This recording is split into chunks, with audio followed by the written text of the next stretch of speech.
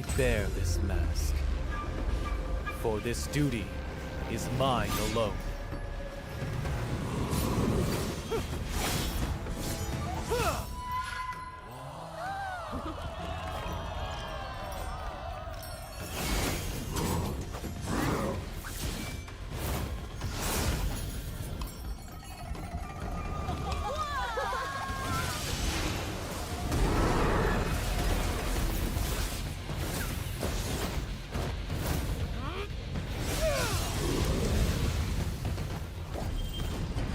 What is this? Is the ceremony over? Mommy, I'm scared. What is that?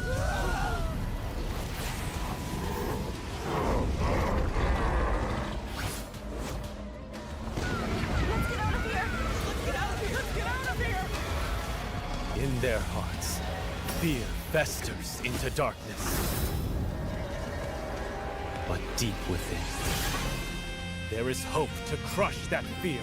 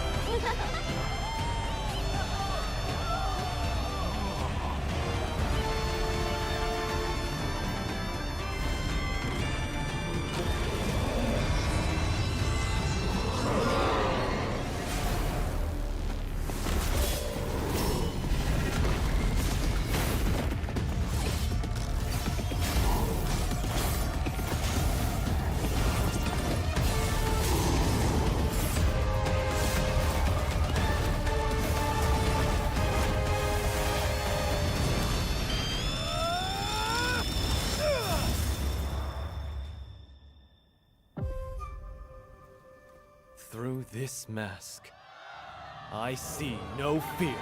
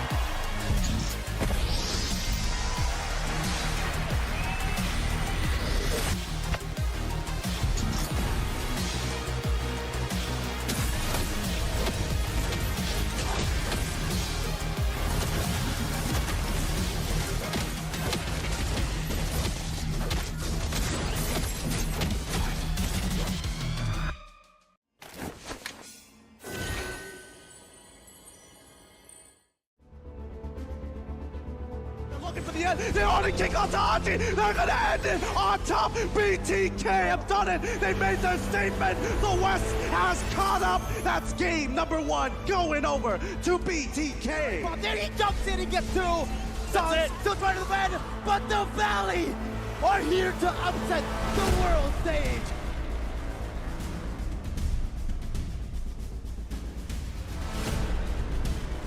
We're in an era where underdog teams like Team Spirit and SRG can rise up and take down giants in the MLBB esports scene. With NACT around the corner, it's time for the seasoned teams to lay it all on the line. Or maybe, just maybe, it's time for a new contender to climb up and claim that throne. NA is an easy server. It depends. I think compared to PH and Endo, which have significantly more players, NA has a smaller pool of competitive players, and in turn, there's less competition when you're really at that higher caliber. Now, for pro players in NA, in order to get better, they should probably watch more international gameplays. For example, learn from the Yudu Red Giants from Malaysia, who surprised the world with their performance at MSC. Now, for an average ranked players who just want to have fun, maybe be less toxic, troll less, and stream snipe less. Focus on adjusting in solo queue and dual queue, and make sure your entire team has a fun experience by clinching that victory together.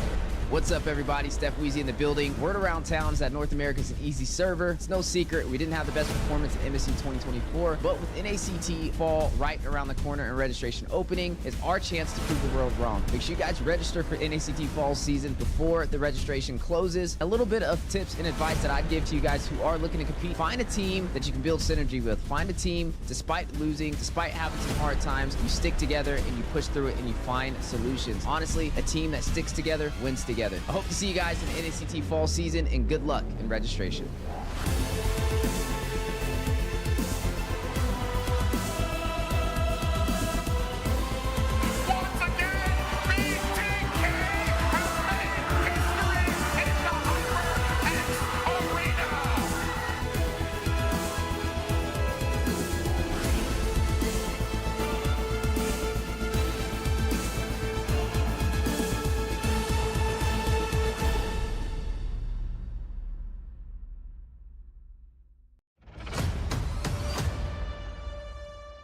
We are seeing that BTK again. I want to emphasize this one more time. No coach, no analyst, no problem.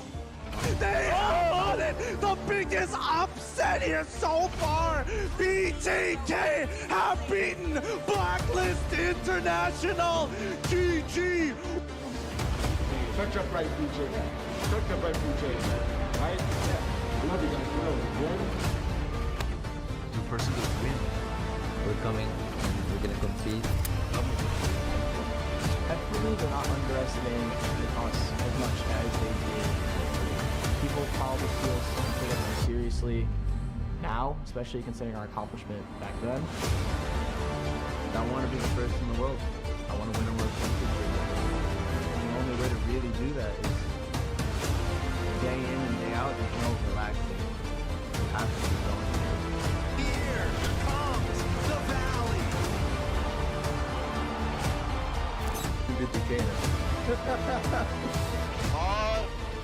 Boone is giving a coach inspired BTK. Me, Shark, Boone, Chicken, and Zia are all in BTK now.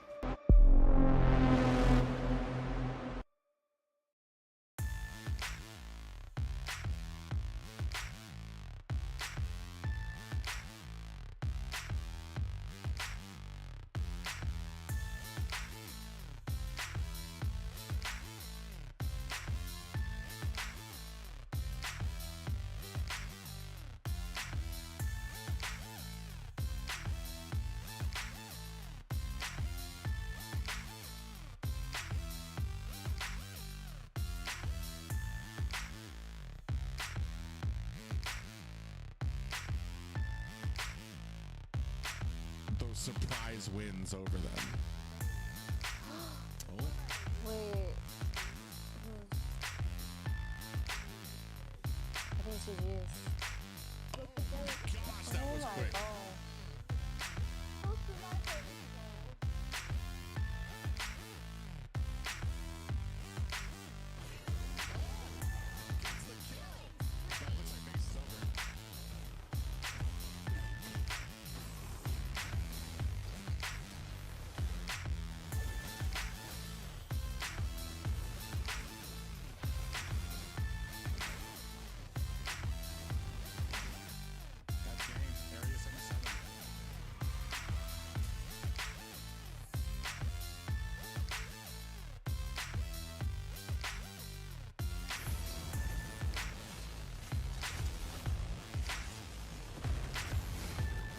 All right, base has been opened up. Oh, they're about to close. Best game. That's all she wrote.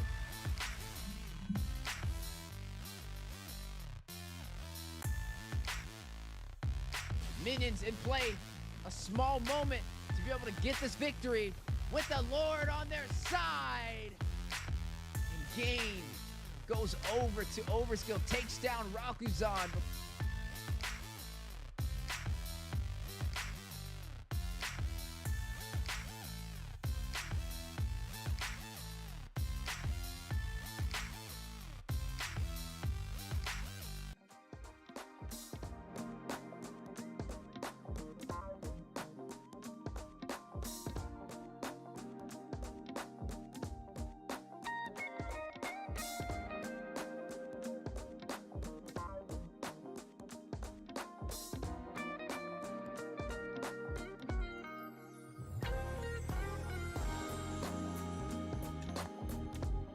Hey guys, what's up? Welcome to day 2 of the North American Challengers Tournament fall season. I'm your host Zeke, and I'll tell you what, I am ready. Ready for what, Zeke, you might be asking? The chaos that ensues whenever you take so many brand new teams that are looking to make their debut, make their statement against some of these other teams which have been guarding the throne that is that top 1 seat of NACT. With all of these different teams going, there's a lot to be seen here. So lucky for us, we've got a caster's desk for the day. A fantastic team up of Private Dancer in Sayori, the mid lane Manic of Night Horde last season. How are you guys feeling? I'm excited to be here, especially this being day 2 after the exciting matches we had from yesterday, and very excited to carry on into day 2 here with none other than Sayori here joining us at the caster desk. Yeah, hi guys, I'm Sayori, and I'm really excited to be here again with you, Prive, and Zeke today. Zeke as our caster today, and I'm really excited for the games that are going to be coming today, as we know that C9 is going to be playing later on today during the night. I know, and the electricity is so much in the air. I feel myself like just vibrating. I don't know if that's electricity or maybe that's caffeine. It could be either one of them, but I know that I'm ready. I'm ready to just dive into these matches, and oh man, I feel it. I don't know if that's just me, but I'm so primed and ready. So there were some absolute blowouts yesterday. How do you guys feel about those coming into today? Well, I mean, I want to say we knew that there were going to be some heavy-handed teams out there looking to make a statement, and for the most part, Godspeed and BTK really kind of set the standard for what it means to be at the top of North America right now. So we're going to be looking to see if any other teams here can kind of match that type of pace. Yeah, like you said yesterday, the matches were really intense. We did see Godspeed, one of the newer teams, show up and take their spot in NACT in the top 8. And we also do know that BTK had their debut yesterday with their new lineup consisting of Hoon and Chicken and Zane reunited. But today I'm going to be really excited to see a lot of the newer teams coming in, like MPL Maple Leaf, I think was that Maple Leaf, as well as a lot of our older teams such as C9. Yeah, I think the matchups definitely makes for some really exciting games. I know personally, I love to see how well the Godspeed team did yesterday, especially with them being so new. So I'm really excited to see how they're going to progress through these seasons. So this season is going to show off this new Swiss round format. Private, what can you tell us about it? Well, what this means is that nobody knows who they are going to be facing next. It's all going to be juggled up depending on who wins this week and who loses. As we know that when it comes to next week, that will be based on who won the week prior of there. You can see here now it's starting to kind of be filled in there. Still have some to be determined out there, but it is going to be juggled around. It means, for me, I want to say it kind of means that a lot of these teams can kind of focus on the week and the match at hand instead of kind of trying to plan out for the future. Yeah, right now the Swiss round is really different from last season of NACT and the format. And right now we do see in the format, we do see a lot of teams already getting filled in for how they did yesterday. So on the Swiss round, it depends on how well teams do for the week before, and then they will get placed with a certain team for the next week over. And this kind of just gives a sense of a surprise, I would say, at who they would be facing, because you don't know if you're going to be facing one of the newer teams or one of the older teams and very, very, really professional teams such as like Cloud9 or BTK. For sure. So with that being said, we've got the schedule coming up. Sayori, what can you tell us about it?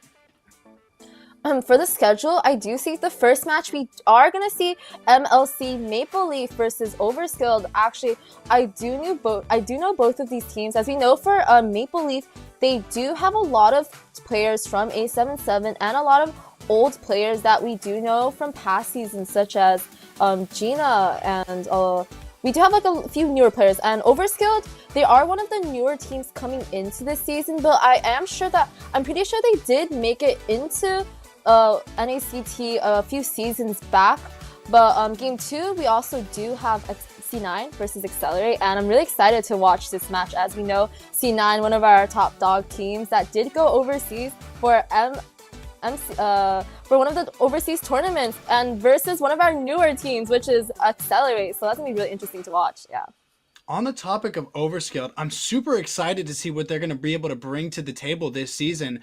I do feel like they might be a little bit of an underdog coming in, as a lot of people, don't know a whole lot about them. So I'm really hoping that they show up tonight and show out. Yeah, it's going to be very interesting. A lot of newer teams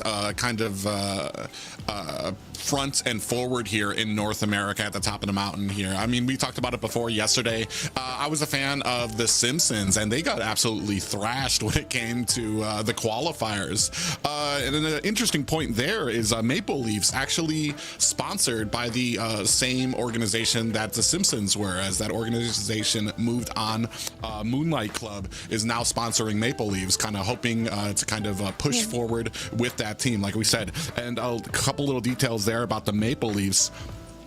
A return to form for Gina Godmode, who will be playing as Toru on the Maple Leafs. He's been one of those these really great marksmen that were in North America, but the past few seasons has kind of been on the bench for a lot of teams. And I want to say a little bit of the history with that is a lot of people kind of like they put him on the bench because they don't really want him on another team or to face him on another team. So I'm really interested to see how he performs tonight. And then, of course, all eyes on Cloud9 taking on Excellerrate to see if we, especially Cloud9, who has basically a stacked deck, a coach, a professional organization behind them. How are they going to perform against Excellerrate? Yeah, I'd like to agree with you. Gina Godmode, I actually do know him very well, and he is one of my more liked marksman players, and it's really great to see him actually going to play on a main lineup for the NACT season this season. A lot of other teams, like we know, Overskilled and Excellerrate, a lot of our newer teams, it's going to be really interesting to see what a lot of new players bring to the table, as we do know that the meta is shifting. So a lot of older teams, such as the Simpsons, really weren't able to make it into the top 8 for this season of NACT. So I think we got an awesome prize pool coming up. We're showing off that $25,600 that we know and love of the North American Challengers Tournament, and a whopping 152. Is that 152,000 diamonds? 1.5 million. Sorry, I'm bad at reading. That is absolutely astounding. It was such an insane number. I thought it was a typo. Sorry, how do you feel about the new update of this diamond prize pool in regards to like last season?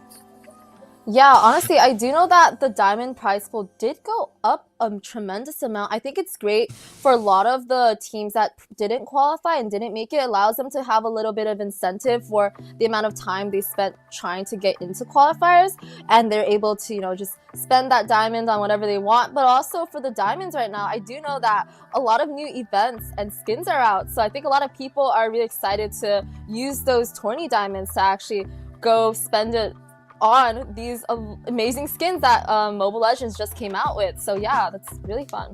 Yeah, I know they just got out of the, I think they're out of the Star Wars event, and I know they got the Exorcist event that happened a couple months back. I know me personally, one of my absolute favorite events. I can't wait for it to come back. I'm hoping that maybe I might get into NACT next season with the way that these prize pools keep bumping up so I can get that Exorcist money, Private, anything that you're looking forward to?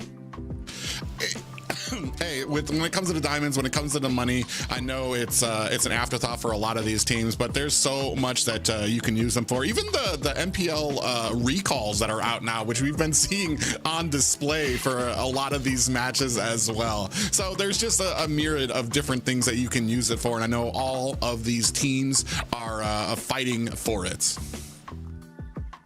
So I do believe we've got a giveaway going on. Get your purses ready and get your phones up, because we've got a QR code that you can scan with a code listed right above in case you can't scan.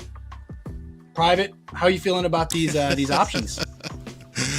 It's a myriad of different skins you can get there. Only 31 tournament chests available, so you guys need to scan quickly before they run out. Yeah, guys, hurry up and scan that QR code. I think it's the faster way of actually getting these free skins. Go scan it, get these free skins from just watching NACT. And if you don't, we are actually going to be the ones who are going to try and snag those skins up from you guys. It is going to be a first come, first serve basis though. So if you're not acting fast, and honestly, if you haven't picked it up already, it might already be too late. I know I tried to pick up my phone, but then they were like, hey Zeke, you got to be talking on here. And I was like, so I'm pretty sure that I missed out already. But some great skins as always, and I do love the fact that they include that the different percentage chances of what you might get from that tournament, so you don't know what you're going to get going into it. So hopefully you guys who did get something got something good. Yeah, it's an amazing little treat for the viewers out there. Basically just get to sit here viewing, and you just get to scan yourself a little code, get yourself some extra skins. So we are going to have one of these rosters coming up already. We've got Yoreshi on EXP, Nasty Wayne on the jungle, J-Law, Pavel, and Toru showing out for MLC Maple Leaf. How are you guys feeling about this roster?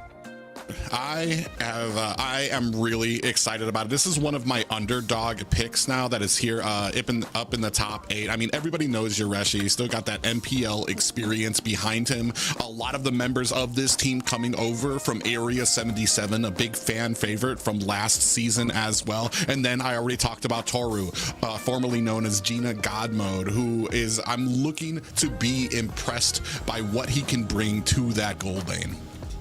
Yeah, a lot of players we do know currently. We do have Yoreshi, who is a well-known player in the NA community and scene, as he has had a lot of tourney experience. I do know that a lot of people are talking about Nasty Wayne currently. I'm pretty sure he is an import from somewhere.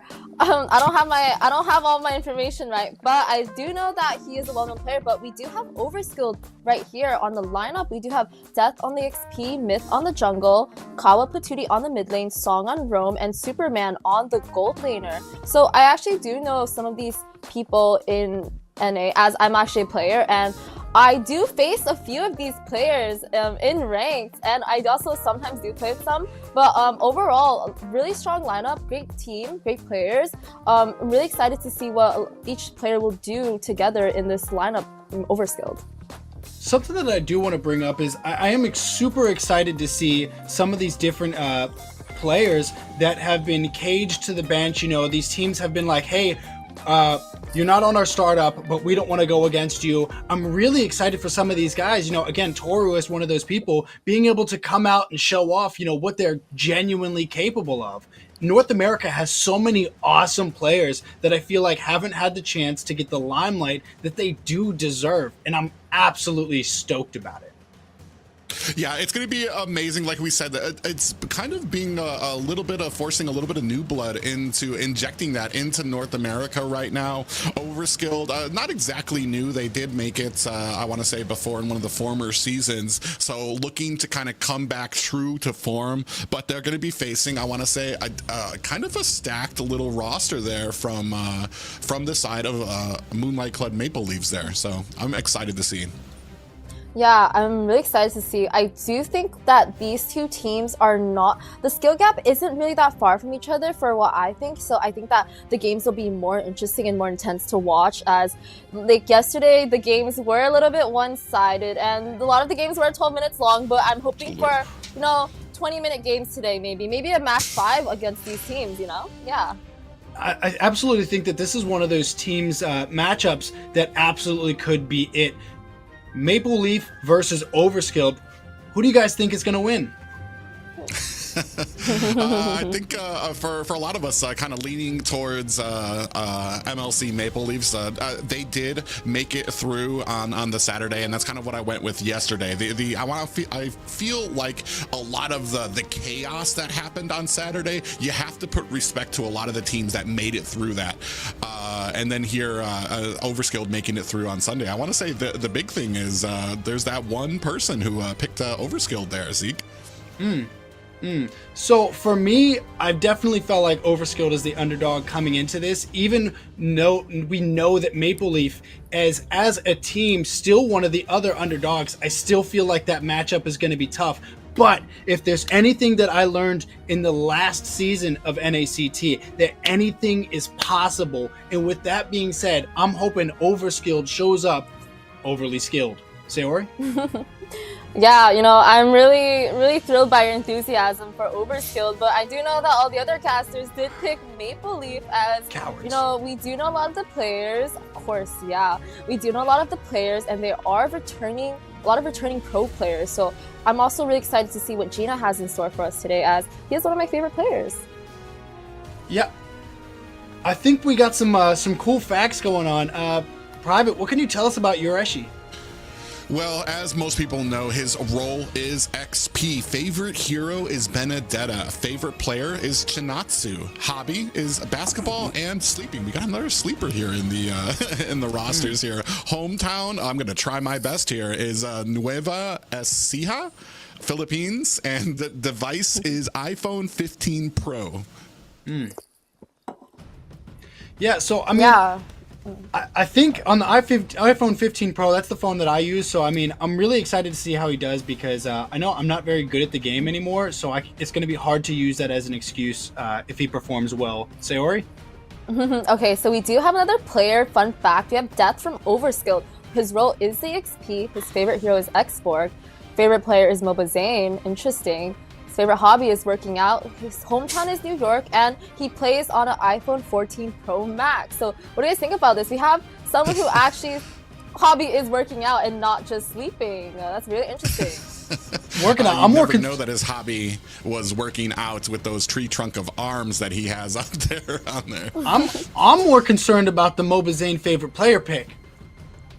A North American player in the NACT while the competition is going on, I think is really cool to see, because there are so many, I guess you'd call them hyper famous Mobile Legends players, especially coming out of the Philippines and coming out of Indonesia. Seeing a fan favorite in North America or from North America, I think for me, super refreshing.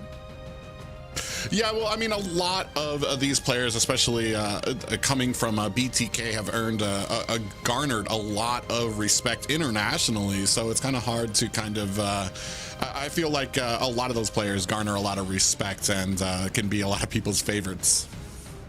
Yeah, like you said, I think a lot of people watching or was watching yesterday were BTK fans. So they do have a lot of respect overseas and NNA as a really big team that has made their name since M3. But with these new teams, we'll see what they make out with their names as they kind of climb up and advance in the NACT fall season.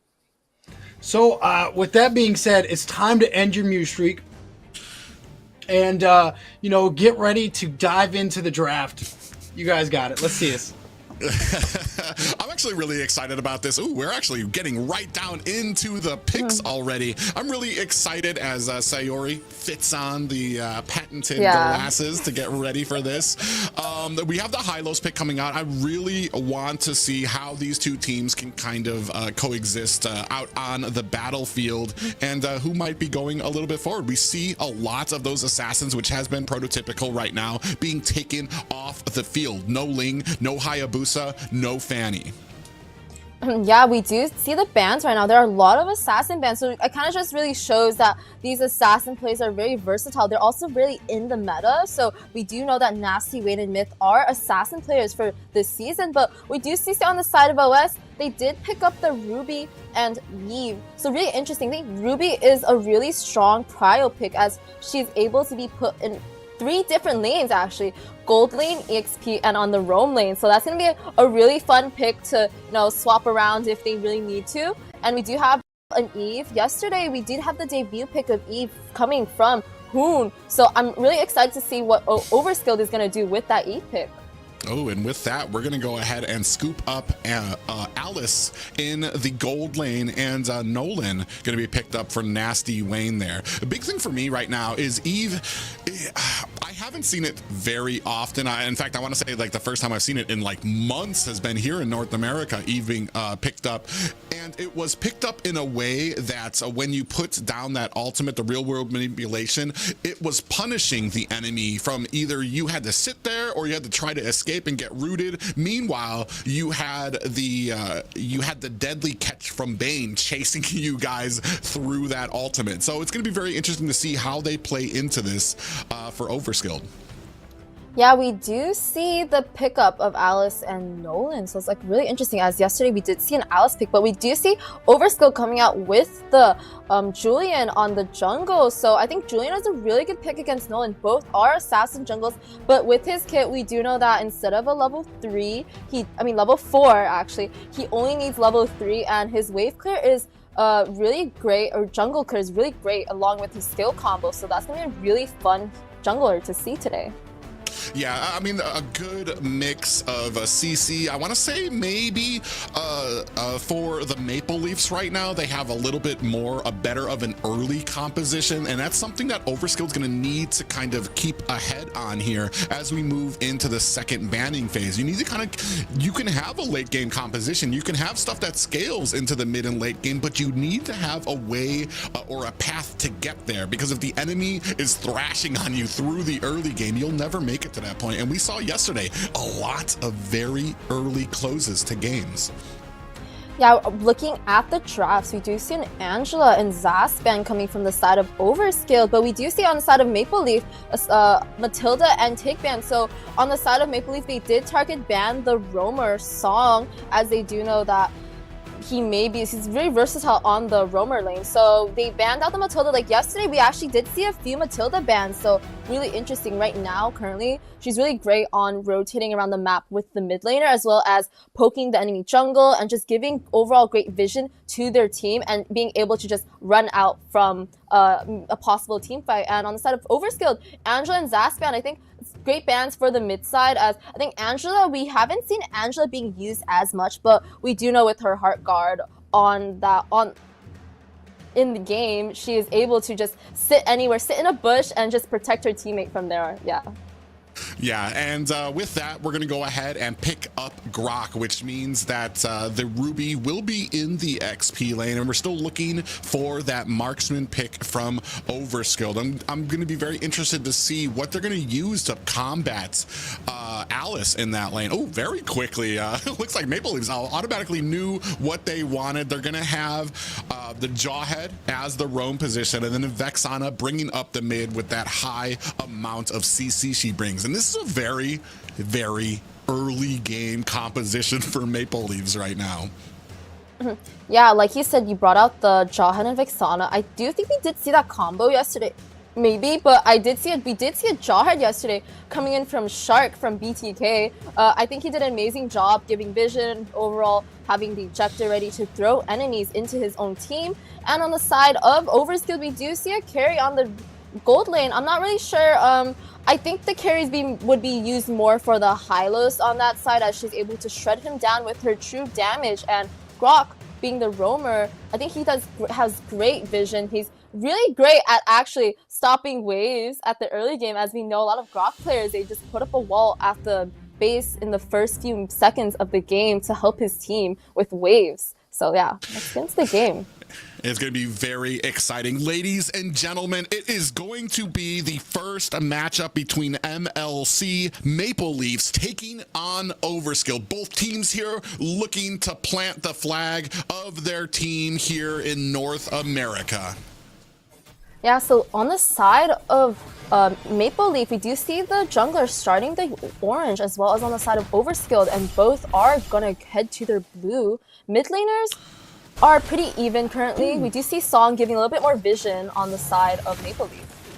Yeah, and that's because Pavel right now is doing what he does in the early game as that Jawhead, that intense amount of damage that he has. Look at how fast he's rotating. They already have the Lethal Wander. It couldn't even be contended by Overskilled because of how fast Maple Leafs are rotating with that duo.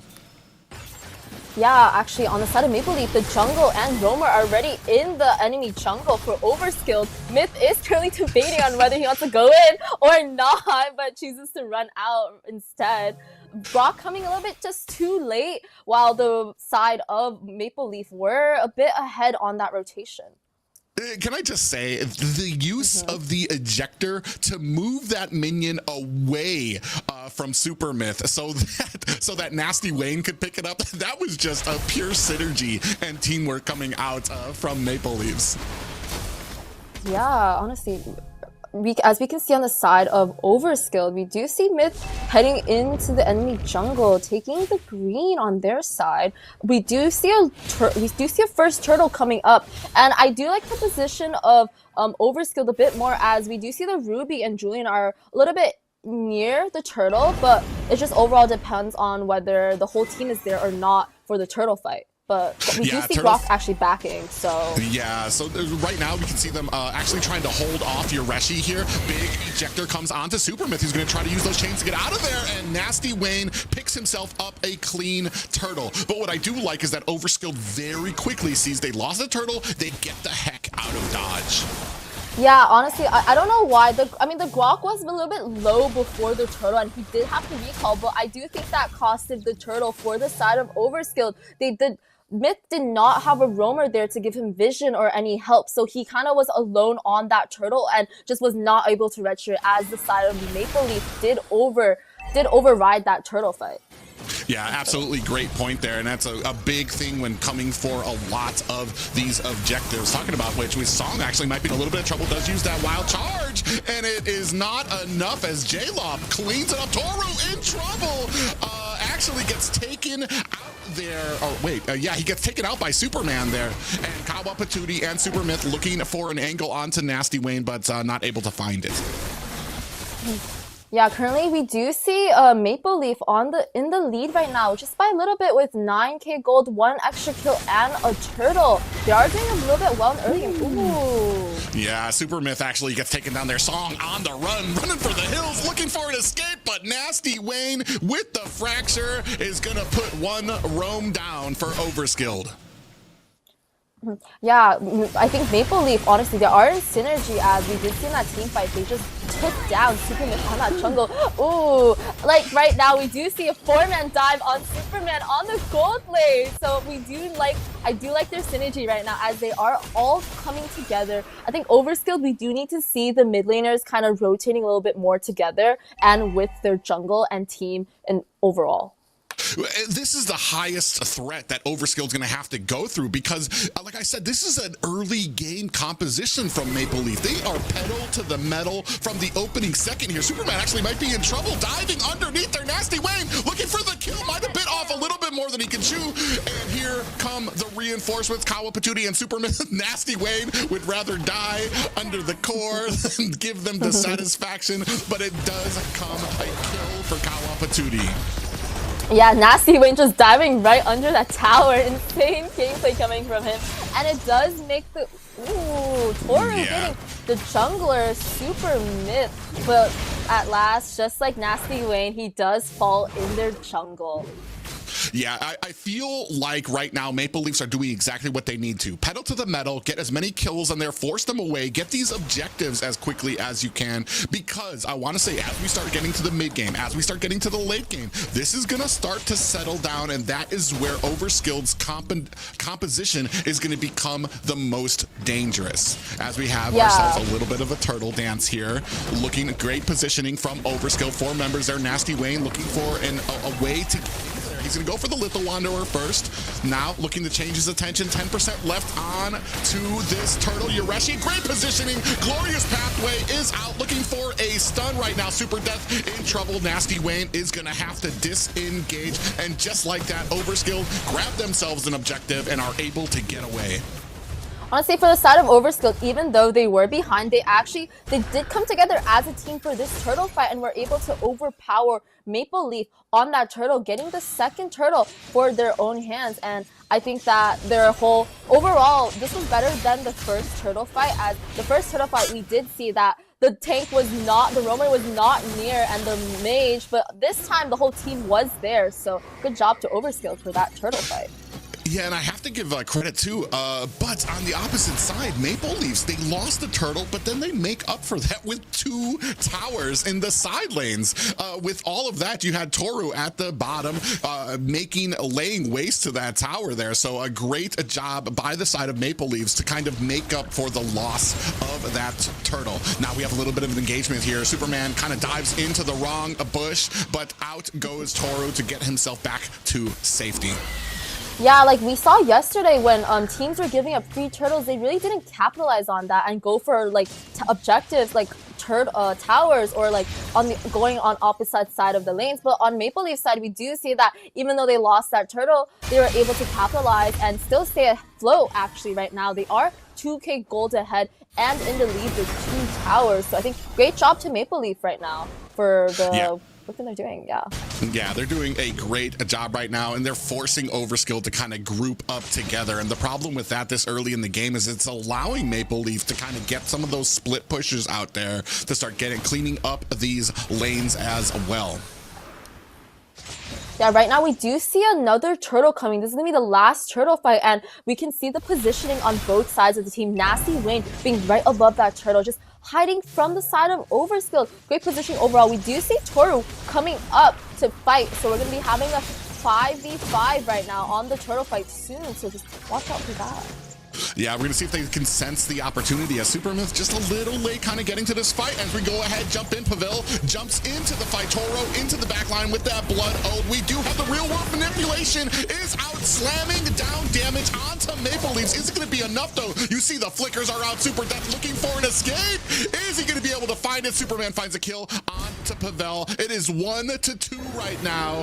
When it comes to Death's, Kawa Patootie and Song are down for the side of Overskilled, and they decide against going for the Lord. They're going to go ahead and try to put some damage onto this tower, but a great mix up there for Overskilled to come. They sense it. They take out the minions. Yeah, I think Maple Leaf, even though they didn't actually go for the turtle and some swords up, they actually did just started a team fight that they did win. If you saw Toru, he was actually 1 HP and he actually survived that team fight just with a sliver of health from his extra lifesteal. And later on, we did see J-Law. He got an extra kill on that Ruby on the top side just a little bit after that fight. So I think overall, Maple Leaf is really dominating Overskilled with their micro on towers and just team fight capabilities overall. Yeah, and when you're looking at the difference between junglers right now, 2k up is Nasty Wayne on Super Myth right now, which isn't altogether unexpected, especially when you're talking about a Nolan who is probably one of the fastest junglers for clearing speed and moving around the map. And you can see them trying to tighten this noose. They really want this mid tower. Toru kind of goes looking for an opportunity. Doesn't exactly find it just yet, but with all this focus on the mid lane, you see the Lord up at top and at the bottom. A great split up there of priorities there for the side of Maple Leafs. Is Nasty Wayne going to go ahead and take that tower at the bottom? Yeah, I think a lot of teams that we have watched so far, we don't really see them doing as much as Maple Leaf is doing. We do have Nasty on the bot side, just clearing that bot while the top side is pushing. I am hoping for them to take some more towers, as they did just have a Lord crashing down. But we do see currently that Maple Leaf is in the enemy jungle, and Overskilled has to be a little bit more cautious, as the gold lead is only 5k, but any mistake that they make will cost them the game and additional towers. Ooh, we do have a concealed play out. Pavel waiting in the bush for an opportunity. He has the wall out there is going to block him from escaping. But right now, Maple Leaf's doing such a great job. Only 9 minutes in, and they are just kind of taking down these towers like clockwork. Up in the front, Yoreshi basically unstoppable on that Hylos. That nerf did nothing to stop how strong he is in these early games. Yeah, we did just see Song have an oopsie ulti on that wall. Did not catch anyone. But we will not see that. We will not look at that. But we do know that Maple Leaf is closing in. I think Maple Leaf does know that Grok has no ult, so possibly we might have a team fight soon, as one of their stronger utilities is out of the field. Ooh, Overskilled actually able to save the tower. I want to say Toru maybe might have wanted to give that just a little bit of an auto attack before he went on his way. But I mean, it's basically a downed tower. We're down to about high grounds for Overskilled. And this is kind of what I was talking about a little earlier, is that, yeah, you can have a mid to late game composition, but if you're facing something that is just all early game, you're going to have a very rough path trying to get to that point in the game. Yeah, we do see Overskilled right now, maybe a little bit behind, but they are walking together as a 5-man, fully knowing that, maybe Maple Leaf might have one player come to bot side and they will just get decimated by that 5-man team. I do think that for Overskilled, win condition currently, they should be giving farm to the carry and allowing her to actually scale up and get her items before they actually start a team fight. Carry late game really strong with when she gets her core items, she's able to just burst down that Hylos, burst down that Alice, and just burst down that Jawhead in team fights. Well, a hats has to be off for Overskilled. They knew that they weren't going to be able to challenge Maple Leaf for this Lord, so they just took their entire fight. Ooh, as we're talking about that, Superman's going to have to use that enhanced chains to get himself out of harm's way. But they knew that they weren't going to be able to contest for that Lord, so what do? They push the bottom lane and they take 2 towers. Before this, they had no towers, so I mean, it's something for nothing, at least, for Overskilled here.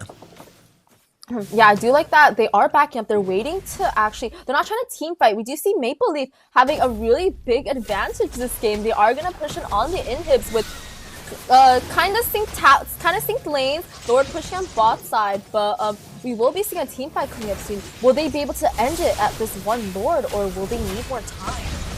Yeah, we can see here the split priority right there. It's already 1 tower down for the high grounds. The top one is just a sneeze away from falling on its own. Lord finally gets taken down, and I want to say this is the point for Overskilled. This is going to be the do or die.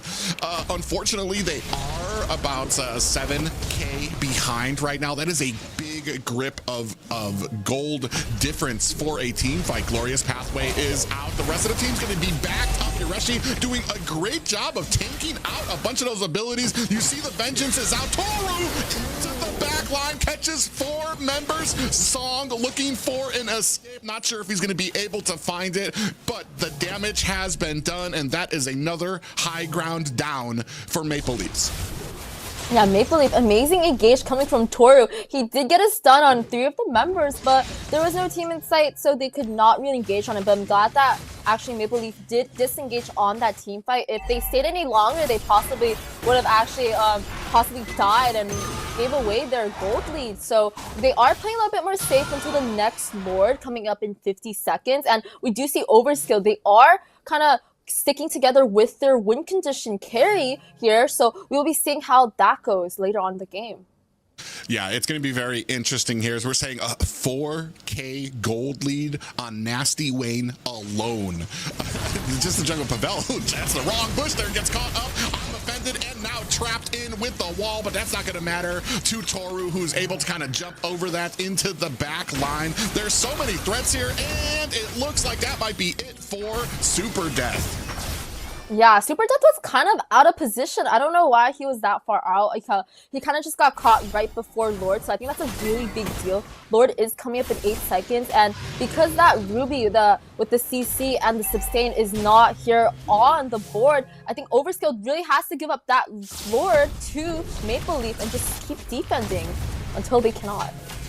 Yeah, and right now, I mean, it's pretty much in the books for Overskilled. You need to wait for an opportunity that Maple Leafs just, I mean, is not giving you. They're grouping up together. They're barely getting caught. A lot of their members, even if they do get caught, you saw Pavel there get caught in a bush. The entire team is very quick to react. You've got Toru diving into the back line. Your Reshi's able to be that front line tank to kind of offset and push back the rest of Overskilled at this point.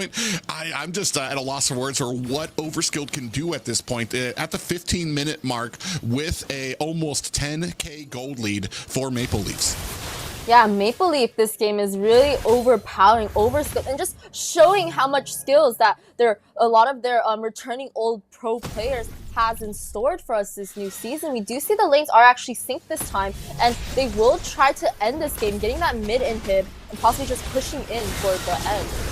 Ooh, nice little wall there that came out from Song to kind of stop the minions, but it's not going to be enough. Oh, look at the damage coming out. Super Myth is down. Lord crashing into the core, and Overskilled fighting for their survival. We do have the real world manipulation. Alcow opportunity doing the best that they can. Superman's going to flicker out of a fracture. Toru into the back line, looking for some damage, is not able to find it. I think Maple Leaf might be overstaying their welcome a little bit here. They are fighting, and Overskilled keep on rotating back and forth. Glorious Pathway is out. We do have an immortality procced by Nasty Wayne. Is he going to be able to get away? He is able to use those dashes, and just like that, Overskilled survive the night, but have to think about tomorrow.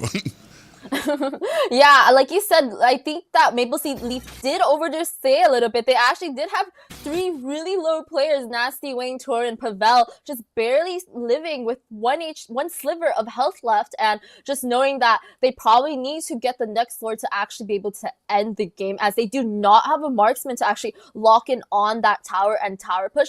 I did see, we can look on the scoreboard right now with the Goldie. We can see Nasty Wayne with 14K gold, like I think around 5K gold ahead of Myth on the Julian. Just shows how big this gold gap is between the jungles. But we do see on the side of Overskilled, the carry is actually ahead of the Alice by at least 1K. So it kind of just shows that we are getting later into the match. A lot of the heroes are getting their items and going to scale. Alice late game, she has a lot. I would say she's a pretty good late game as her damage is really high, but we do see that Overskilled does have that carry in for 17 minutes, so not sure how much damage she's going to do for the late game.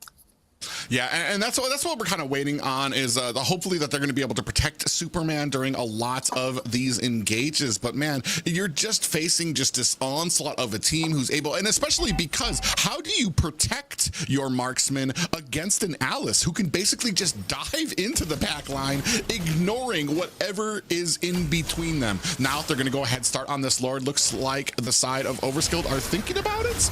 I'm not sure if they want to get vision, if they want to actually challenge this, but I mean, it might be better than sitting in the base. Oh, now that they notice that they have minions starting to crash at the base, they're gonna have to retreat. Yeah, it just kind of shows that Overskilled, they really cannot contest that Lord if they do not look at their lanes and actually push out on these lanes. Maple Leaf did start that Lord fully knowing that the top lane would be pushed out. So Overskilled just not getting the chance to actually contest for that Lord and needing to actually defend on an 18-minute Lord with no inhibitors and just one dream. A dream, a hope, and a prayer to try to survive this next push, and that is what Overskilled is looking at as we have the Lord barreling its way through mid. heap of Maple Leaf members here down at the bottom, trying to sync up these lanes together. And man, they're doing such a great job. I want to say everything here has been textbook. Every single Lord push has had lanes synced up perfectly. Everything is crashing down at the same time. In the back line, Toru gonna find a big stun onto 2 members. Down goes the mage, Kawa Patootie, and that is gonna be game 1 going over to the Moonlight Club Maple Leafs. Yeah, Moonlight Club Maple Leaf had a great game today. Even though the game hit around, I think, 18 minutes or so, they really showed who they, truly were. They were the Moonlight Club Maple Leaf. So we do see on the scoreboard, it is 14-5. Nasty Wayne getting that MVP on Nolan with a 7-1-2 KDA. Yeah, I mean, a big props for him. The combination of the Nolan and the Jawhead, Pavel, they did a miraculous amount of work in that early game, paving the way for the rest of the team to continue on with this domination. And by the time, by the time Overskilled knew what was going on, it was already too late. The late scaling heroes were just not enough. And by the time they got to that point, they were already 10K behind.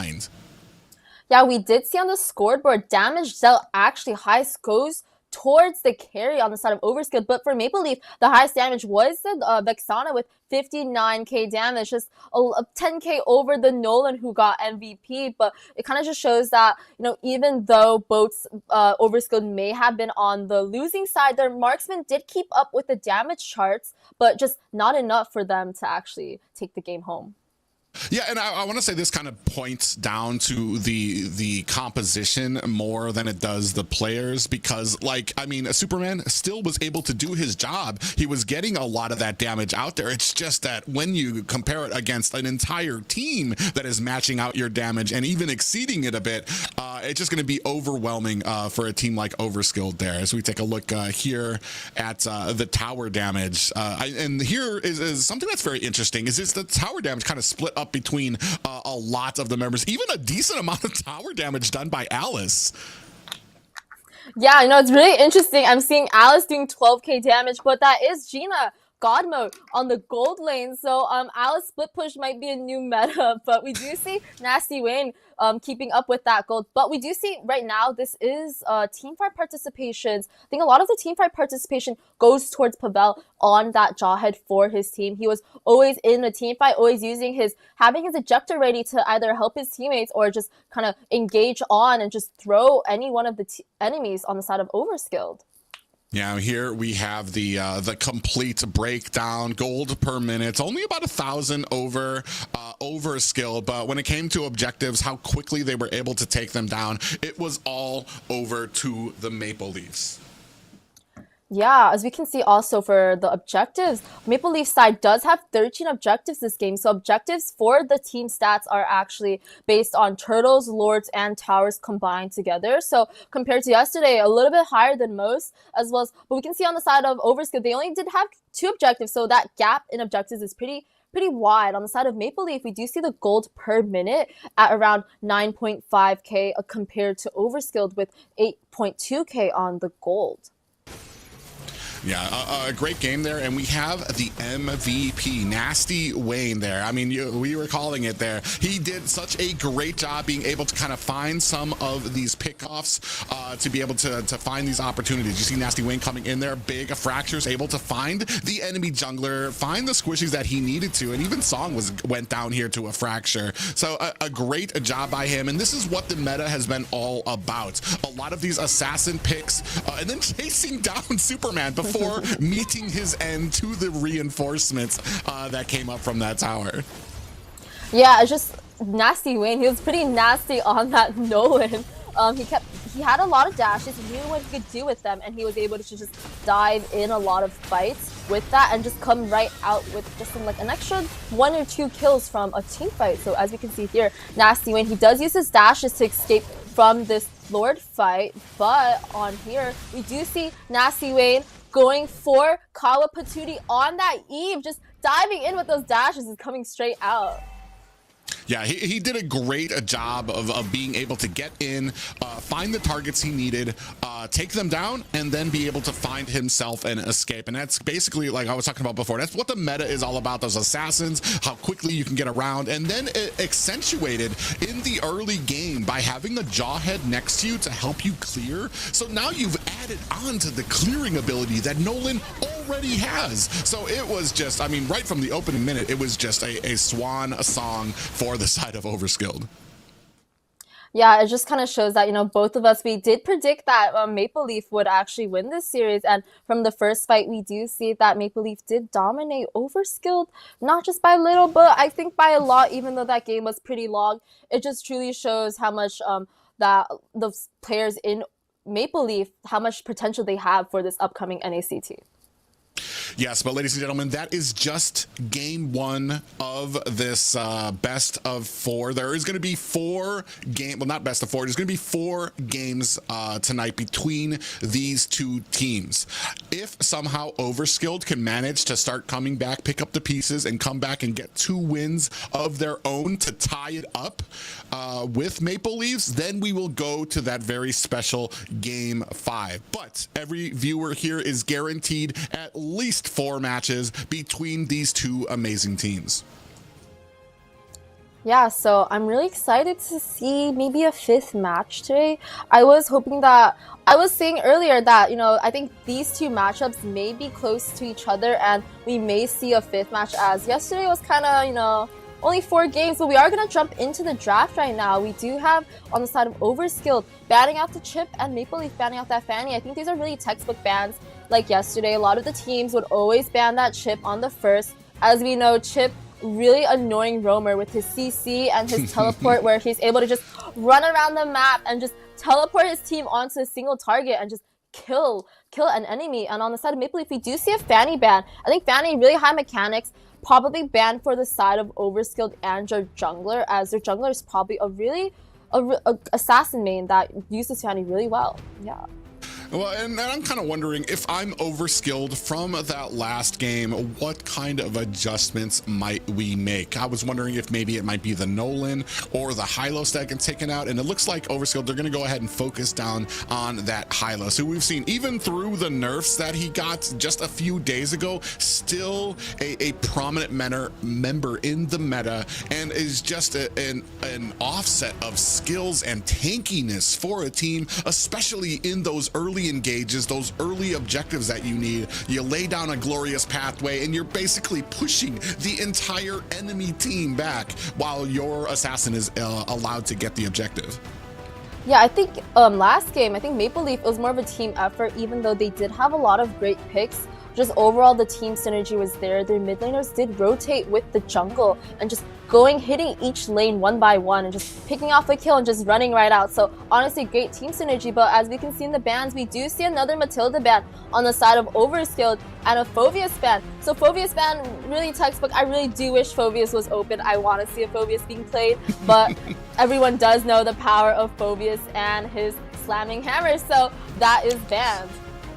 Yeah, they're going to go ahead and take that off the field. And I want to say I'm actually kind of excited. I was a big Matilda player, and I'm glad to see her kind of making her way back to the bans and being such a priority for a lot of teams, especially now with the recent changes. She lost a little bit of range, but all of her abilities cost less mana now, so you're able to spam them out. And I know that was a big problem for Matilda in the old ways, is that she just was really mana hungry with the amount of abilities that you could put out there to try to save your team with the guiding winds and back and forth. But here, Zuxin taken off the table by Maple Leaf. So we're going to see, with the first half of the banning gone, what kind of picks we're going to go for the side of Overskilled. I mean, Edith is still out there. Potentially, you could have a Ruby if you're looking for picks that can fit multiple roles and keep your enemies guessing, but they don't care about that. They're just going to immediately scoop up the Ling that has been left open. Yeah, I do like that. That Ling first pick is really interesting. There was a lot of heroes that they could have picked out, as you mentioned, the Ruby and the Edith, very versatile heroes on the Roam and EXP side, but they did pick up a Ling, so that's gonna be really interesting to see possibly one of Myth's stronger suited assassins. But he does have to watch out for a lot of the invades on his jungle, as you know that if he gets invaded and lose a buff, he is gonna pretty much be useless for the rest of the game. But we do see on the side of Maple Leaf, they do pick out the Jawhead. I think Jawhead would be great for invading, as he's able to just go into his jungle and just throw his buffs around and just waste time. Not just that, but his Unstoppable Force ultimate is going to be able to lock onto Ling, even if he enters Finch Pose up on those walls. So it's going to be a great counter to be able to kind of hit Ling, knock him off the wall, and maybe put him into a position where the rest of the team can kind of join in. Along with that, we're going to be picking up the Arla. With some of the changes, we have seen Terizla pretty much fall from grace with the most recent kind of nerfs that we saw from him. It's kind of giving room for newer XP lanes to kind of start taking that throne. Here we have Arlot. We've been seeing Hylos out there, Ruby, Edith as well, possibly maybe some X-Borgs that we might have some picks for. Banned right now is the Fovea, so we're not going to be seeing him in that lane. Overskilled going to go ahead, scoop up the Valentina alongside the Tigreal. Yeah, I like how you mentioned Terizla did fall off, and I like that Arlot pick actually also coming from Yureshi. He has used Arlot a lot in pro competitive scenes, so I'm really excited to see that. But on the side of OS, they did pick up that Valentina. The Valentina is a very, I think, versatile mage, as she's been used constantly during a lot of tournaments like MPL and M3, M4, M5, M6, you know. Not M6 yet, but yeah, really great mage to get picked up. And I'm also excited to see that Tigreal. I do love his ult, but I'm not really sure who he's going to be really comboing with, as there is the CC chain. We do need like a CC chain with that Tigreal to actually, you know, kind of bring out his full potential on that roam. Yeah, well, it sounds weird, but like it's like you need to be able to protect Tigreal so he can get the implosion, and you've got a lot of CC on the side of Maple Leaves that can potentially stop that implosion from actually finishing. Whereas you got CC coming from Yureshi, Pavel, and then the Aurora is out, as well as we're entering the second banning phase here. And I mean, I guess Terizla is still kind of eking its way through the meta as a ban comes out there from the side of Maple Leafs. One of the things too to point out too that I like is Yureshi's hero pool includes a lot of those mechanical and technical heroes like the Benedetta, like the Arlot that he can pull out, that really kind of give him a lot of presence on the map, which allow him to be in there in the team fights, to be all over when it comes to split pushing and stuff like that. So it's going to be very, I've been eyeing him in that XP lane, especially here when it comes to going against Death, who's kind of been having a little bit of struggles here on Overskilled. Yeah, you did mention that Terizla ban. We actually did see Divine yesterday pick up that Terizla. Even though he was nerfed, he did use Terizla to the full power and to his skill kit potential. I do think that Terizla was probably going to combo with that Tigreal, and something that they probably do not want to see. And Terizla is actually, I think, a really good character counter against Aurora on the mid side, as he's able to just jump up on her and just slap her with his hammer. So on the side of Maple Leaf, we do see that Ruby getting banned out. We did see Death use that Ruby last game. Didn't really do much on that Ruby, but it's still something that they're looking out for and something that they do not want to be faced against, as we do know that Ruby does have a lot of sustain, and she is able to just CC the enemy team and just have all this damage on her kit.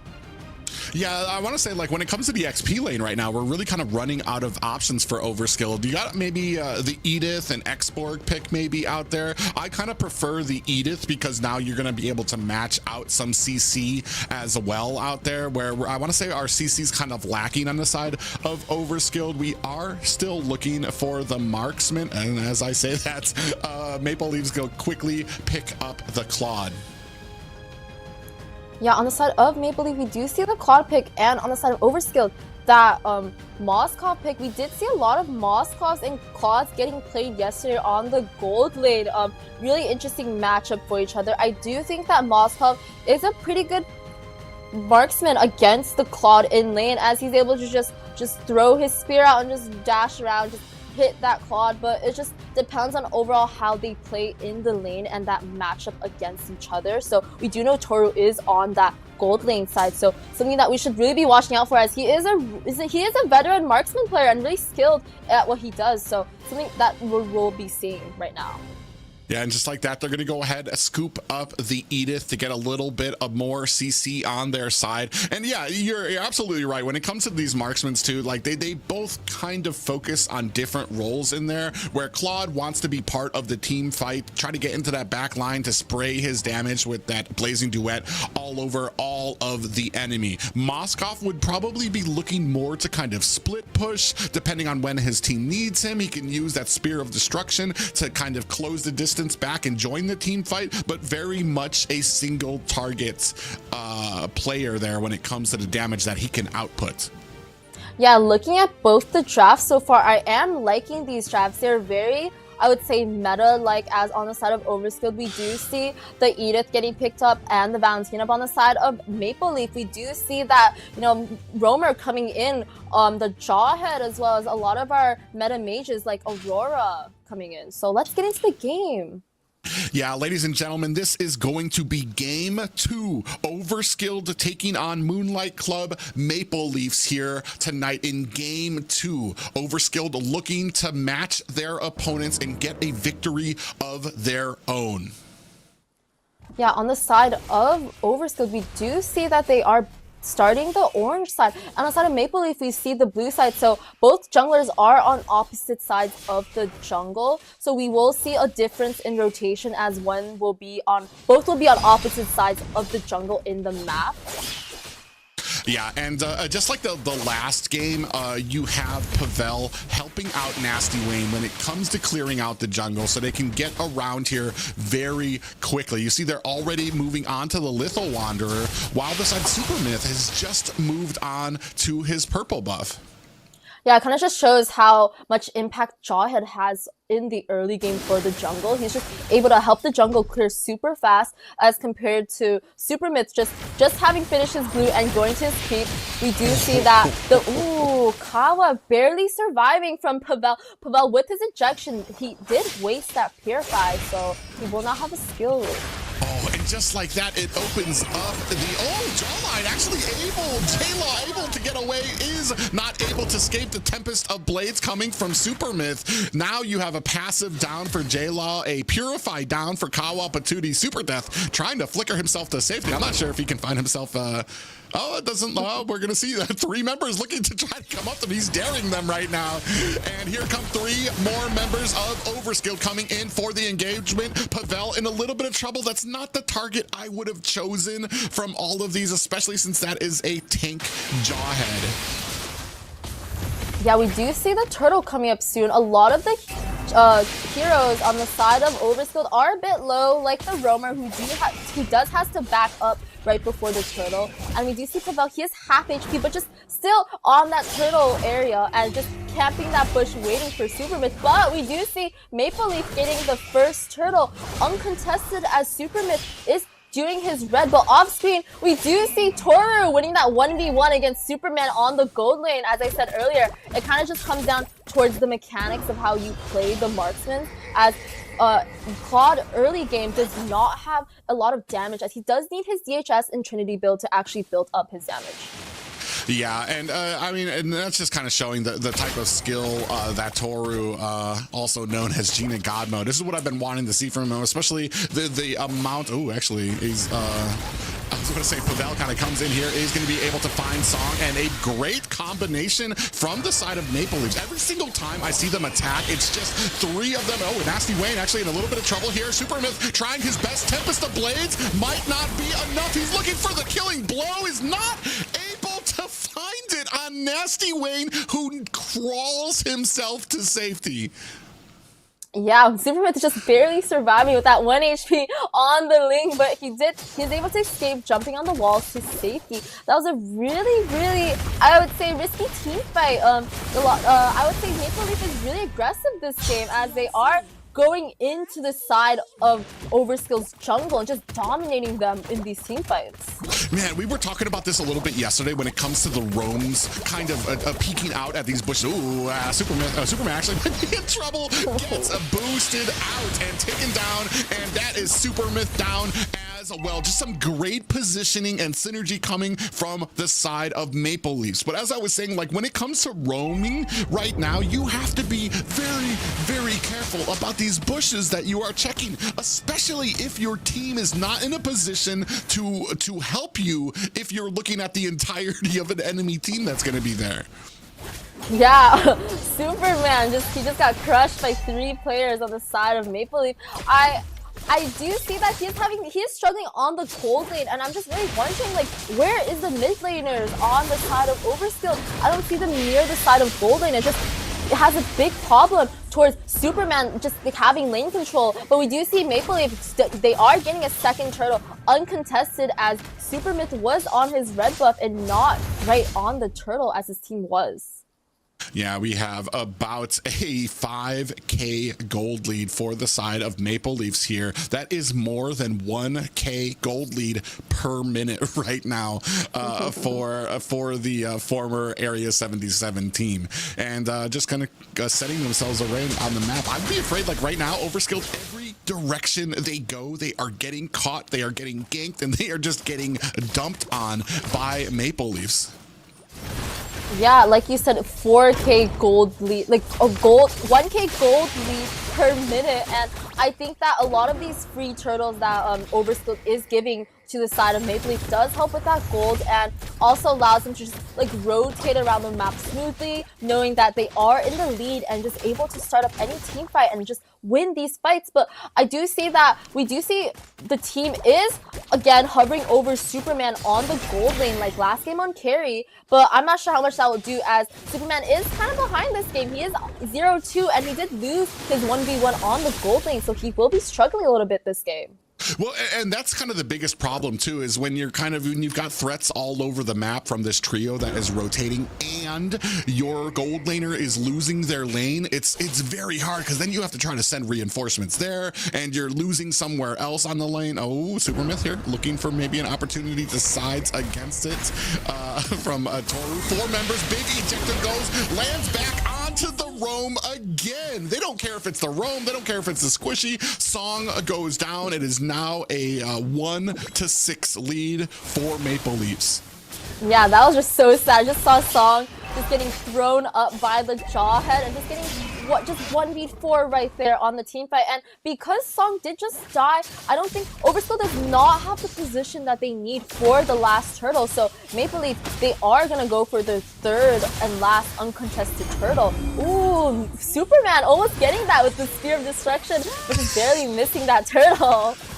Yeah, I was about to say, if that had landed, I'm kind of like, what was the plan? Hopefully you weren't going to try to go in. Look at Toru here. Just absolutely unafraid of death and Superman here. Just sidesteps with the BMI there, and still going to go ahead, put some damage on here. Oh, and this is the smartness that you get from both of these teams. They know where the possibility of enemies is on there, and they just are ever present on the map and know how to get away and when they can risk things. Yeah, we did see Toru just like kind of do a finesse on Song in that bush, but we do see the lane on the side of Maple Leaf. They are really up in gold right now. Around 7 or 6K gold lead, and they do have the map control right now in the jungle, as Overskilled does have to stay put, but Song getting caught again. Oh no, death actually, sorry, but actually surviving by using that flicker up. I get it. I would expect it to be Song again. I'll bet he was counting his lucky stars that it was somebody else for a change that got caught. Well, they both got the same colorway. Yeah, so I assumed that it was Song that got caught, but no, it was Super Death actually. Yeah, now we have another actual implosion lands onto 2 members, but he is met by an immense amount of CC coming out from Maple Leaf. The rest of the team of Overskilled is unable to. Oh, look at the big final slash, catches 3 members, and the blazing duet into the damage there. Supermyth gets the heck out of dodge, but not before. Not Super Death. I think it was Supermyth got the heck out of dodge there. Ooh, Superman trying to bait out some abilities here, but it's not going to be helping your tower. Yeah, as we saw in that team fight, like Rush is just having a great final slash right there, but did not take out any of the teams from Overskilled, but they do have the map control right now. As Overskilled is kind of like really reconsidering if they really want to go for that Lord or just give it up and just defend like they have done last game. But we do see the map Super Myth on the top side. He is doing what a Link should be doing as on the losing side, just kind of split pushing and just going on the other side of the map and just trying to get waves and towers and whatever they could in the losing position. Yeah, and that's exactly right. A Ling needs to be always working for something here, and he's on the losing side. It's 8-1 right now, about an 8K gold lead. He's out there trying to split push, still trying to get farm, doing anything that he can to try to keep away from danger. But speaking of danger, we have the Lord down at mid trying. I don't think we're really synced up lanes here just yet. We're gonna start still trying to go for some of these tier 2s. Ooh, big final slash actually comes out there. Song in trouble. He pushes them all into the tower as best he can, and Song gets bursted down by Toru. Ooh, again, Song a little bit out of position. I think like yesterday we did see a lot of the roamers are kind of just, I don't know, they're like kind of just walking about and around thinking they're invincible, and just boom, they just die to the on the enemy side. As we do know that Maple Leaf is really ahead right now. They are at a 10k gold lead right now, and Song currently is at a 0-6. I'm just hoping that on the Tigreal he does come up with a good ultimate on that Tig, which allows his team to actually, have a comeback. I think that's something that they should be looking forward to for the side of Overskilled, to actually possibly turn around the game and come back and win.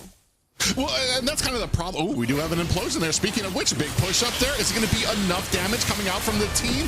Only gets him down to half health, and that is the value you get from a 10k gold lead. I want to say Overskilled did everything that they were supposed to. Song went in, got the implosion, pushed it back to his teammate, even found a pop-up. The entire team unloaded onto Nasty Wayne, but they were only able to burst him down to half health, and that's because Maple Leafs are so far ahead right now.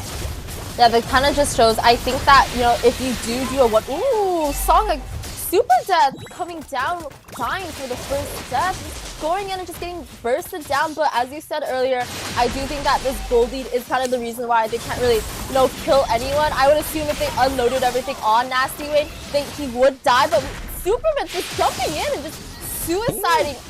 Ooh, big push, pushing them into the core. That's going to be a lot of damage. Song actually doing, get thrown back out of the mix, and his team unable to help him. They're like, well, now focusing their attention onto the core. That should be a wrap. 2 games for Maple Leaf. Another victory. Yeah, again, as we saw Song had a great set at the end of the game, but his team was just unable to do enough damage to actually, go through with this fight. And on the scoreboard, we do see MPL winning with 14-1 on the scoreboard. Again, Nasty Wayne getting that MVP on Julian with a 5-0-6 on the scoreboard. Yeah, right now, man, I want to say Moonlight Club Maple Leafs are just kind of sharpening their blades. They're getting better and better, more precise with that one. This time, only allowing 1 death on their team. Here you can see the damage coming out there. Yoreshi there with 49,000, and Nasty Wayne with 59, almost 60,000 damage. Yeah, let's look at the damage taken charts. I'm not really sure how accurate these are, as I do not think Ling did 114k damage taken on the board, but we do see the side of Maple Leaf. They do have the Jawhead at 73k damage taken, so it kind of just shows like how tanky that Jawhead is, as he's able to just like engage on a team and disengage and just come in and out. But yeah. Well, unless that is the new tank Claude build that tanked 113,000 damage. I'm sorry, some of these might be a little mixed up. I know Gina God mode's good, but I don't think he's that good. But yeah, I think these look a little better. But yeah, I mean, just an overall, just a good amount. Oh, and here, this just tells a story. Tower damage, like absolutely nothing on Overskilled. They weren't able to get near a tower, and that's just showing the synergy and how well organized Maple Leaf is. Yeah, looking on the side of Maple Leaf, we do see each person has contributed to tower damage, and just Gina with that 29k tower push, and just Overskilled, no person actually had done any tower damage. I would assume Ling would have split pushed once in that time frame, but he actually also had 0%. But on the side, we do see the team participations. Overskilled might have 100%, but they did have only 1 kill, so that might be a little bit biased and favored on their side. Objectives here, I mean, we already knew this when it came to some of those stats when we saw the tower damage was 0 on the side of Overskilled. Objectives here, 10 for the side of Maple Leafs, 0 for the side of Overskilled here, and actually did more than double the damage output by Overskilled. And this is just showing, I mean, when it comes to right now, Overskilled needs to have an answer for the early game, because right now they're not even making it to the mid game. Yeah, but we do see Nasty Lane getting that MVP again on that Julian. I would say that on the jungle, he did outshine Myth in jungle, just being able to just clear jungle overall and just come into team fights and just help his team out and just get these kills when needed. Yeah, you can see here right now, he actually makes it out of this. The Ling, Supermyth did a great job on the Ling, connected all his swords, able to get himself out of harm's way, but it still was not enough to take down Nasty Wayne, who is just so precise on his hero, knows exactly when he needs to escape to be able to survive. Yeah, as we can see over on this team fight, the team does all come in on the fight, and Nasty Wayne just jumping in, using his skills and just helping his team out when needed. I do see that this was a really good team effort. Like on this team fight, Yoreshi had a great, amazing ultimate, and he was also able to just escape from that team fight. Yeah, and I have to kind of give credit to Overskilled here. I mean, you had some problems coming from Tigreal, but when you're so far behind, and look at here, still trying to get those implosions, still trying to get some of those pushes, but it's just not enough. And I'm like, what do you do at this point in the game if you're the side of Overskilled? Do you just passively let them just passively sit on the core and wait for them to keep on creeping and creeping around you? Or do you do your best to try to make a play for your team, try to find those implosions and that CC? Unfortunately, it shows there really wasn't a good answer for him. Yeah, I think compared to the first game, I think Maple Leaf, they really like kind of put their heads together and they're like, okay, we have to do better than the first game. And they really did show with that game, you know, not giving Overskilled a single chance in that game to breathe, no breather room, just able to end it way faster than the first game and come out with a scoreboard of only giving Overskilled 1 kill. So only 1 person on Maple Leaf actually died that whole entire game. So I think props to Maple Leaf for their second game of the series. Yeah, and the fact that they didn't get any tower damage, not a person was in spitting range of a tower, shows the amount of pressure that Maple Leafs was able to put onto Overskilled, where they weren't even able to get near it, and they were just always dealing with a gank or a push or an objective that was coming until they were at the point where they were at the back foot, they were trying to turtle in base, they were trying to make plays, they couldn't even get their buffs anymore.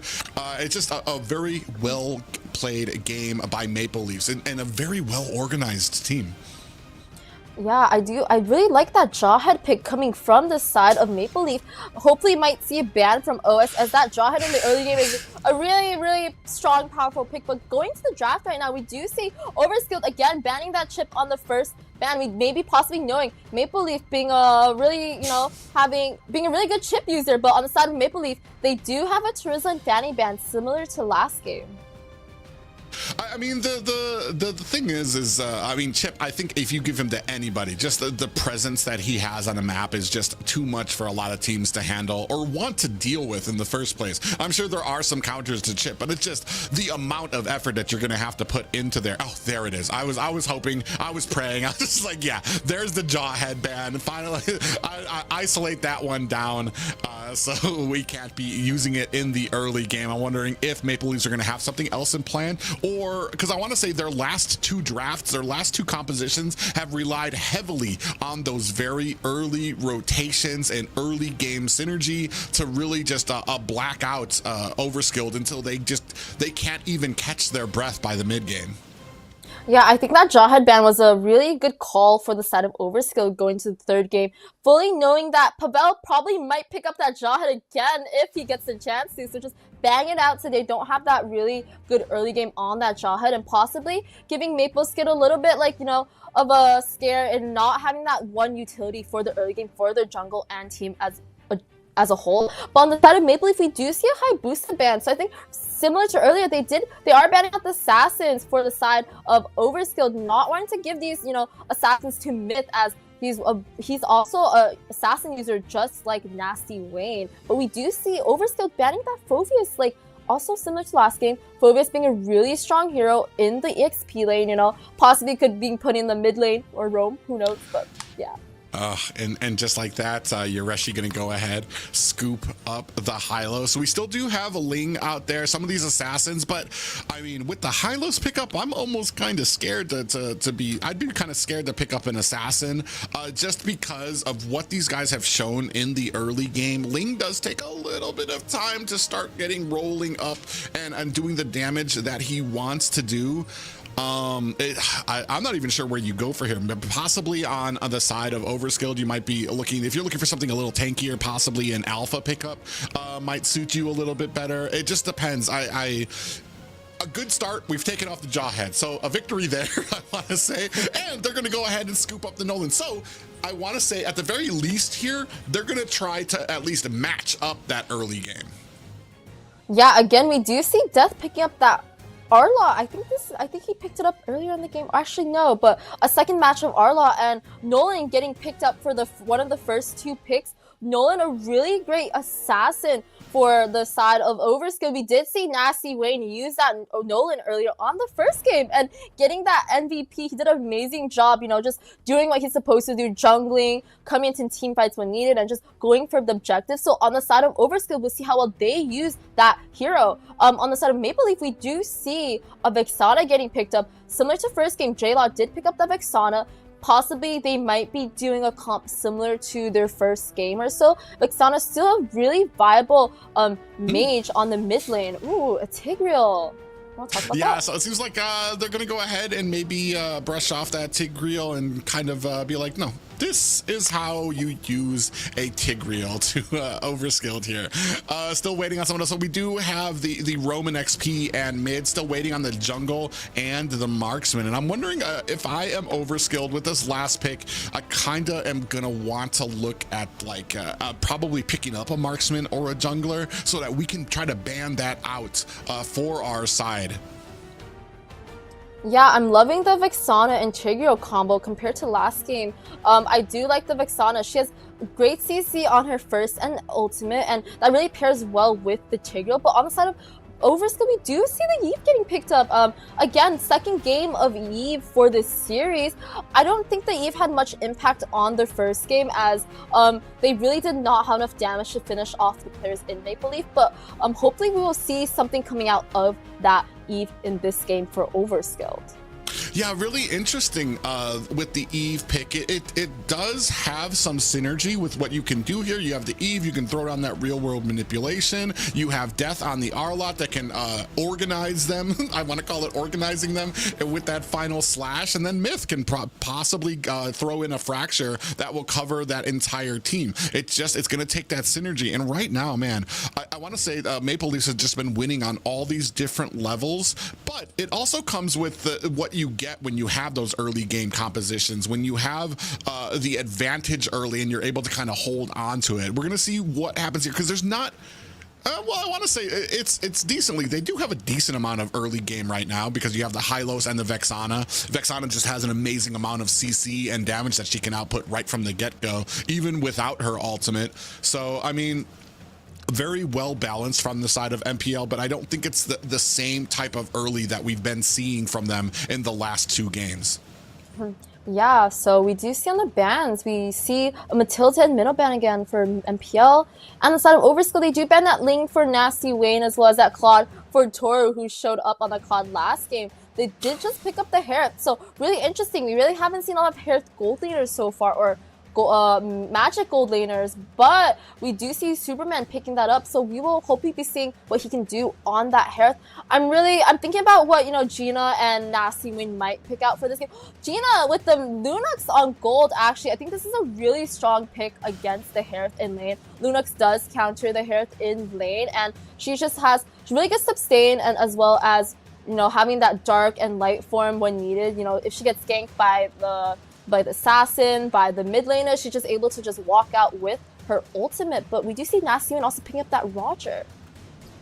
Yeah, so then that's going to be the Roger for the jungling, and yeah, a great pickup for the side of Toru there. That darkening ultimate that comes out from Linux, I mean, it's basically an auto attack that is going to be able to chunk a Superman. I believe it does like what percentage health damage, so that's going to be a huge amount of damage that's going to be coming out of coming towards Superman on this Hearth. Not just that, but you have a pretty big amount of CC that Hearth. I mean, there's only one Purify that you can put onto a Hearth there, so it might be very hard to kind of place down that Zaman force and be able to kind of dash in all these different directions. We do see that Kufra picked up for the side of Overskilled, but the Kufra's kind of one of those picks that there's not really too many dashes on the side of Maple Leaf, so maybe it's just more to try to catch them with that Tyrant's Revenge, that whole like dashing that he does to try to pop them up.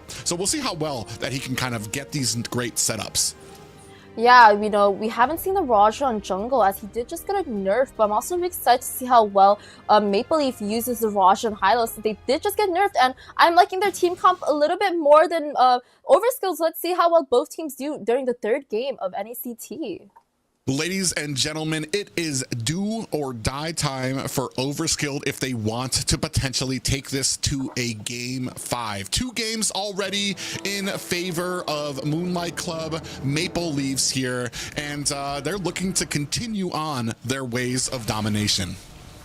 We do see on both sides, they are starting the blue buff with Nasty Wayne getting more help than Supermyth, having done the buffs on the same time. But yeah, let's look into the map right now. We do see on the mid side, the side of Maple Leaf, they are camping a little, overpowering Overskilled a little bit with Kawa, you know, kind of getting some damage chunked off, but yeah, I mean, right now, 3 members. Immediately, Yureshi rotates down to help out with this Litho Wanderer Pavel standing in the front. Song, maybe a little bit of PTSD from him. And I mean, we're off to a good start for Overskilled. This has to be the first Litho Wanderer that they've actually been able to contest and gotten from Maple Leafs in the last 3 games that we've had. Yeah, we do see J-Law and Pavel taking a little bit of damage from Kawa and Song on the mid side. Both do have to reset. They might have a problem with the rotations as both do reset, but we do see a turtle coming up in around 30, so let's see how the rotations go. We have the junglers both on opposite sides of the jungle lane, but both are coming towards the mid side. Supermyth actually camping the mid bush, waiting for J-Law. Yeah, J-Law has to know when he doesn't see anybody. You see him kind of edging out there. He has to know that something is waiting for him because he doesn't see them on the map. And Pavel going to go ahead and give away for Supermyth. Oh, gets pushed in and popped up. And that is going to be a first blood for Nasty Wayne. And it's going to set up this first turtle. Yeah, honestly, I think Myth kind of had a mistake. He was by himself, and he did get caught out trying to, you know, camp the bushes around the turtle. And because of that little mistake, his team isn't able to come for that turtle. And they do give Maple Leaf the first free turtle. We actually saw the same mistake earlier in the game when the roamer, I think, died earlier, or actually Myth, and they gave a free turtle to the side of Maple Leaf. Ooh, yeah, this kind of comes down to kind of like how these guys are practicing and what they do before these objectives come out. Ooh, Nasty Wayne gonna go ahead. They have already started the invade. Supermyth, I'm not sure if he's looking for it, gonna try to match it up. He does get his buff there, and a big real world manipulation comes out. Super Death might be a little bit in trouble. He actually flickers forward looking for the kill onto Nasty Wayne, gets caught with an implosion as well. Yureshi with the kill there. Pavel might not be long for this world. They're gonna dive under tower to clean that up. And and at least now signs of life coming from Overskilled as they have tied this up 2-2. Yeah, the goal right now, currently at 3 minutes, we do see Overskilled and Maple Leaf having the same around the same gold, around 8.4k, 5k or so. But currently, I think this game is going to be looking up for them, as they do know the series is on the line and they do need to step it up for game 3. But we do see on the side of Maple Leaf, they did start just getting their items. Gina getting that glowing wand for the Harith, and Nasty Wayne just getting his Wind Talker. So at 3 minutes with first item, I think it's pretty good for the side of Maple Leaf.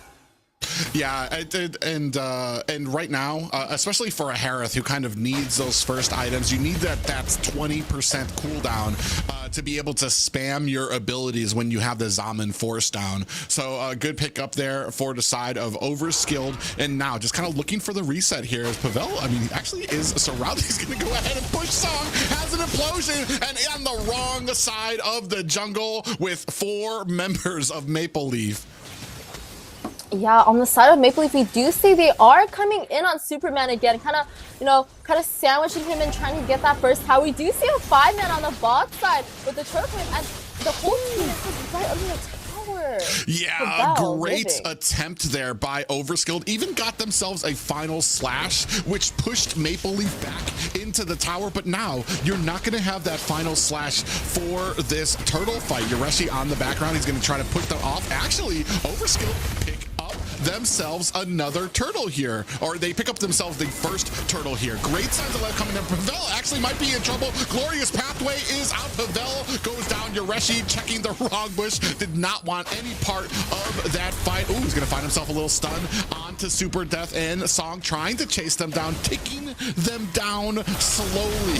The slowest death you can imagine coming from a Hylos there, and actually able to clean it up. 4-3 right now in favor of Maple Leaf.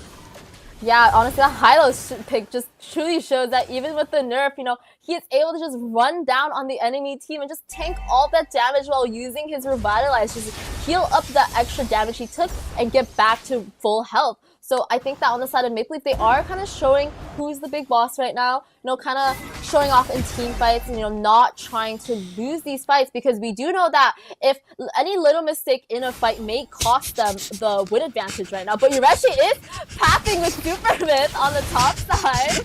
They're just taking a saunter in the jungle, they enjoy long walks with the trees blowing and the wind blowing through their hair. So that just shows how great the team in Maple Leaf here, making sure that they have vision on the jungler at all times. Yeah, that was really funny. We did see Yoreshi just giving vision to his team, just walking with Myth next to each other right on the bush. But we do have that turtle coming up soon, around 20 seconds. But the side of Overskilled is pathing up towards it, the jungler and the EXP. So, nasty. Yeah, Super Myth might be in trouble here. He's trying to fend this off here. Going to try to use Glorious Pathway. He's going to be able to stop him down. Ooh, a nice little outplay. Ooh, Nasty Wayne waiting for his opportunity. Ooh, but Super Myth was ready. He might be able to find himself an escape. But speaking of escape, Yoreshi not going to be able to find himself one, as Overskilled tie this up. A much better game for Overskilled, I must say, than the past two. Yeah, I think that for this Lord coming up, I do see Overskilled having the advantage over Maple Leaf, as they do have a 4-man on this. The side of Maple Leaf is not ready to actually engage on, as Yoreshi just died. So Super Myth getting the last turtle of the game. 2 turtles going towards the sides of Overskilled and 1 on the side of Maple Leaf. This game at 7 minutes is a little more intense than the first 2. Overskilled is kind of showing up in the game, kind of actually contesting 4 turtles and just walking together as a team. Yeah, and for the first time, I want to say maybe, well, I don't know if we're going to put it as a lead just yet. I think we'll call this a tie game so far. But I want to say that even that is a huge markup for Overskilled, who have found themselves, Pavel actually kind of Song, he was tuning up the band there. He was looking for something, not able to find it. Thinks twice about trying to get a pick onto Pavel. Ooh, Superman taking a lot of damage there. We were just talking about that darkening ability. Ooh, from the back line. Pavel and Yoreshi are looking to go ahead, try to sandwich in this tower. Kawa Patootie coming up for support as well. yeah, the goal lead in this game is pretty even. The scoreboard is also even at 8 minutes, 4-4. There's a lot of action. Ooh, we do see Yureshi and Pavel going in on Kawa. Kawa popping that Purify to run and escape from that horse chasing after him. Ooh, big implosion does land onto two members of Overskilled. Yureshi does find a kill onto Super. That Song goes down. They are able to return the favor to J-Law. That is a 2-for-1, 6-5 right now in favor of Maple Leafs, and they're going to turn their attention to these towers. Yeah, Maple Leaf kind of just, you know, having that team fight, winning that team fight by one extra kill, but they did push the bot side, but we do see on mid side, Super Myth kind of returning back that objective and getting the mid tower. The mid tower is actually really important, but also going down. But as we can see, the mid tower is a pretty important tower in the game as it kind of opens up vision in the map, so kind of just gives Overskilled a little bit more of an advantage as that mid tower is gone instead of the bot tower. Yeah, I couldn't have put it any better. My song. I like that Song's getting a little bit wiser about it. You don't see him kind of pushing himself into a lot of these bushes. They're actually leaving it on to MPL to start kind of looking for these bushes. And speaking of which, Yureshi almost in a little bit of trouble, but that does leave open the opportunity for Maple Leafs to get themselves the first Lord. Yeah, Maple Leaf just getting that Lord with no contestation, and you know, Pavel just going in on that blue buff fight. They are fighting right before. Man, look at that. Look at the cleanup job being done by Nasty Wayne. He finds himself 2 kills there, looking for another one onto Superman. He gets taken out. Superman able to go ahead and bait him in to using that Lycan pounce onto the other side of the gate there, and then gets bursted down. Yeah, I do think Nasty Win kind of a little bit overheated a little bit. You know, after getting those 2 kills, he was like, oh, I'm ready to go for another one. But getting shut down by Superman, kind of bad as the Lord is pushing down on the bot side. They are missing their jungler. It's kind of hard for them to actually, you know, push out together as a team. So they might be giving up that Lord for just to get the top towers. So I think that's pretty smart of the side of Maple Leaf. Yeah, and I want to say Overskilled actually doing a good job of being able to get the towers despite what they're facing here right now. They do have the Lord kind of crashing down at the bottom, a lot of pressure coming up through the top. We do have the Glorious Pathway. Good job by Yureshi to slow down and zone out the rest of the team. He doesn't even have to really engage them. That Glorious Pathway was enough for them to be like, oh, let's hold up, guys. I'm not sure we want to go into this, because they knew that there was not going to be a way out for them if they got engaged upon. Yeah, we do see on the side of Maple Leaf using that Lord push in. They did get 2 towers from the top side, and they are currently camping the side of the blue buff for Myth. You know, Myth without a blue buff on Nolan is going to be a little bit tricky. Yeah, big implosion now happening. Kawa Patootie trying to put down the damage onto Pavel in the back line. Yureshi trying to tank the damage as much as he can. Yureshi finds himself a kill. That is 2 down for Overskilled. Superman might not be long for this world. Gets eaten up by Nasty Wayne, finding him with a Lycan pounce there, and it's just Kawa Patootie here alone to try to stave off these minions, and actually might have used the wrong ability now, and now, oh, you do still have the passive on that bottom tower, so it is gonna clean out those minions. Yeah, no, even through all that team fight, we do see that Super Myth, you know, he did lose his blue buff, but actually he went around the entire map and went for Maple Leaf's blue buff. So he does have that blue buff on Nolan, ready for the next Lord fight. But we do see the teams kind of coming back together, you know, trying to stick together as a team, not die. Ooh, Pavel having a great full on Song. No, Song. I mean, he's done. Ooh, Super Myth from the backside finds himself a flanking position, but might get chewed up by Nasty Wayne. Finds himself a kill. Yureshi on the side. They do have the surround here on Overskilled. Down goes Song. Superman is next on the list. Super Myth is next on the list. Super Death here, still trying to fight for his life. He does not get the kill. I think he was seeing red. He really wanted to be able to take down Nasty Wayne, but it ended up costing his team another death instead. And now a 16-7 lead by Maple Leafs. Yeah, I think this game was going pretty good in the mid side. Overskilled was kind of like having a close game with Maple Leaf, but you know, a lot of these little fights that they have, a lot of these like little scrimmages did give Maple Leaf the advantage over, and we did see that Myth did make a little bit of mistake trying to, you know, go in on the team, which kind of allowed for Maple Leaf to actually engage and win in that team fight, giving Nasty Wayne that maniac, the first maniac of the season, and allowing him to get that Lord and just push in. There's a lot of pressure for the side of Overskill to actually try and kind of defend and come back from this game. Yeah, and right now we have the Lord crashing down at the bottom. Lanes are synced up, as you see minions at the mid and top right now, fighting for their lives. Overskilled. Super Death actually might be in a little bit trouble. Uses that final slash, trying to keep up. It says dashing back and forth, finally taken down by J-Law. Superman, gets torn apart by the darkening of Toru. And this might be all she wrote for Overskilled. The team turning their attention to the mid lane. Now they catch a song, and there is only one left. I don't think Kawa Patootie has it in him to be able to defend this core, and that is going to be a third game for MLC Maple Leaf. I do think the camera's a little bit they're not Maple Leaf, but they are Overskilled. They are showing the, I guess, the defeat cameras for them. But congrats to Maple Leaf for winning their third game of this series. Coming in a little bit strong, you know, kind of faltering this game, but actually still coming in and winning this game with a 20-7 on the scoreboard. Gina, this game actually getting the MVP on the Lunox gold lane with the KDA of 5-0-10. So no deaths to Gina on gold lane this game. Actually really amazing. I would commend him on that. Yeah, did a great job and a great pickup there too as well, to be able to kind of counter out that Harith and really kind of held that team at bay right now. I mean, it was fairly even. The score doesn't really tell the story of this game. I want to say a little bit more oomph put into the side of Overskilled. They had a better draft this time. They had a better early game. They were able to catch at the beginning. Song wasn't really face checking a lot of bushes that he shouldn't have been. They were actually allowing Maple Leafs to kind of come to them and find some of those ganks as well. So I want to say same result, but a much better game here played by Overskilled.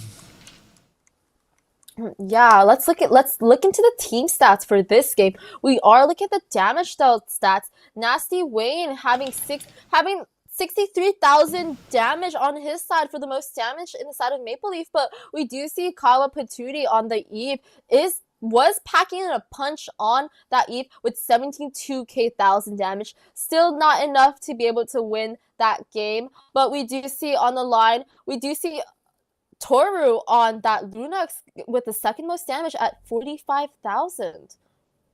Yeah, right now, and then as we take a look at the damage taken, 109,000 taken by Pavel, and just doing a great job to kind of keep that off. And then almost the same amount taken by Yoreshi. Just both tanks doing an absolute great job frontlining for their team. You can take a look here at the damage. I want to say a little bit better for the side of Overskilled. They were able to kind of find themselves some towers and even able to use a few objective pushes to kind of find that split pushing ability from themselves. Yeah, I find it funny that Gina actually had the most tower damage push on that Lunox, you know, something that we don't really see on the gold lane. He had 13k push, but we do see the team fight participations actually. Pavel and Nasty Wayne with the same amount at 80% team fight participation. Just really shows how much impact these two players have in team fights. They were in most of the team fights as well as the rest of the team. Ooh, actually a kind of a matchup here when it comes to the damage that was output by both of the teams, and small signs of life when it comes to the objectives for the side of Overskilled. But man, I mean, what more can you say about Maple Leafs, who have just been having some great games here, whether it comes down to the draft or how they synergize through a lot of these games. And as you talked about earlier, MVP going to Toru, aka Gina God Mode. Yeah, really surprising. This game, Gina really pulled through as compared to Nasty Wayne. Nasty Wayne did get the last two MVPs. Gina with 0 deaths this game. we don't see Linux gold a lot as much in a lot of professional scenes, but the Linux pick was for the side of the Harith in lane matchup. So we did see that, he was doing really well in the lane matchup and coming into, team fights, just right there getting a free kill, really great on Gina. He was able to get that glowing wand really early in the game to counter that Harith on the enemy side. And honestly, he just did really well this game. Yeah, and a great output there, especially to be able to kind of overshine Nasty Wayne, who absolutely did a remarkable job on this Roger as well. You can see there, I mean, just the amount of damage coming out there. Even an implosion here, they caught and took an immense amount of damage and put it on to Overskilled there. Nasty Wayne here, this is where he gets caught trying to chase down Superman, dives with the Lycan Pounce, and Superman actually able to counter him right back. Yeah, honestly, we do see Nasty Wayne. A lot of these clips, he is kind of just diving in and charging. In this clip, we do see Gina. He was 1 HP over there, but he just kept healing himself up and just trying to survive and barely surviving from death on that R-lock. But in this fight, we do see... Oh, do you want to continue? Yeah, there's you can see there right now with the Lord kind of crashing in there as well, all of the damage kind of keeping on to Overskilled, and this was kind of the final wrap up there. I mean, right now we're going on to the 4th game, 3 matches already under the belt there for Maple Leafs, and you have to ask, what can Overskilled do differently to possibly be able to match up what they're facing? Yeah, honestly, these games happen a little bit one-sided for Maple Leaf. For Overskilled side, I do think that they should have a little bit more communication and synergy when it comes towards the junglers and the mid lane. I do see they are not really, in sync with each other, as we do see a lot of times Song is kind of just engaging by himself. He doesn't have a team with him, or, he's bush checking by himself without a team. And also for Myth 2, we do see him kind of, going in a lot. He did get first blooded last game, by himself. He did get dived by the entire team of Maple Leaf, so he should really just be watching out for, any bushes or anywhere that Maple Leaf could be at. Yeah, I mean, it's a very interesting pickup there. They have the synergy on the side. I mean, this is just a crisp team on Maple Leaf's side too as well. I mean, we're talking about the former Area 77, who every single season in NACT have just been getting better and better and better, building themselves up a nice little fan base here. And it just really shows against teams who make those tiny little mistakes that we've been talking about, whether it's Song kind of checking a bush without his team around, or maybe leaving open some of those early game picks like the Jawhead and the Nolan, and then kind of allowing them to kind of just continue to steamroll them and kind of get that downhill momentum that they've been going. But here, Overskilled are going to have the first pick up there. You're gonna go ahead, start off with the high-low span out there and a Fanny for the other side. And I have to wonder, is Jawhead still going to be a priority for Overskilled?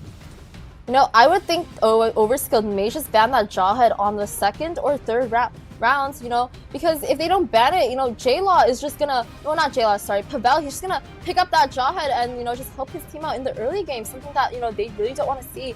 But we do see a lot of, similar bans to earlier, that high-low span for Yoreshi. We did see Yoreshi pull out that horse in the last 2 games, or 2 games of the series, and, he was doing work on that horse. He had so much sustain.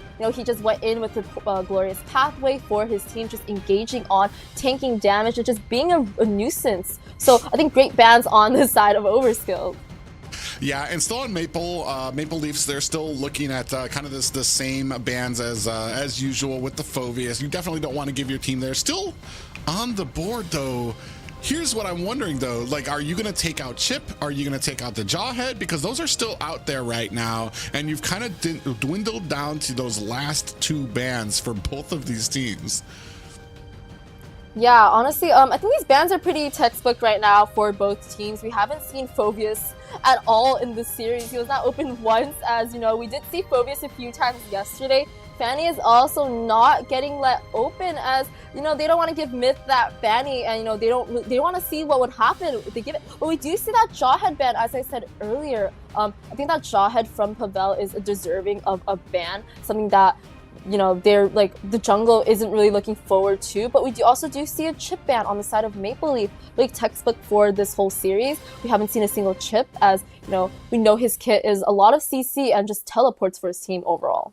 Yeah, it's a good point. Not a single chip at all through all of NACT so far. Just most teams having the outward respect for that pick and just don't want to see it out there on the battlefield. And this kind of last time we saw the immediate Ling pickup, and yeah, they're going to go again with another assassin pickup for Overskilled. They're going to go ahead and get that right away. And I have to wonder if showing your hand this early is maybe a problem for Overskilled, as they did this on this game, and they did it I want to say in game 2 when they had first pick, and you have the opening to kind of be flexible. You can get an Edith in there, you can possibly get a Ruby in there, where you don't know where they're gonna go, so you don't know what the composition is going to be. But is it a problem potentially to have that assassin pickup out there right away? Yeah, I wouldn't agree with you more. There are a lot of better picks open up on the board like that. Like those really Ruby and Edith that's just like so reliable, you know, just getting put on any single lane. I do think that the reason why they may be picking the assassins early is to maybe not give a chance for Maple Leaf to pick up like one of Nasty Wayne's stronger suited assassins, or it may be some stronger suited assassins for the side of Overskilled that, you know, they want to pick up earlier so that the jungler could feel a little bit more comfortable in his jungle. But we do see on the side of Maple Leaf, they do have an Arla and Aurora pickup. I've seen Areshi, actually. Areshi has been playing Arla a lot, you know. I think 2 times so far. Like, I love seeing his Arla. It's like really great. We've seen a lot of good slashes in the last I think 2 games ago, and I just think that, you know, it'll be really interesting to see what he has in store for us for this game. And just JLaw on that Aurora, another meta mid laner pick. Aurora, great CC, great freeze. I would love to see that Aurora paired up with some characters like maybe another Tigreal, you know, you just double CC on that mid lane side. Oh, speaking of which, some picks that were gracing the banning phase, Terizla and Matilda very quickly picked up by Overskilled here. So that's going to be very interesting to see how that kind of goes into it. And just to match that up, we're going to go ahead and have that Divine Judgment coming out from Kaja. Pavel has had a very great game so far, so I'm kind of wondering where he's going to be going with this. Are you going to be trying to kind of get in there to maybe match up the Matilda when she dives in, or maybe take Terizla out of harm's way? It's gonna be very interesting, but I do like this pickup coming from the side of Maple Leafs. Yeah, I wouldn't agree with you more. On the side of Overskilled, this is our first time seeing the Matilda for the games for Overskilled versus Maple Leaf. I love that Roamer pick, actually.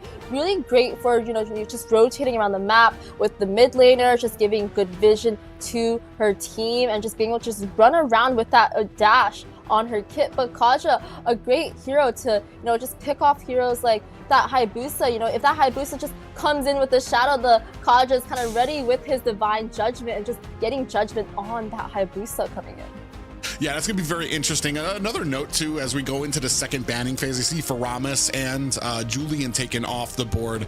I want to say kind of opposite ends here when it comes to like the recent nerfs and upgrades that we got from some of these. Matilda, she has a shorter range, but all of her abilities cost a little less mana now, so she's going to be able to spam a lot of those abilities a little bit more here. Terizla, he hit every branch on the ban tree on his way down, whether it comes to the damage he has, his resistance to physical and magic damage, the cooldowns for everything that he has. So we're gonna see how well that Overskilled, can actually use this, because I mean, we've seen other Terizlas here tonight, and Maple Leafs have seen fit to ban it. So obviously still a factor in that XP lane. Yeah, I'm loving the bans for Claude and Faramis. I do think that the reason they banned Claude after Faramis is because, you know, Framus kind of counters the Claude's ult with another so they don't want to see Superman on the Claude hitting their backline, just decimating the whole backline with Claude. But we do see on the side of Overskilled, they did have a Roger ban possibly for Nasty Wayne, as we just saw Nasty Wayne and Roger last game being nasty and getting a Maniac on that hero. And it's really surprising, Roger did get a few nerfs. We didn't really see Roger bans yesterday, so this is the first Roger ban of the season actually. Yeah, very apt name, Nasty Wayne, being nasty on all of those assassin picks that he has. He still has that Nolan open though, so wondering if we're going to be going that route, perhaps maybe even going with an alpha pick right now. I mean, what we've seen from these past picks is just that nothing is out of the ordinary for him to be able to pick up. Doesn't matter how mechanically inclined the hero is, he will be able to play it. Toru going to be going back on to that Luna for Maple Leafs. Yeah, I think that's a really early Lunox pick, but I do think it's because, Nasty Wayne doesn't want to show his cards on that jungle yet. He's still waiting to see, what's good, what's available, and what he should be picking up for to side of OS to counter. But we do see Kawa Patootie picking up that Vexana. I do like the Vexana and Matilda combo on the mid lane actually. Vexana's clearing, I would say it's pretty fast on the mid lane, and she's just able to just rotate with that Matilda to another lane. So I would say rotation wise, it is much faster than that Kaja and Aurora on mid lane. I almost thought we were playing the wrong game there, and I see that jungle pickup there from Nasty Wayne. I think that's going to be NACT first here. Maybe feeling a little confident here is Maple Leafs. Two firsts apparently, because we've got the Sun, and we're going to have the Beatrix out there. Yeah, Sun, really interesting jungle pick.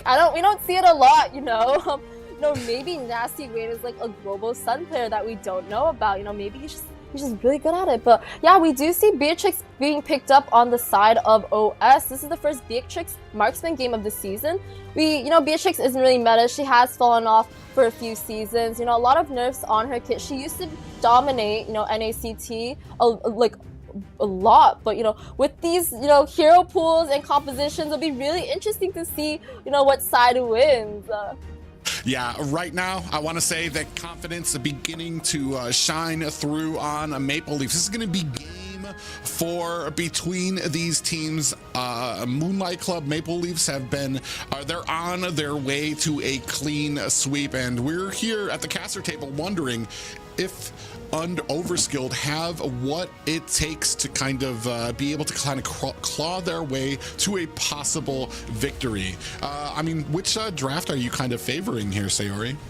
Honestly, I did see that Sun pick. I was just a little bit confused. I do like the side of Overskilled draft just a little bit more, maybe that Sun kind of swayed my vote a bit, but I do know that Maple Leaf does have a lot of potential. They do have a lot of communication and, just team fight together overall. So, even with that Sun pick, if the mid laners are rotating with each other, if they are getting the objectives, I do think that they do have a chance this game, or they might win this game. Yeah, it's I'm not gonna lie, that Sun pick came out and I had to do a double take. I didn't know if maybe there was a mistake with the draft, but that just shows the confidence. And when you have the synergy that these teams have with that Maple Leafs, especially that Maple Leafs have, we've seen it here from the very first game, how organized they are, helping each other in the jungle, rotating together, and not just rotating together, but even with little things like the Litho Wanderer, you'll see the XP lane coming down there to help out with it. It's just this well-oiled machine coming from there, and I do not envy the hill that Overskilled is going to have to climb to contend with it. But ladies and gentlemen, the last game of this series, it is going to be Overskilled taking on Maple Leafs. Overskilled fighting for their lives here, trying to get a single victory over their opponents. Yeah, this is the last game of the series for Overskilled versus Maple Leaf. Overskilled has not gotten a single win yet, but hopefully this game they'll try and show that they really do have potential, and they should be one of the top 8 contestants for the NACT fall season. But we do see that, Nasty Wayne on the Sun is a little bit slower in the jungle rotations, as Supermyth has cleared out his camps right now. But we will see what will happen with that Sun jungle soon. Yeah, Pavel is going to go ahead and find a song here. I want to see, maybe it's just going to be a little different for a song here, especially on a Matilda, something that, ooh, you see there, Supermyth trying his best with those quad shadows to find an opportunity. But I'm wondering if maybe we'll have a different, something a little different here from Song, because you're on a Matilda, something that doesn't get as punished for, you know how often he likes to kind of get into those bushes. Toru actually in a little bit of trouble. Shadow kill is not going to be enough, but is able to throw out the shurikens to finish the job. That is going to be a first blood going to Overskilled. Yeah, no, early game Overskilled. Usually, we've seen in a lot of the games, Myth wasn't really doing too hot in the early game, but he did get his first kill on the first blood, and it kind of gives Overskilled an advantage as, there is a turtle up. But we do see Nastian actually being the first one on that turtle. Supermyth being down on his red buff, he is kind of getting, kind of shuffled by that Kaja, kind of just giving the team vision for the Hayabusa. Yeah, so Nasty Wing getting that first objective. Supermyth not being able to get close to it, as Pavel was kind of just hitting him with his whip on Kaja, the red buff. Yeah, and even with that, though, I want to say, even with that turtle, right now, Overskilled just narrowly kind of hanging on to the gold lead, which kind of says something about their farming ability right now. Song, I want to say Song probably having a much better time with, as I say, gets caught with the Divine Judgment. Caster Curse is out there right now.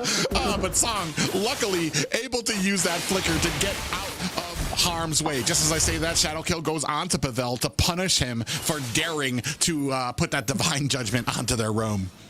Yeah, we do see Supermyth kind of pulling up on the early game, getting another kill on Hayabusa, kind of snowballing himself at it as it is the 3-minute mark. And Overskilled does have 2 kills and is ahead in the gold lead by about 1k gold.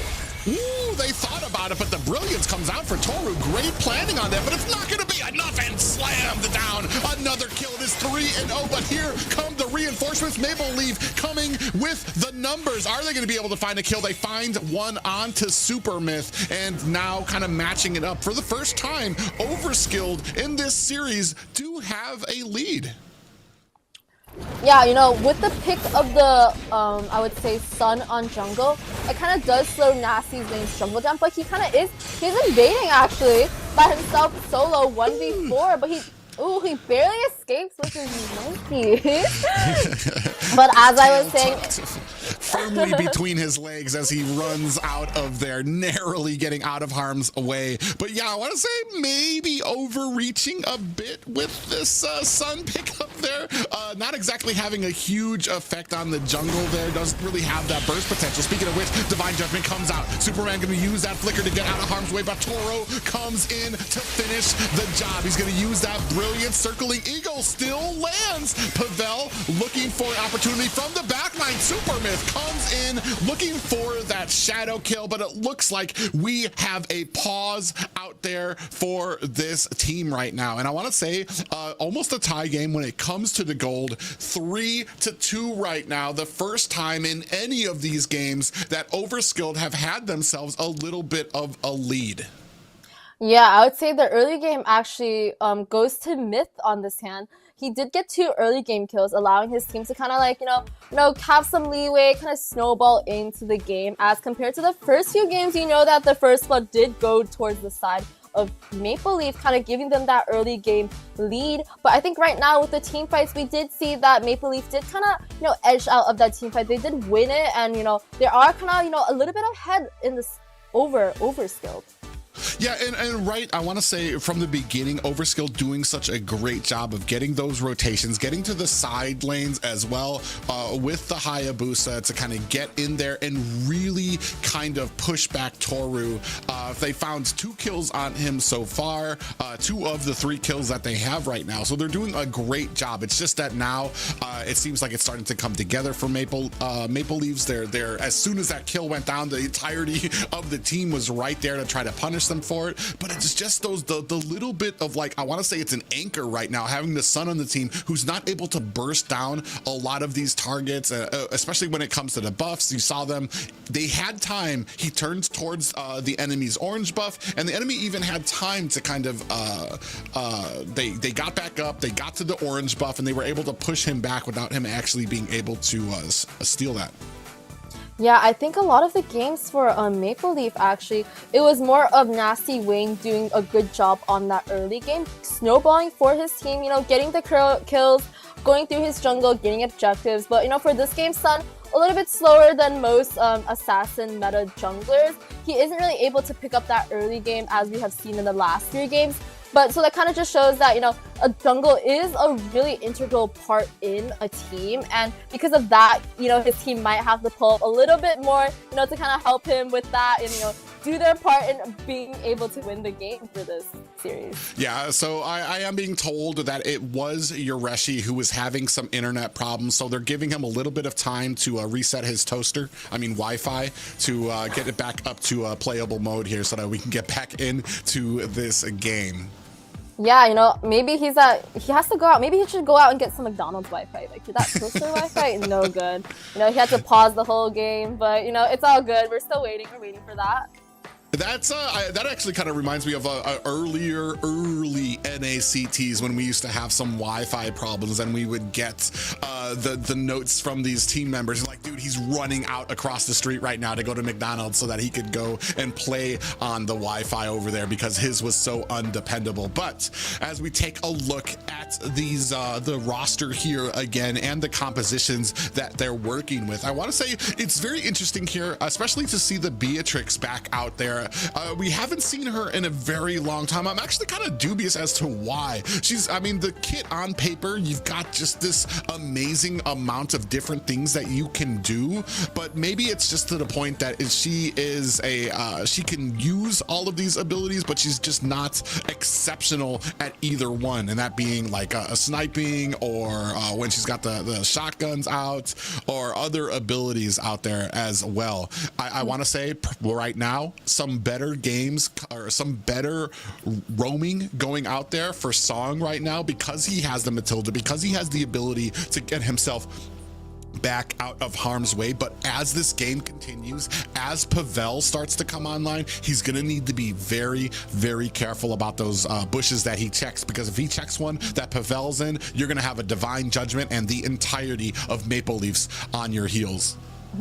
Yeah, I'm liking that Beatrix pick. Like you said earlier, honestly, she's not really meta right now. I do think that she's a little bit more mechanical than a lot of the marksmen. She does have 4 different kits, so you have to use your brain and, you know, use those different kits wisely. As, you know, sometimes it's good to have Canyon, a sniper ready, maybe an SMG ready for her kit, but it all just depends on how the players play. But let's look back at some of the highlights. We do see Gina here actually getting caught out. 3-man dive. Again, he did get 4-man dive here by the side of Overskilled and just dying, kind of giving Gina not a really good lead, but we do see Nasty Rain coming in on that Sun and killing off Superman.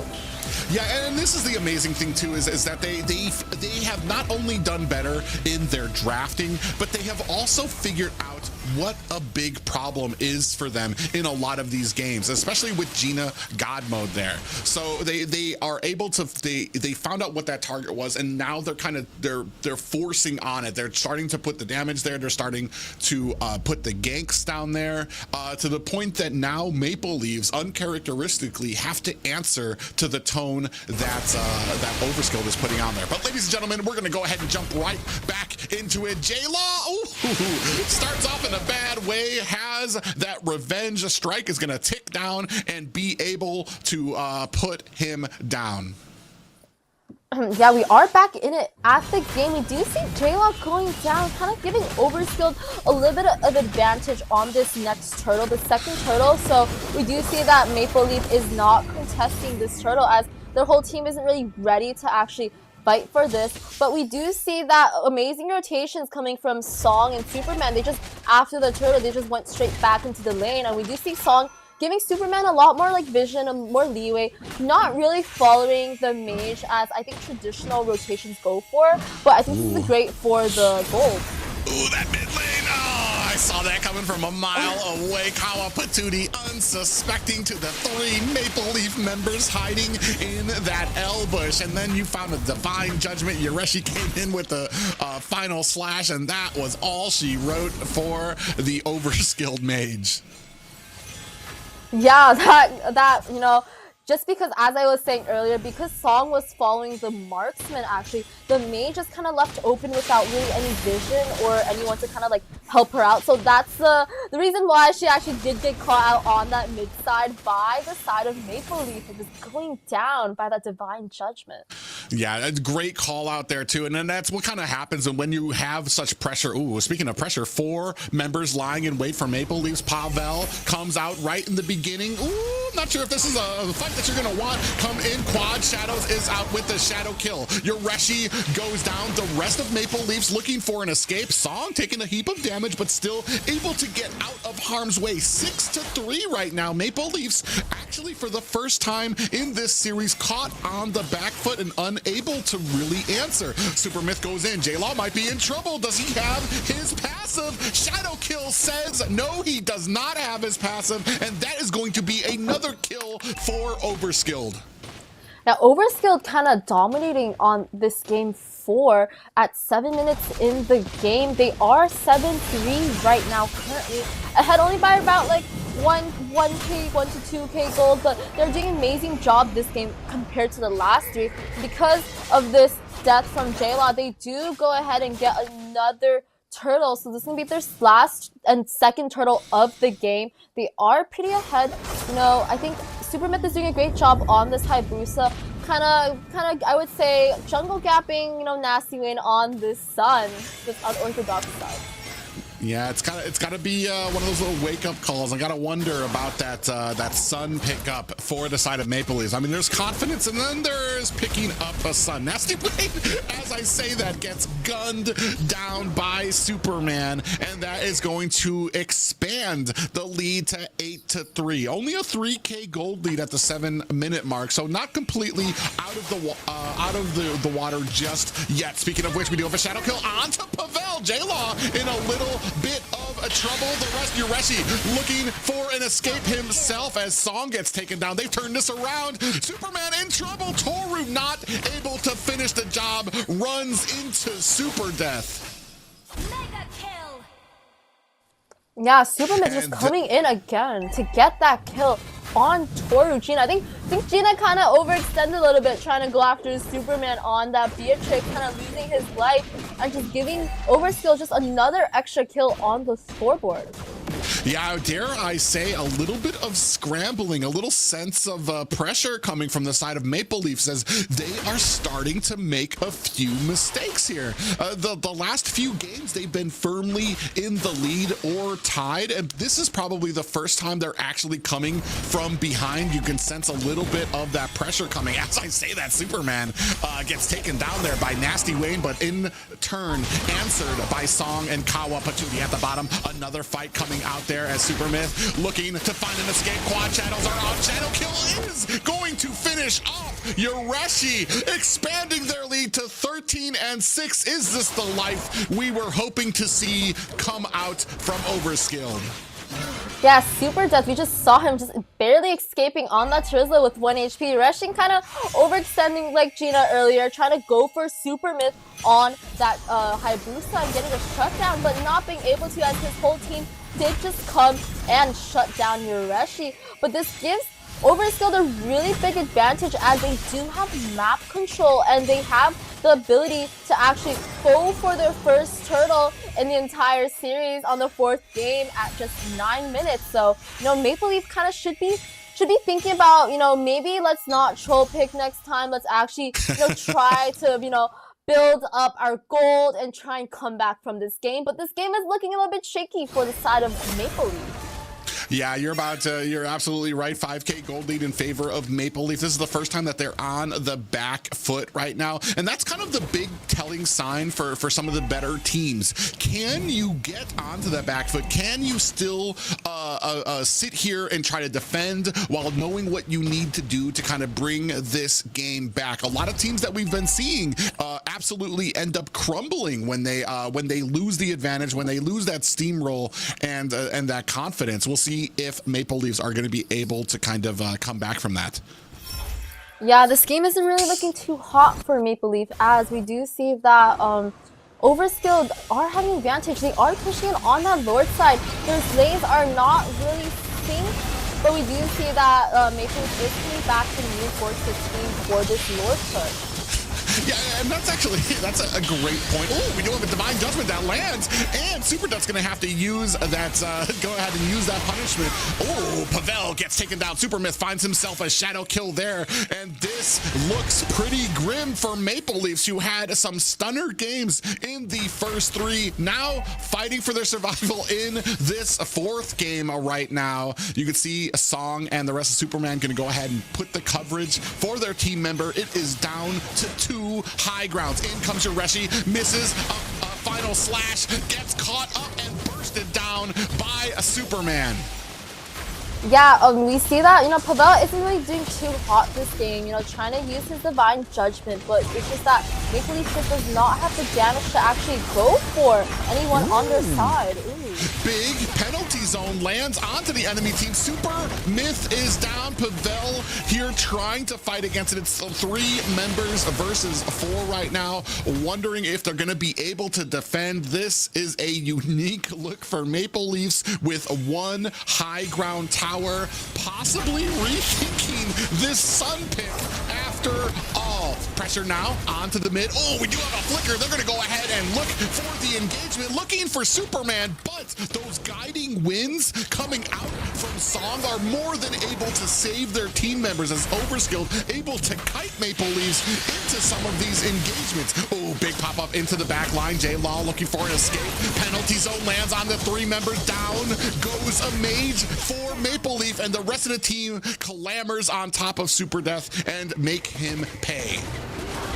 Yeah, we do see that Maple Leaf this game is struggling a little bit more than usual. They are behind by around 8k gold, and the Lord has just spawned. They are missing their mage on the side of Maple Leaf, so I'm not sure if they would actually want to... Oh, I do see that they are trying to actually contest for this Lord, even though they are down 1 member, but we might be seeing a Lord dance soon, but we do see Myth going on top side, just clearing right before the Lord. So something that a lot of teams do, they clear on the opposite lane just before Lord. Oh, and just like that, they went ahead. They're able to sneak out this Lord. For some reason, Supermyth saw fit to go ahead, go to the top lane, clear that. As soon as they saw Supermyth at the top lane, the rest of Maple Leafs went ahead, barged in on this Lord, bursted it down. Ooh, we have a Divine Judgment. Big pop-up by the 2 members. Down goes Kawa Patootie. Song is next on the list. They're chasing down Supermyth. This might be bad for Overskilled, and just like that, Maple Leaf have a firm grip on this game. Yeah, I think that was a really bad fight for the side of Overskilled. I'm not really sure why Song and Kawa were in that position. They did know that the side of Maple Leaf did just get their Lord, and they were still somehow kind of in their jungle, and because of that, they did get punished and die off. Same for Supermyth. He kind of just went in the fight and kind of just got caught on his shadows, not being able to survive, and just does give Maple Leaf the advantage in this fight, winning the fight and being able to actually push all the way into the inhibitors. Yeah, you can see them, all the pressure coming down to the bottom and the mid lanes right now. Lord hasn't even crashed just yet, so they're still going to have to contend with that. Is Overskilled. A little bit of vision there from the Sentinel going to be given to the bottom part of the jungle. Maple Leafs doing a good job now, doing what they've been doing before, cleaning out the jungle. I want to say a little bit of an issue with syncing up all of the lanes this time for Maple Leafs, but I want to say they just clawed themselves back from a pretty big deficit. So now looking to possibly match this up. Lord crashing down on top. Pavel finds himself a Divine Judgment. You can see Super Death with all the CC onto him, gets bursted down. Song unable to protect his his teammates there. And from the mid lane, Nasty Wayne might have been caught. Nope, that's just one of his clones. And just 2 high ground towers left for the side of Overskilled. How Maple Leafs have turned this around is beyond me. Big final slash comes out there from Ureshi. Finds Kawa Patootie. Toru putting the final touches. Supermyth comes in onto Ureshi, but pays for it with his life as Pavel finds a kill of his own. Yeah, no, we just saw like 3 minutes ago, we saw that Overskilled was kind of, you know, on the side of Maple Leafs base and kind of pressuring them out. But, you know, we are in 15 minutes right now, and we do see a new change in pace. Maple Leaf, they are ahead right now in the gold lead at 15-minute mark. They are pushing in on the towers. You know, they were behind earlier, you know, with that Sun. It was a little bit really shaky early game, but like right now, as we can see in the gold, we do see the jungler Sun actually ahead of Supermyth in the jungle with a 1k gold lead, as well as the gold laner on the side of Maple Leaf being 1k gold ahead of the gold lane on the Overskill side. Kind of just shows that, you know, even though they were behind, they actually are still ahead on these important roles. Well, now is where it all matters. This next Lord fight, both of these teams are standing on even ground, looking at about full items for all of their members. You can see Super Death there trying to bait out the Lord. Both teams looking for some position, and I know Sun doesn't want to show himself at the top of the map, because the minute he does, Overskilled is going to rush for this Lord. They're looking for a fight. Right now, Sun shows himself at the top. They have to see it. Are they going to react to it? Because nobody's actually going for the Lord just yet. They're still trying to poke around here, looking for an opportunity. Ureshi and the rest of Maple Leafs still kind of dancing around, so you have to wonder about the plan. Now, right now we're still kind of at a stance that we do have a concealed play down, looking for Super Death. He catches one member there. A big final slash goes out. They do find Superman down there, and is that going to be enough? Look at the back line here. Supermyth in trouble for the side of Overskilled. He's getting pushed back. Now this is great spacing for the side of Maple Leafs, looking to take this Lord. Overskilled not looking to let it go freely. They're trying to find a position here, headed up by Super Death sitting at the front row. And that is going to be another Lord kind of pulled out there. Nasty Wayne doing a good job of juggling, hitting the Lord, backing off. Ureshi in the front finds a final slash on the song. It's not going to be what they want. Big Frozen Super Death finds a kill onto Pavel. Lord getting lower and lower, almost down to about 10% right now. Putting the damage on. Kawa Patootie finds a kill onto Toru. Nasty Wayne finds the Lord, but his team might be paying for it as Ureshi procs his immortality. That is 4 members, a full team of Overskilled, and only 2 members of Maple Leaf ready to try and defend this core against Overskilled, who have shown the new signs of life in this game 4.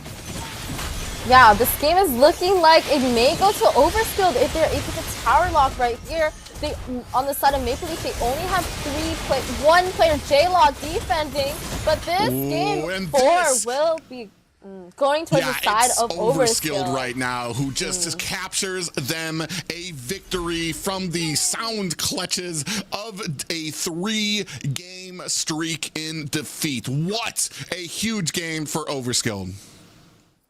Yeah, you know, Maple Leaf, they had a shaky start in that game.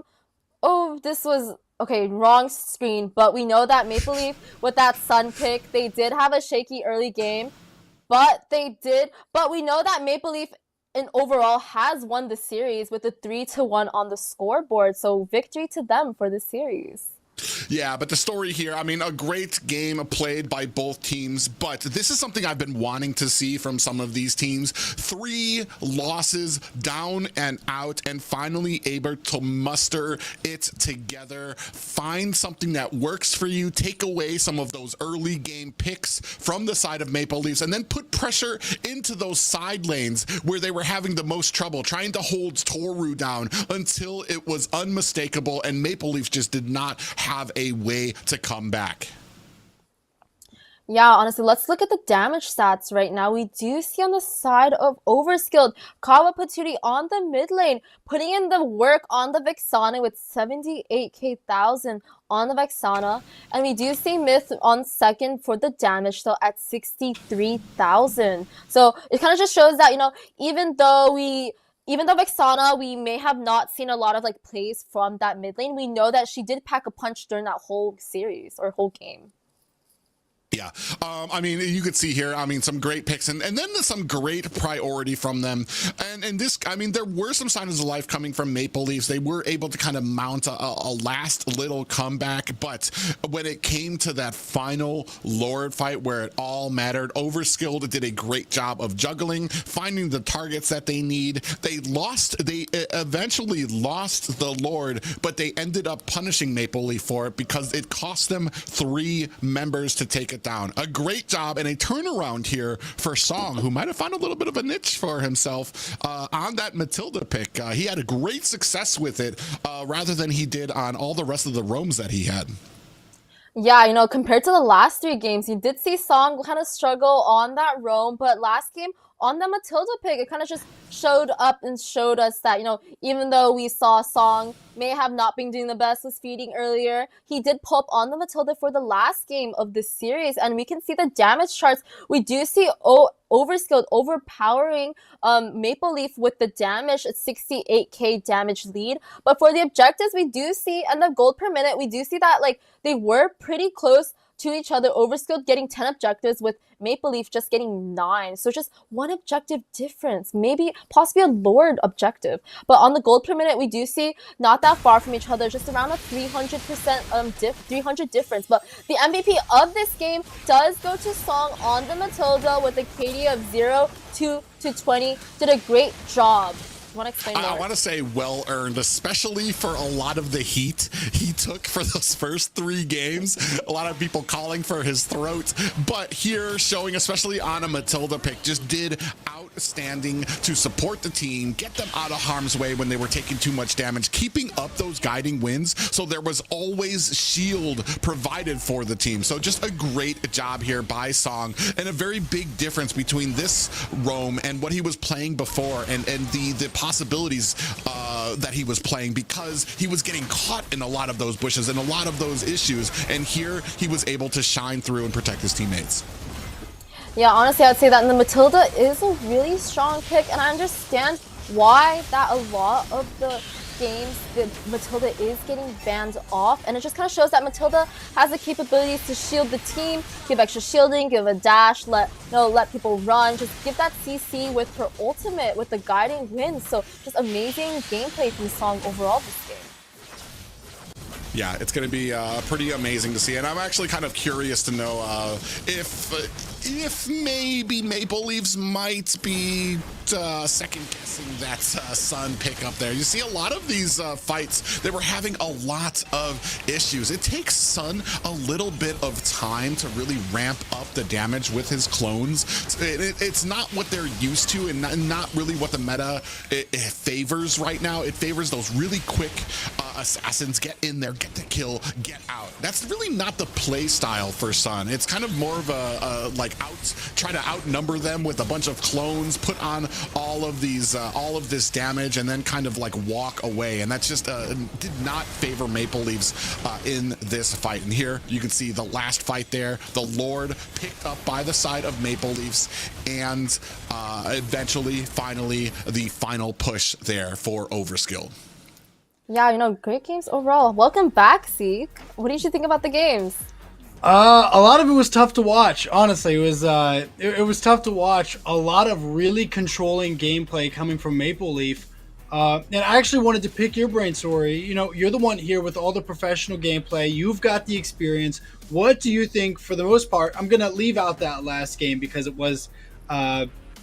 There was a couple factors that went into making that game. But what do you think Overskill really needs to focus on if they want to avoid this same thing from happening in the next coming matches over these next couple of weeks? Yeah, so from what I've watched, I do think that they should really focus on that early game, help out their jungler Myth. I did see that in a lot of the games, Myth did get caught out really early in the game, and his team was not there to really help him. His mid laners, Song and Kawa, they're kind of missing or like not really there to help. So I do think that he should watch out on the early game before a turtle fight, so that when the whole team's up for a turtle, they are able to actually, go together, start a turtle fight, and possibly win it and come out with an extra turtle and extra gold and EXP. But besides that, the early game, I do think that, the last game they did well. Well, I would say a lot went towards that Sun pick where Nasty Wind wasn't really able to keep up on the jungle. But that's what I would think that OS should be, looking out for in the next few games. I think that's very well said. I did feel like the Maple Leaf crew did a fantastic job at controlling the entirety of the series, but Nasty Wayne especially getting a whole lot of sick, nasty plays, but then that Sun came up and maybe he overextended, and I'm hoping that they take the opportunity to look at this as a humbling match, so that way they don't make that same mistake of getting a little bit too overly confident when they are in a controlling spot, because you're only going to have so much room that you can give up. But I want to hear more from Private after this interview. Who you guys got for me? Toru, how are you feeling, man? I'm good. How about you? Oh man, I'm tingling. So I got some questions for you. Okay, so yeah, MPL looked so much more coordinated than Overskilled. Did you guys do anything out of the ordinary for yourselves to get to that level of coordination that gave you that advantage? Yeah, I would say we really worked hard, and we tried scrimming like the top two teams, which are GG and C9, and I think we improved a lot just scrimming them. Yeah, I think that's well said. I think it's important to play against good teams if you really want to improve yourself.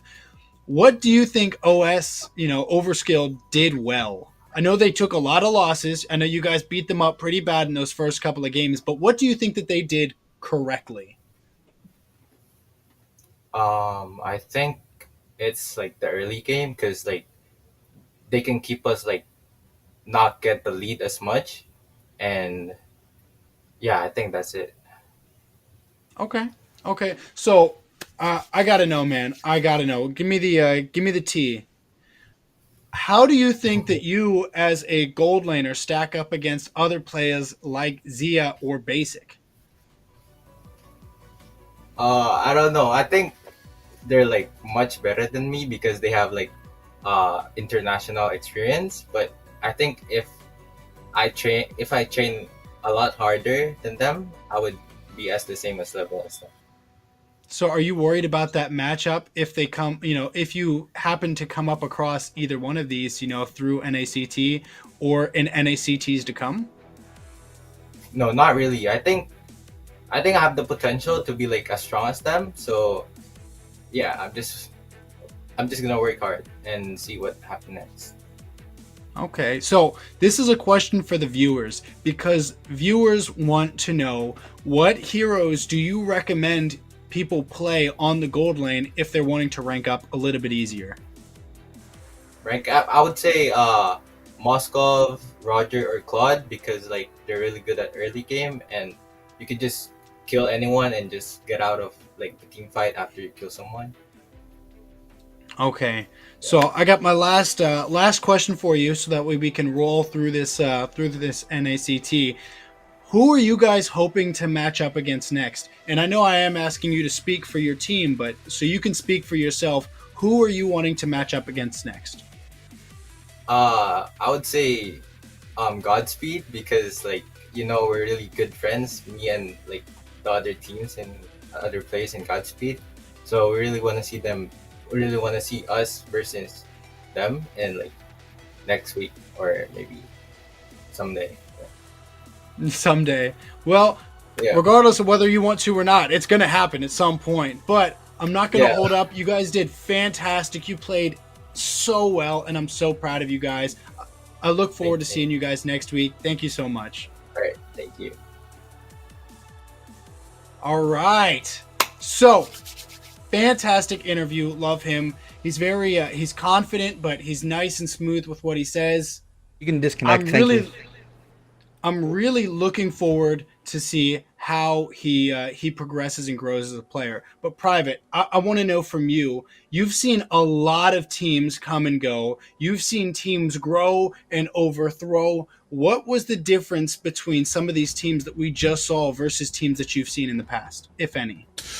Well, I mean, we've talked about it before, especially Maple Leafs. It's just kind of a rebranded Area 77 and this is something I've kind of honed in on and talked a lot about when it comes to North America, is the ability to stay together, keep that synergy with your team. I don't think a lot of people can appreciate how much it means to keep that synergy with teams and continue practicing and continue scrimming, not just scrimming, but scrimming some of the top teams in North America here. I'm super excited to, especially with how humble he is, and especially because this is kind of the first outing I believe in any NACT for Gina Godmode, because like I said before, especially now, he's gonna be, I think he's gonna be one of those players that really kind of shoots to the top, because I mean, he's gonna get a ton of experience, especially since he's not gonna be warming a bench for any of these teams anytime soon, and it's just a great outing for the team in general.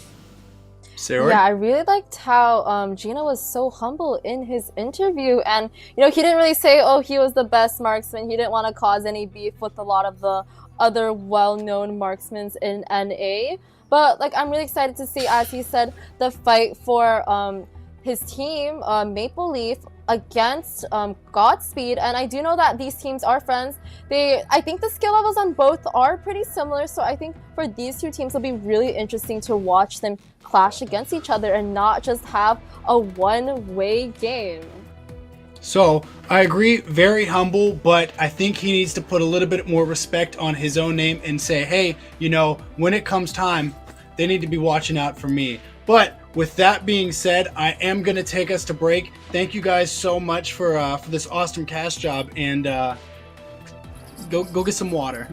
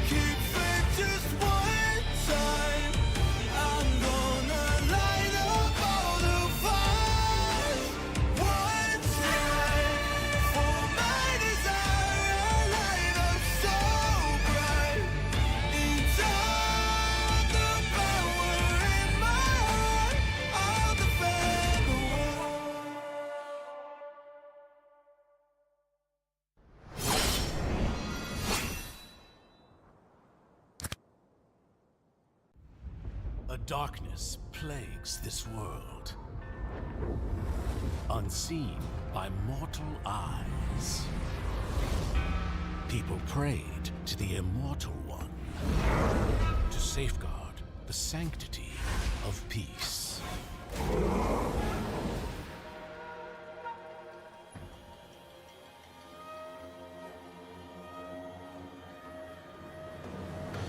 The ceremony's starting! It's Suyo! It's Suyo!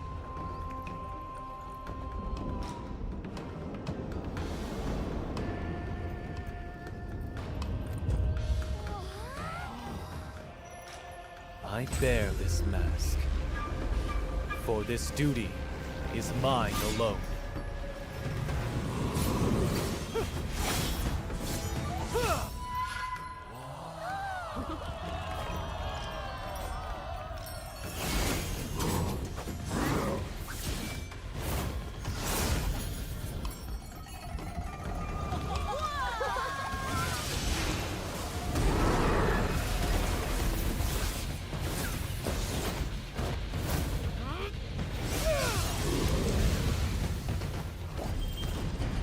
What is that? Is the ceremony over? Mommy, I'm scared. What is that?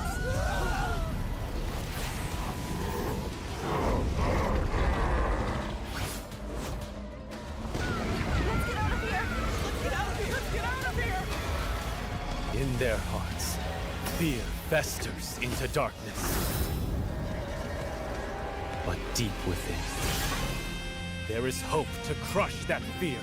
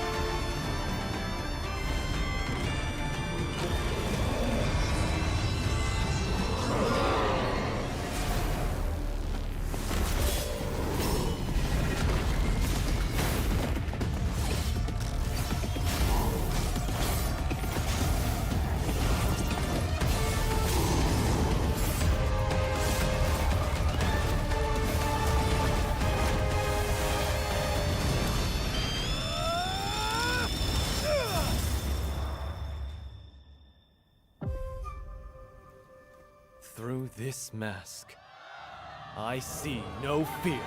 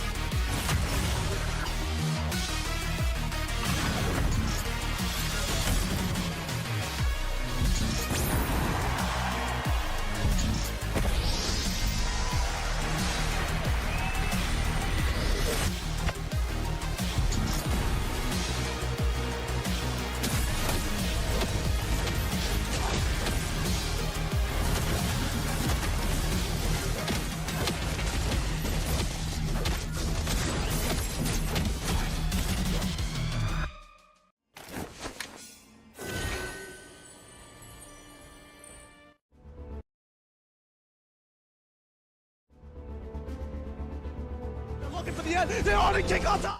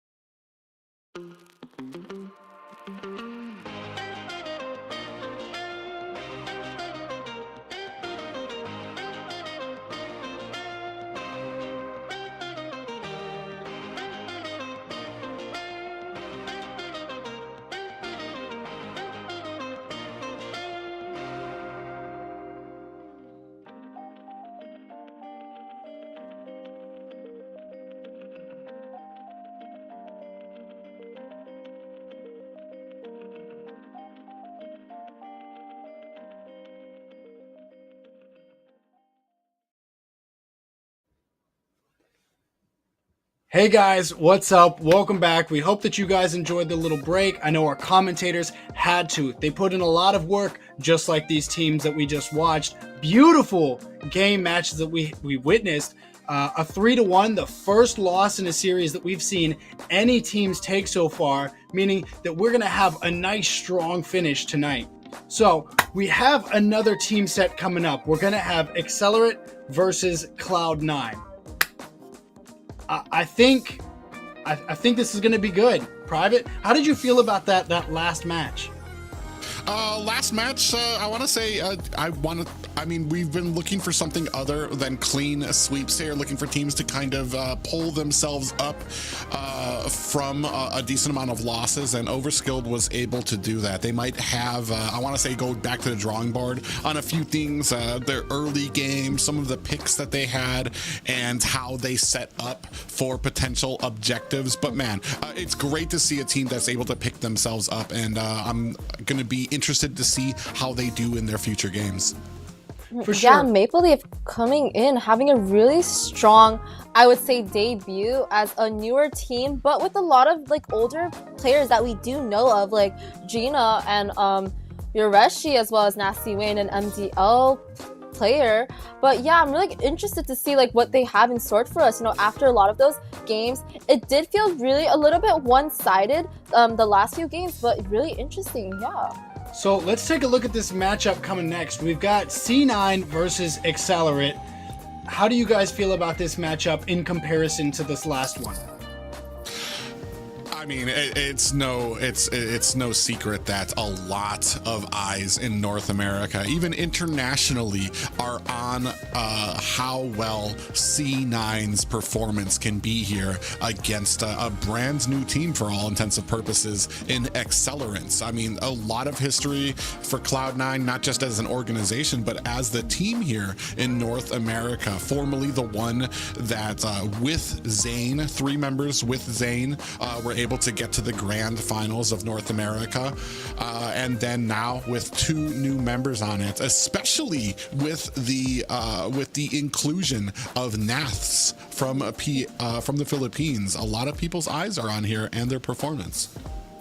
Yeah, I feel like a lot of players right now are looking at BTK and C9. We do know that they did have they had a jungle swap. So the side of BTK or GG, they did have best player, and now best player is on the side of Cloud9. So I feel like, and with the addition of Nats on the EXP, it's like basically their kind of debut into tournament scene with this new lineup. So we'll definitely be seeing what they have in store for us today, as they are against Excellerrate, a newer form team that kind of just like swiveled their way into the top 8 for NACT. If you guys listen really closely, you might hear coins like in a purse jingling somewhere, or that could just be money saved from this next giveaway. Scan the QR code right here if you want to have quick, fast access to locking in this skin while you can. If you can't, you still have the option to put in this code here to get that clockwork made for the Nana skin, but be aware that there is only 30 of these hero skins available. First come, first serve. If you're not fast, you're not gonna get it. Private? Yeah, quick, fast access. This is what it's all about. I know while I'm talking, Sayori is tippy-tapping on her phone to try to snatch one of those 30 skins away. Yeah, guys, I'm scanning that QR code right now. I do need that Nana skin, guys. As you know, I am a Nana player, so yeah, guys, hurry up and get those skins. What a fun skin. I love a lot of the Nana skins. I think that they're well made. Very cutesy, very demure character. Love to see that. Yeah, a lot of the skins, a lot of the things that you can purchase now, including, I think we talked about it before, there's a lot of new things in the shop that you can be using diamonds for, including a lot of those NPL recalls out there. We've seen an entire using of them here throughout some of these games as well. So, I mean, it's always fantastic, especially when that price is free. Yeah, you know, there are a lot of new upcoming skins. ML is making a lot of these like really interesting recalls. So I think a lot of you guys, you know, getting that Nana skin, also go check out some of the newer skins and recalls we have right now from ML. So I think the best thing about the recalls is when people spam them, we got to get the taunting. But for who's going to be taunting, that's what we need to see. So we're going to have Nats on the EXP for Cloud9, best player back in the jungle, Mark Cutie on mid, Cold World on Roam, and Basic, the big man himself, back on the gold lane. How do we feel about this lineup? Private?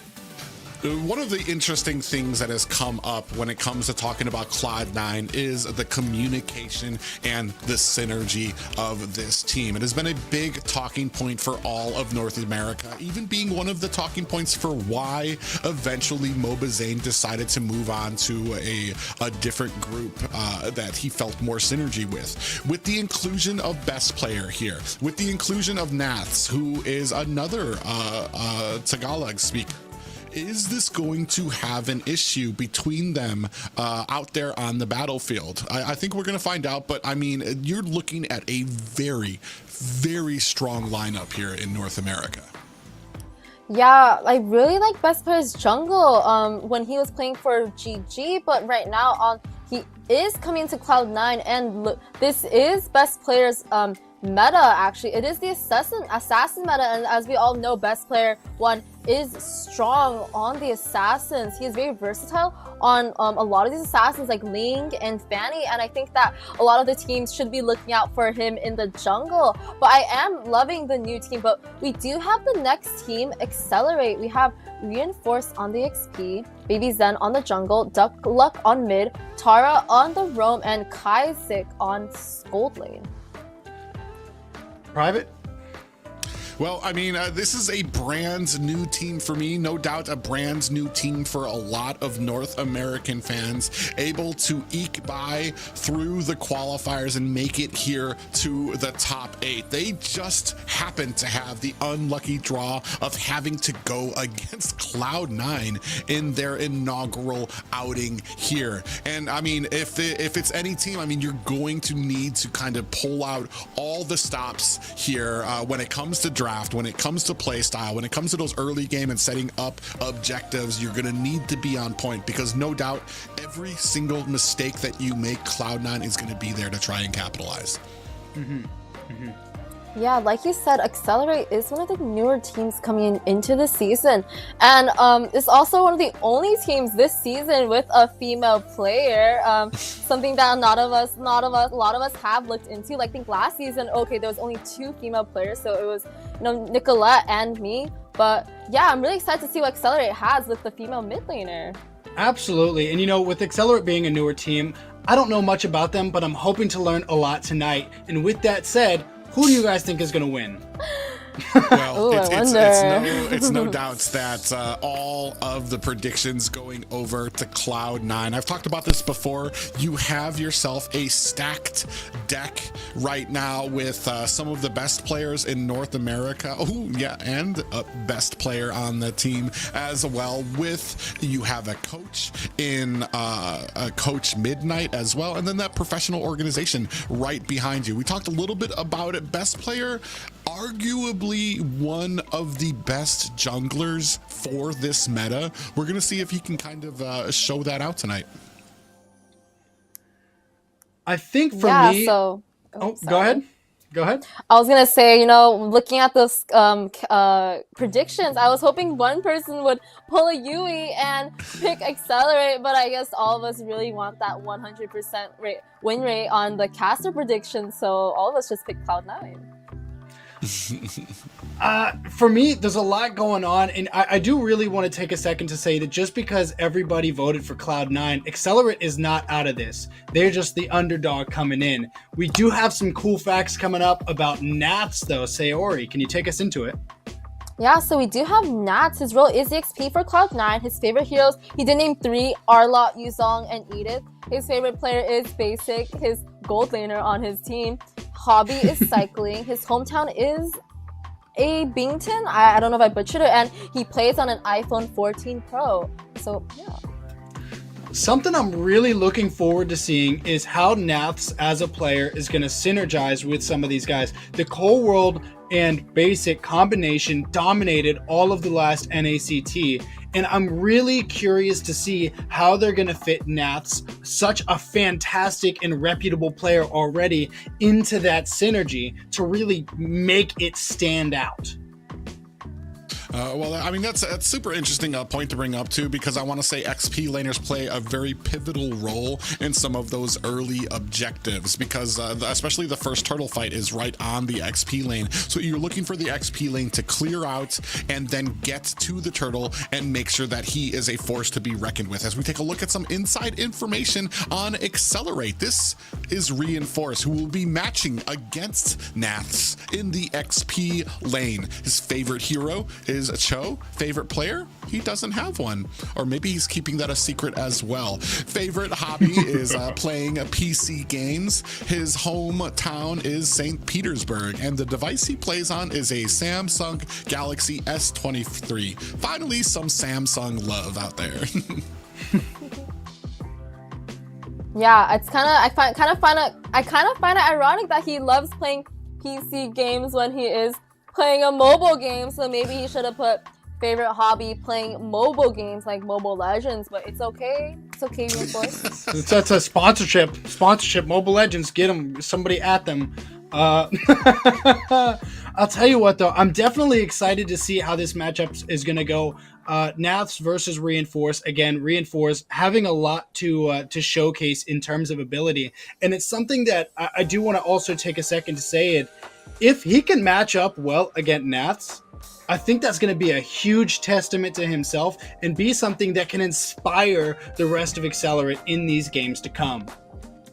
Yeah, the big thing is right now is Nath has a huge amount of experience behind him. All of these players have a huge amount of experience behind them. So Excellerrate needs to be on their P's and Q's here, because every single position out there, you're going to want to be safe. You're going to want to make sure that you're not making mistakes. And I mean, who better to kind of challenge your skills against here if you're looking for the top of North America than Cloud9? We do know that Excellerrate is like one of the underdog teams for the season of NACT, and even though they are facing Cloud9 for the first week, like, I hope they show us some of their skills and, you know, the reason why they actually made it to the top 8 and why they should actually stay here and keep their spot here on NACT. And you know, speaking of keeping their spot, who's going to keep it? We're about to find out. Let's get to the draft. Yeah, I'm very excited to see if maybe I want to see how well both of these teams clash out against each other. Cloud9, best player has been one of my favorite players in North America. I've seen him like grow up through the community tournaments like NASL all the way to when we started doing production here with NACT. So I've seen him grow up here, and he's had a little bit of rough times after it comes with North America. When it gets to that international stage, a lot of people say that he can kind of get frozen. He can kind of not play to his full potential. So I'm looking for him to kind of grow here and really show everybody here tonight what he is all about, especially in a meta that favors the heroes that he loves to play. Yeah, like you said, we should be keeping a close eye out on best player on that jungle. You know, picking up one of his stronger suited assassins would be really fun to watch as he kind of goes around the map and shows us what a true assassin player should be doing. But on the side of C9, we do see the Chip getting banned out first, and I think that's typical right now as we have been seeing Chip get banned out for the entire day, and he has not been picked once in the entire series so far. So on the side of Excellerrate, we do have a Hayabusa ban, an assassin ban countering best player. I think right now he is actually currently in the meta, getting used a lot. We did just see Hayabusa getting used the last series, as we saw Myth doing good work on that Hayabusa against Maple Leaf, but no Hayabusa for best player today. Yeah, I'm expecting Hayabusa and Ling to be the priority bans for Excellerrate here. You definitely don't want to give best player his comfort picks, but also when you're looking at that too, what has been really favorable for a lot of teams are a lot of those XP lanes. And with the person like Nats, I'm kind of wondering, what are you going to give up? Are we still going to focus down on that Phoveus ban as well, just to make sure that he does not get something that is so strong, especially for a player coming from the Philippines with NPL experience. You see on their side, they're going to go ahead, take out the Ruby for Cloud9. Still waiting to see where Excellerrate are going to settle on. But like I said, I'm very much assuming this is going to be a Ling ban. If there's not a Ling ban, I'm expecting the Cloud9 to scoop that up quickly. Yeah, you know, on the side of Excellerate, you know, I would be looking at all of the players. I would be trying to ban out best player, but they also should be cautious of their mid laners like Marcuti and Coldbro on the mid. They have really good synergy, as we have seen last season of NACT, and it should be something that they should be trying to think of banning out. But we do see the Fanny ban going towards best player. They might just be banning out all the assassins for best player. One of his stronger suited, I would say, assassins. Fanny takes a lot of skill and mechanics to actually, you know, go around the map, use the cables, and it's something that, you know, best player is like really strong at doing. So yeah, Fanny out the door. Yeah, this is going to be very interesting too. I did kind of forget about the Fanny there. I usually like, when it comes to this, I don't like to have all of the assassins banned out. Fanny, I feel like, has some very obvious counters that you can pick up for your team. So it's one of those ones that I don't usually like seeing banned. But if you're going to focus it down, I mean, more power to you. However, are you going to leave open the Ling and then give up a Phoveus? It's going to be the decision that has to be picked out here. On the side of Cloud9, it looks like they're focusing down on that XP lane, as a lot of those tankier problem type characters that are still in the meta there. Ruby, even though she takes a few items before she starts coming online, and then Hylos, who just right from the get-go, this huge horse taking a ton of damage, slowing down your team, and being able to kind of like push you away from objectives. Yeah, on the side of Excellerate, we do see a Zushin ban, so no Ling ban and no Phoveus ban, so it kind of just gives Cloud9 like the leeway of deciding, oh, what do they want more? But we do see the first pick going to the Arlaw. Really interesting. We have a lot of heroes open right now, as I said, the Edith, the Ling, but Cloud9 did decide on giving Nats that Arlaw on the first pick, so it's something that we should be kind of looking out for, as it's a really interesting first pick. Yeah, and it's I want to say this kind of shows a little bit of confidence. I mean, we're all pretty much assuming that this is going to be going into the XP lane. It's not exactly flexible.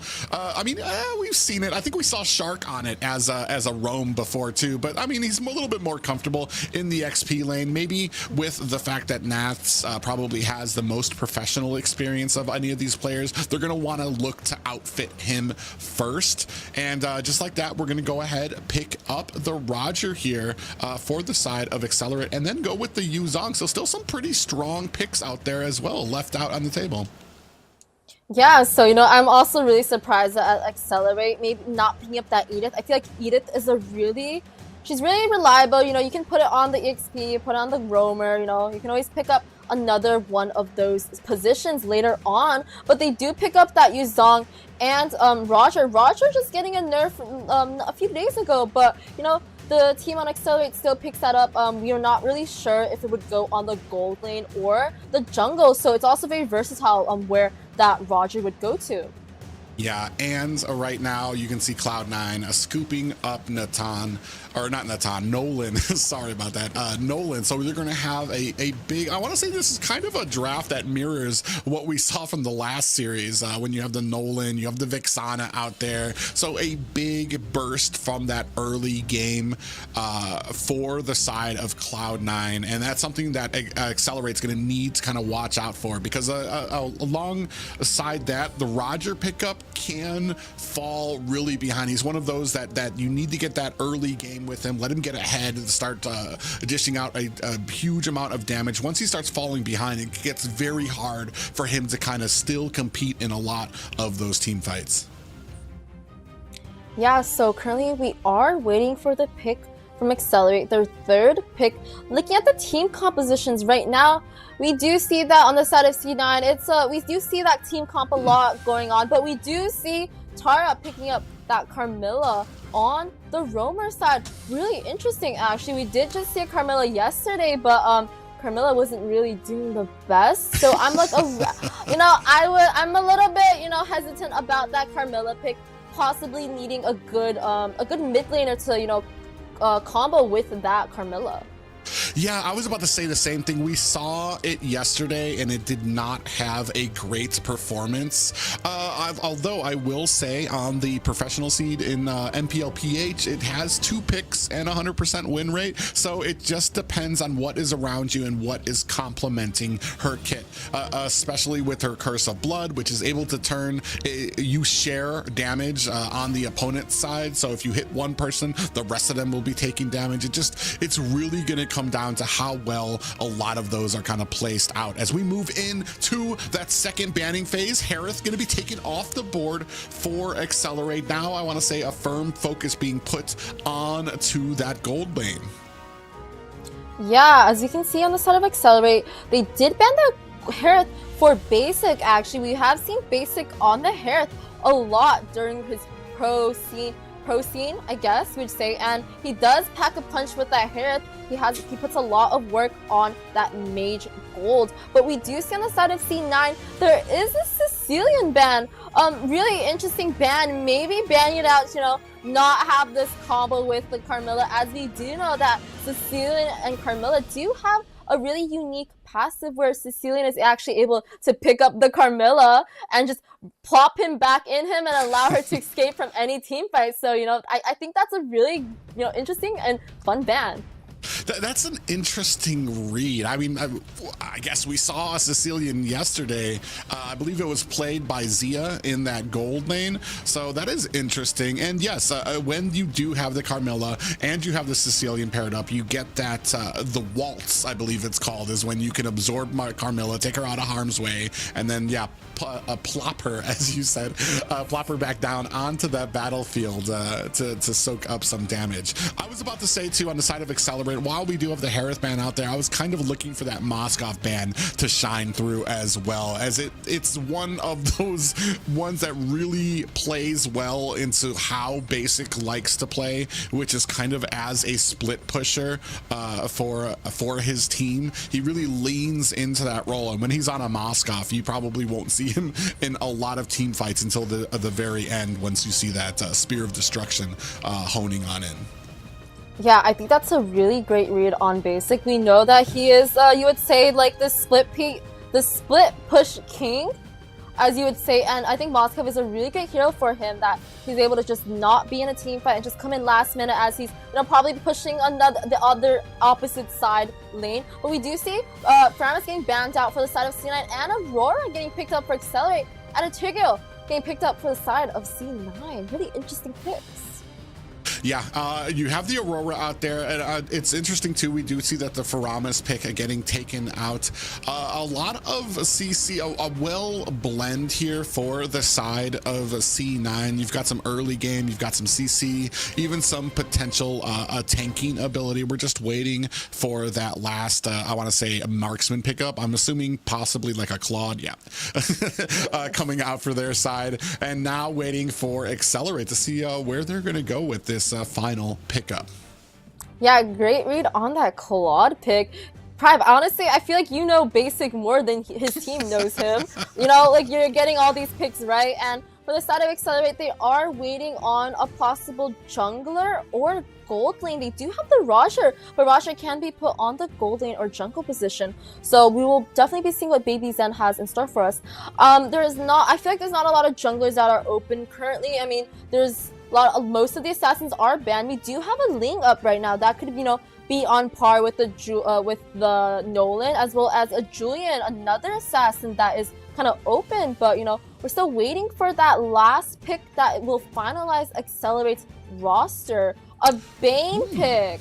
Yeah, this is going to be very interesting here with a Bane pick. It kind of changes up the play style that you're going to be going up with this composition, where I think Nolan is going to be head hunting. He's going to be looking for those kills, looking to get to the side lanes, looking to pick off opponents who are straggling. On the other side here, Excellerrate with the Bane pick is going to be looking to take towers, look to push the objectives, to get that ultimate out to push back the team of Cloud9, and then just get in there and quickly chop down a lot of these towers. So very interesting composition coming from both of these teams.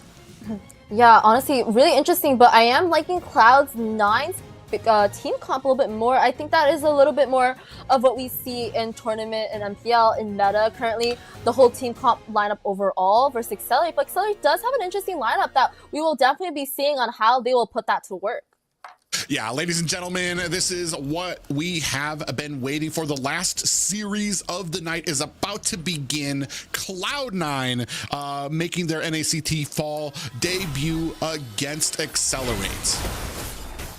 Yeah, as we can see on both sides for Excellerate and Cloud9, the junglers are starting their blue buff, getting a little bit of help from the mid laners. We do see on the side of Excellerate that Carmilla is actually starting up that red for Baby Zen, putting a little bit more damage on it. But we do see Marcutie and Coleworld actually rotating towards that EXP at just 43 seconds in the game. Oh yeah, this is exactly what you want to do against the Yuzong right in the opening minutes. You're gonna want to put an immense amount of pressure, because that is when he is the most susceptible to ganks. A great read by Cloud9 to sense that in there, to send them up there right away. Even with Baby Zen, oh, I think they've noticed Baby Zen going up to their jungle. This might be the bad move. There's 3 members here. He already takes some damage from Marcutie getting pushed, and that is going to be a second kill for Cloud9.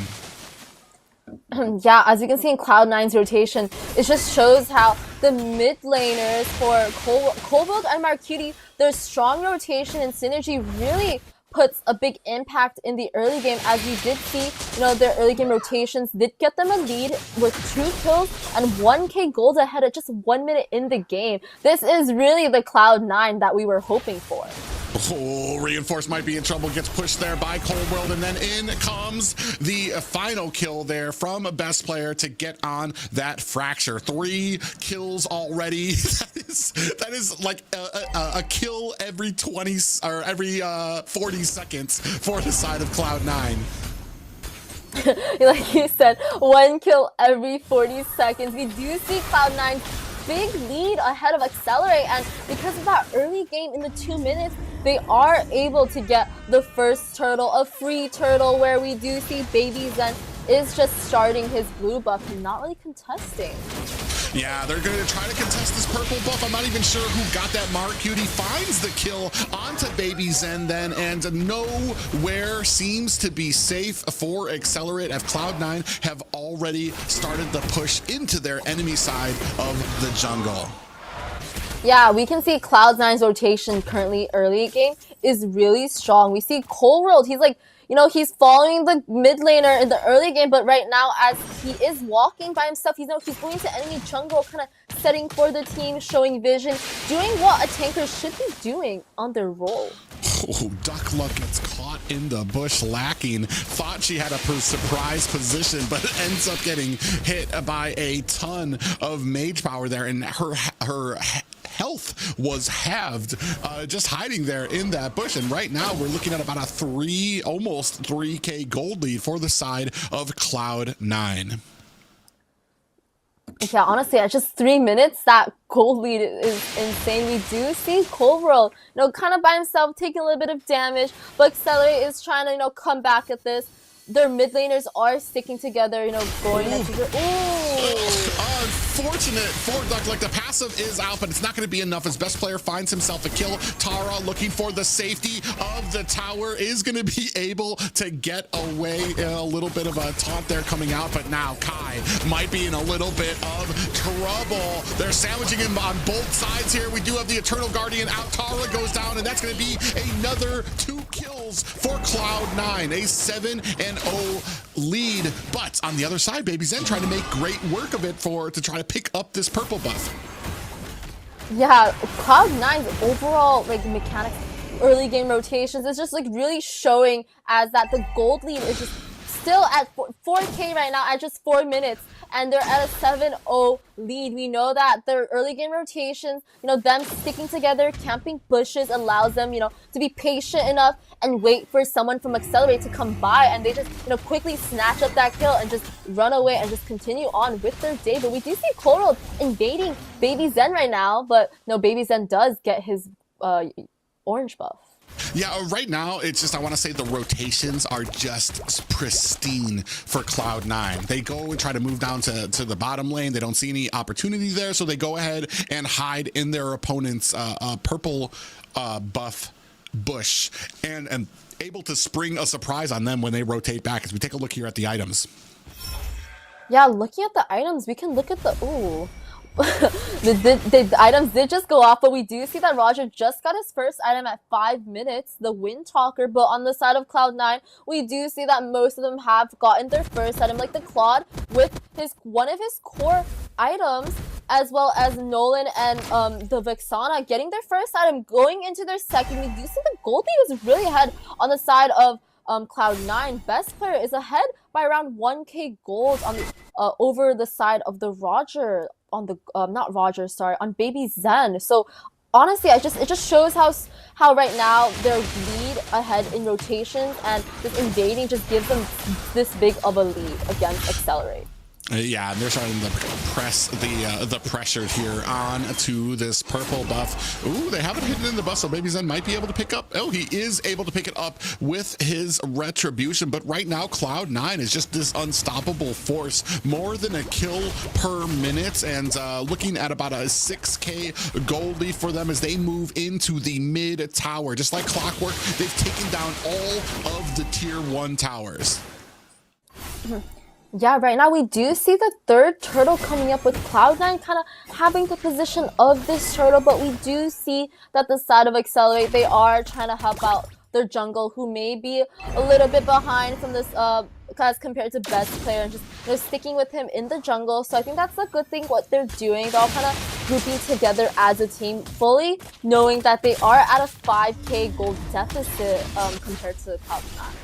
Oh, they actually might be kind of caught. Reinforced looking to run for the hills. Is going to be able to get out there. Curse of Blood misses all the members. A freeze onto Nath is not going to be able to stop Cloud9 from being able to take that second tier tower up at the top. Baby Zen actually might be caught. Catches a fracture for his efforts, and that takes him down to about 10%. He does unload with a deadly catch, but it does not catch any of his opponents. A final slash into the back line. Procs the pass for Duckluck, but it's not going to be enough to save her as Basic chews down that tower. We are almost left to only the high ground towers for Cloud9 at the 7-minute mark. They are making quick and efficient work of this game. Yeah, earlier we did see Tara use up that ultimate. I think that was not the best case, as she could have used it on that team fight in mid lane and helped support her team. She did use it a little bit earlier, as she tried to combo with Duck Luck, but none of her team was nearby. So it kind of just, like, she kind of just wasted that ultimate earlier. But I think right now for Excellerrate, they really can't be doing much. They are at a 9k gold deficit and can only stick back to their inhibs, you know, try and stick together, wait for Cloud9 to actually make a mistake and actually try and capitalize from one of their plays. You can see those little recalls, the little RRQ, or is that RSG? I'm pretty sure that, yeah, it's the RSG recalls coming out there, which is the home team for Nats, so where he used to play. Right now, 8-0, very little to nil breathing room for Excellerrate on this game. I want to say Cloud9 had a great plan going in. They know that they can't allow Baby Zen to get anywhere near their towers, so they immediately decided to jump in onto his purple buff to try to strangle out any type of jungle that he could be getting, and he is falling behind fast. We are at a 9k deficit for Excellerate at the 9-minute mark. Yeah, I'm not really sure what Excellerate can actually do in this game. We do see Cloud9 has been dominating since the 1 minute mark, as they are clearing all of Excelerate's jungle, you know, kind of freezing up the lanes, not letting him get extra gold, and waiting until the Lord actually comes to be able to push down on these lanes and just like pressure down on Excellerate, you know, making them, you know, just feel a sense of pressure and, you know, struggle as they like cannot keep up with Cloud9 and their gold lead. Yeah, I mean, the thing comes from here is just like, what can you do? You're already at about almost, it's almost getting to about a 10k gold lead or a deficit for your team. You're turtled up in the base. There's not many plays that you can make that are going to result with a good team fight. And speaking of which, we do have a Black Dragon out trying to chase down best player. He thinks twice of it as he splits up his team, and they are getting nailed down from the side. Duck Luck able to use that passive to get herself out of harm's way. They leave without taking a death, but now have the Lord crashing at mid, trying to put in the damage. Ooh, a big spike up into the air for Excellerate as they get hit with that Eternal Guardian from Marcutie. Now moving on to the top high ground, looking to close this one out quickly.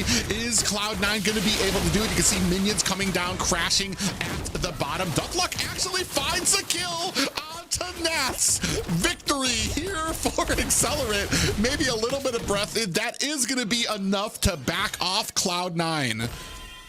Yeah, you know, Nat's death, like, I would say Excellerate did defend really well because of that defense and one kill on Nats. It kind of gives them more of a breather room and knowing that, okay guys, we have not lost yet. We can, you know, still defend, you know, keep going, try and maybe, you know, pick off someone from the enemy side and just maybe come back from it. But maybe a little bit hard, as we do see the gold lead is actually getting a bit wider right now, around 10 to 11k, and Best Player just kind of going in on a 1v1 against the gold laner, and Kylix just dies on that launcher. Yeah, Kyle, I mean, he needs to kind of put a little bit more respect on junglers there, especially if they're fed. You're not going to be able to 1v1 and duke it out with a Nolan there. We're going to see the last high ground tower going down. Cloud9 closing its clutches around Excellerate now. The core is exposed. Minions out there. Black Dragon is out. I'm not sure if he's going to be able to survive. He's trying to swoop around. It is going to be taken down by basic. 2 more players go down. Baby Zen is out for the count. Kai on the back end looking to try to get a kill onto Best Player, who expertly able to kite him out and dodge it. And ladies and gentlemen, this is going to be a Cloud9 victory. Yeah, amazing teamwork from Cloud9 as they do secure the first game in just around 11 minutes or 12 minutes or so. I think great synergy overall, 11 minutes. So the scoreboard is 14-1 in Cloud9's favor, with Best Player getting that MVP on Nolan with a score of 5-0-5. Great work to Cloud9 on the first game. Yeah, a great game played by there, especially when it came to the rotations. This is something that I'm super excited for with Cloud9, especially in that early game. They immediately knew every little trick in the book that they needed to pull off here, whether it was early ganks onto reinforce, because Yuzong can be highly susceptible to ganks.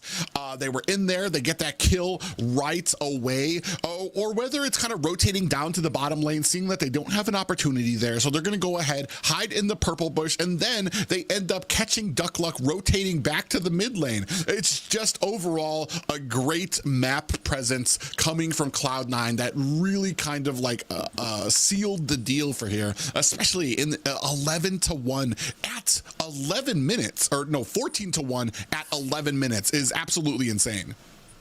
Yeah, we do see, let's look at the damage taken charts. We do see that Colruyt is doing his job as the roamer, tanking around 38,000 for the side of Cloud9, but on the side of Excellerrate, we do see that Yuzong and Carmilla, you know, taking up a lot of that damage taken, around 55,000 for each. It kind of just shows that, like, we look on the side of Cloud9, they're not really taking that much damage. It just really shows how dominant they were in that game. But on the tower push, we do see Basic with the highest tower damage, around 20,000, with best player right behind him. On the side of Excellerrate, we do see not a lot of tower push. Just kind of shows that Cloud9 was more dominant in this game.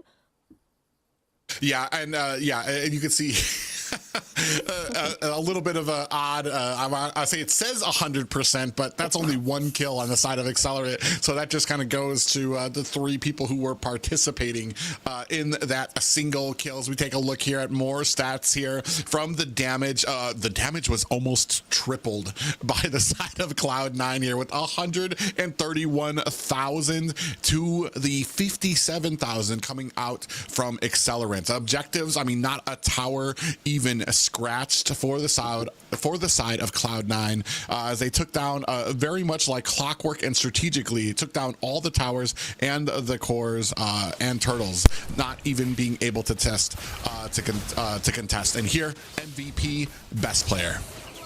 Yeah. For best player, on the side for Nolan, we do see that his kitty is 505. He did not take a single death that entire game. And for best player, he actually did really well on rotations with his team. You know, on the Nolan, you have a lot of dashes. Kind of just comes in, you know, swoops in with his dash, you know, just basic attacks, and just runs out and just kills all of the people on the side of Excellerrate. I feel like for Jungle, he was really ahead, you know, Jungle gapping the side of Excellerrate on that Bane. You know, Baby Zen he couldn't really do much, as he was getting invaded by the whole side of C9 in his jungle, and it kind of just gave best player, you know, upper hand in the jungling, and just allowing him to farm up and just like come in team fights and just do all this damage. Yeah, and I want to say it was a great job by the team, especially in the early game, to allow best player to get a lot of these kills if they were available, especially when it came to that Yuzong kill right from the beginning, that first blood. You saw the entire team kind of back up to allow best player to scoop in there, go ahead, get the fracture, and be on his way. And you saw it down there at the bottom as well. One thing, though, I want to kind of bring up, too, for the side of Excellerrate is, especially in that early game, we have to work on our decision making when it comes to our map presence. You saw the kill go over, they got the first blood, Yuzong goes down, and Bane sees the enemy see him going into their jungle. At that point, you should have been like, let me go ahead and turn around. Jig is up, boys. I'm sorry. It's just a mistake. But he continues on in there, gets surrounded by 4 members, and they give up a second kill within like 30 seconds. So it's just little things like that. Like I said, every single mistake you make, it's going to be punished by Cloud9. So you need to kind of make those decisions a little better. Yeah, there are a lot of times in that game where Cloud9, you know, they were sneakily camping some of the bushes around their jungle side and like the river side, and you know, Excellerrate not really knowing, kind of walking towards those bushes and just getting a jump scare, a surprise on the side of C9, where they just you know, get one shotted down and they just die off, and C9 kind of just runs off with an extra kill, looking all happy with all of that extra gold that they just got. So you are right, Excellerrate should be looking more into having more, I guess, like map awareness around the map. But let's get into this draft right now. We do have Excellerrate banning Fanny as their first ban. We do know that best player is a very good Fanny player, so one of the bans is targeted towards him.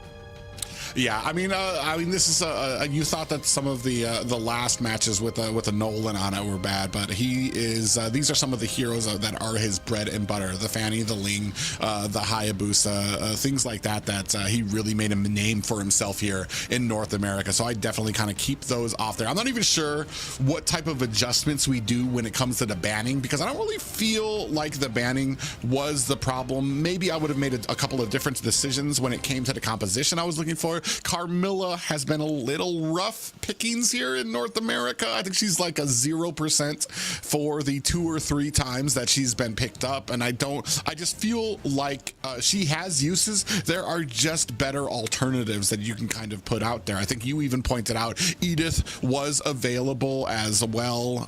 I probably even might have taken a Lolita over what we had. It just it depends on where the hero pool comes in and what your team can synergize well with.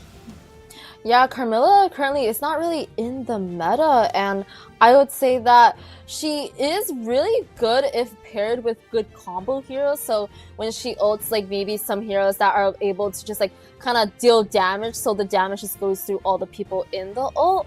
But, you know, currently right now in the meta, you know, we don't really see her, so there are a lot of better alternatives on the tanking. But we do see on the side of C9, I think they did miss their first ban, so we don't have a ban on their side, but we do see Excellerrate banning off the Hayabusa, and we do see that chip ban going through for the side of C9. So very basic bans. Again, Excellerrate is kind of banning out best players hero pool, but we do know that, you know, there's not enough slots to actually ban out all the assassins that best player could play, as he did just pull out that Nolan.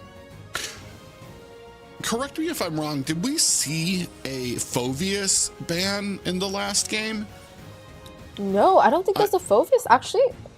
So not really sure now. We actually saw it slide through, which is very interesting to me because I consider him probably one of the premier. Yeah, there was no Phoveus ban because I was expecting him to get picked up by the side of Cloud9, but Nats ended up picking up the R lot. So really interesting there. There are some choices that you can still go with. Oh, we do see that Zeusin being picked off by Excellerrate as well. I'm not sure if Cloud9 missed a ban or if we're just not seeing the ban that they went with here. So we're just gonna see what kind of this develops out with some of their picks. Yeah, no, I do think Cloud9 may have missed one of their bans, so kind of just freeing up an extra hero on the team for maybe Excellerate. And we do actually see that Phoveus getting banned out this game. So it was kind of weird that maybe it kind of went through last game, but you know, now they see it open. They're like, okay, let's just ban it because Excellerate does have that first pick. But we do have a lot of heroes up currently. We do have a lot of junglers like the Hayabusa and the Ling. Oh, okay, we do see a Ruby first pick, which is actually Ruby has been getting banned out a lot in these games, and we know that Ruby is very versatile on different positions. So she's able to go on the gold lane position, the EXP position, and the roaming position. So getting first picked here is great for the side of Excellerate, so that, you know, C9 doesn't really know what, you know, Excelerate's actually gonna pick out for that Ruby. Yeah, so it seems that they actually did not, or they missed a ban there. So that isn't a graphical error, and it's not a ban that we're not seeing. They just missed a ban there. Maybe it's a part of their test to see how good they are, if they even need all of the bans on their side there. We do see the pickup from the Julian and the Hylos being picked up by Cloud9. We've already seen how well Julian can kind of get around the map, especially when he has a little bit of help. We saw from Maple Leaf. So that little bit of help with the Jawhead to kind of help him. He's going to be able to kind of get to those side lanes very quickly, get those ganks in as well. Hylos here, still a good flexible pickup. You don't know if it's going to be going to Cold World or if it's going to be going to Nats. I do dare say it's probably going to Cold World because I almost feel like Nats would be wasted with a Hylos with how mechanically inclined he is. Yeah, so really interesting. We do see best player picking up that Julian, one of his also strong suited assassins. But we do see on the side of Excellerate, they do pick up that Carmilla for the second time, you know, testing waters again, as well as the Badong. Am I seeing things correct? Am I seeing things clearly? Like a Badong on the XP pick?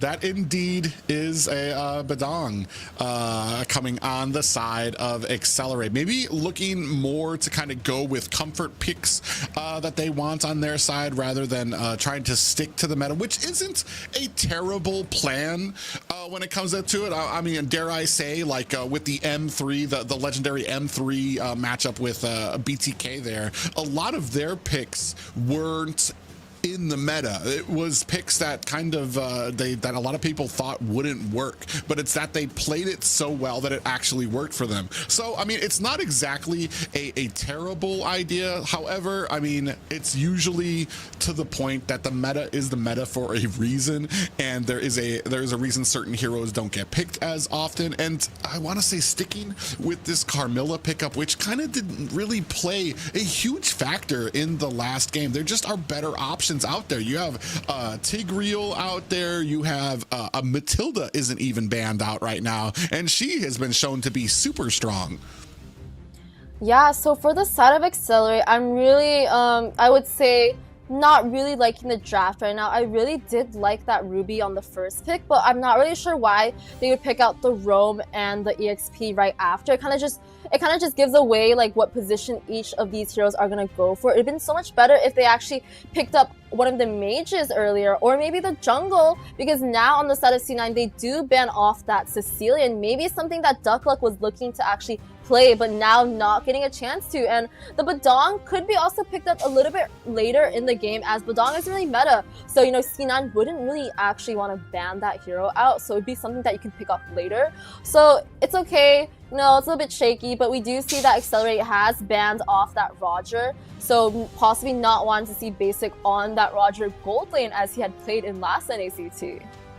Well, I want to say the Roger pickup, especially from the last game that we saw, kind of shows Roger doesn't really shine in that gold lane anymore. I really feel like he's kind of situated and kind of planted himself in that jungle. If you're going to use him, he's really going to have to be used in the jungle. He really kind of favors trying to get ahead of other people, getting ahead of the enemy team when it comes to gold or experience out there as well. Moving on to the second banning phase here, Sicilian taken out again. Maybe this is something that they do commonly, the Carmilla and Sicilian connection that we haven't seen. I don't think I've ever seen it in the pro scene, is both of those characters together. So it would be kind of interesting. Fredrin taken off the field by Cloud9 as well. We're just waiting for that last ban to come in from Excellerrate. Yeah, so Fredrin, a really interesting ban. We know that like this meta is the assassin meta, and banning out of Fredrin, which is a tank, not really meta. He did get a few nerfs, not really used. We don't even see Moba Zane using that hero, but on the side of Excellerrate, we do see them banning out Basic and his hero pool. So Moss got banned, but we do see a Bruno getting picked out. I think this is the first game of a Bruno. So this is Bruno's debut with Basic on that Bruno. Yeah, this is definitely the first pick for the Bruno. Oh, and a pick that is near and dear to your heart, that little Nana pick up there for Duckluck. And I have to agree with the point you brought up before, is that we had the kind of the flexibility with the Ruby pickup, but then we went ahead and basically showed all our cards with the next pick, and we know where everything is going right now. We know that Ruby's probably going to be in that marksman lane, Carmilla is going to be taking up the roam position, and Badang is going to be in that XP. Bruno is going to be very interesting pickup here for the side of Cloud9. We haven't seen him too often, but when you have that front line, when you have enough CC out there and you're allowing Bruno to be able to kind of get those stacks up, get that crit damage up, he can absolutely be a menace. Oh, but with that last pickup there, Baby Zen going to pick up possibly one of the better junglers that is not an assassin in this current meta with that alpha pickup.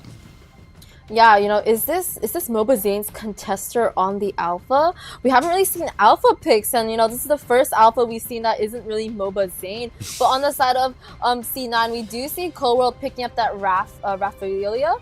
And I would say that she's like a Matilda, really good with rotations on the mid. She's able to, you know, use her second skill, heal, speed up her teammates, you know, going through the jungle, a little bit squishier compared to that Carmilla, but she has an amazing CC kit on her ultimate. So it's also the first debut of seeing Raph in the NACT for this season.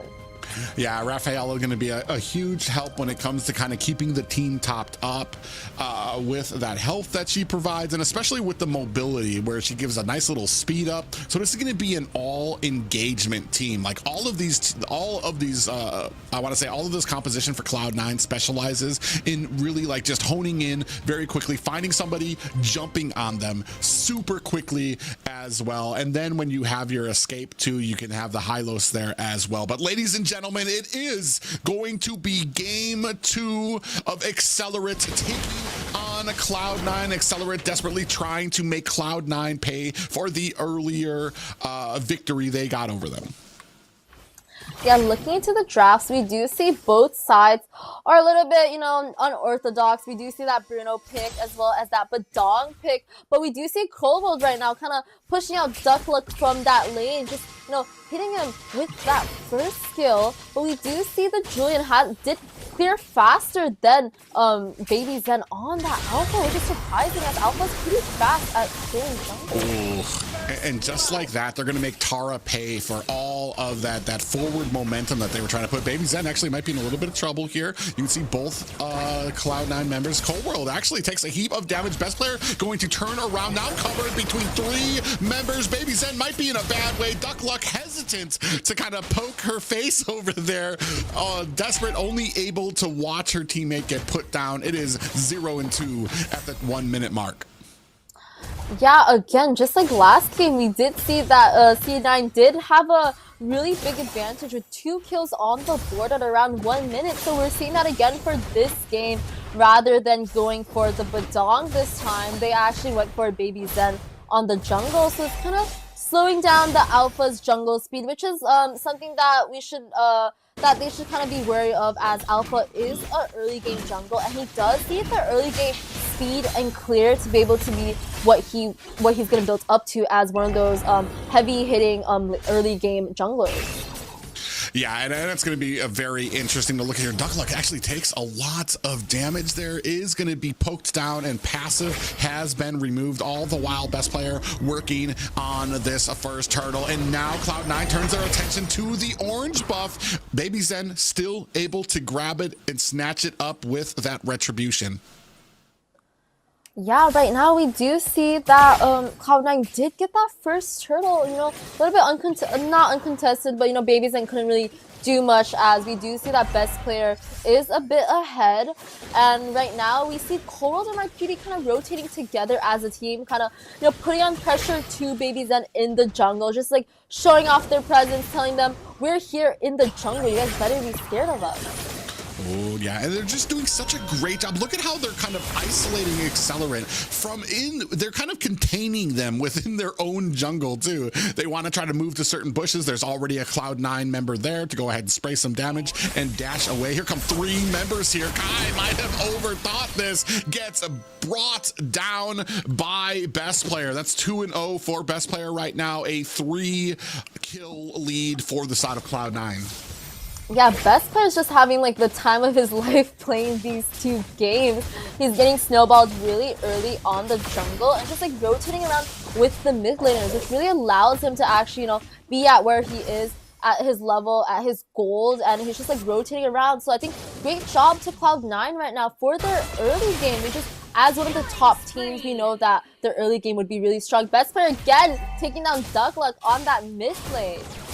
Yeah, it's just one of those things you need to really worry about, especially when you get tapped down really low at about half health, man. It's about time to return back to base, especially with the burst potential that you have coming out from Cloud9. The combination of that with the CC means that if one person catches you, it's basically game over for you. You see the rest of the team, ooh, a little bit of immobilize onto Tara, who looking to get caught again. And here comes the glorious pathway from Nats on the side lane. He came from bottom lane to find that flank. What impressive map presence coming on from Cloud9. Yeah, we do see Nats coming all the way from bot side, and like the reinforce on Excellerrate side barely just coming in just right after that fight. It kind of just shows that this EXP difference between a veteran player like Nats and one of the newer players like Reinforce. It just shows that like rotation gap that we have seen in the EXP lane.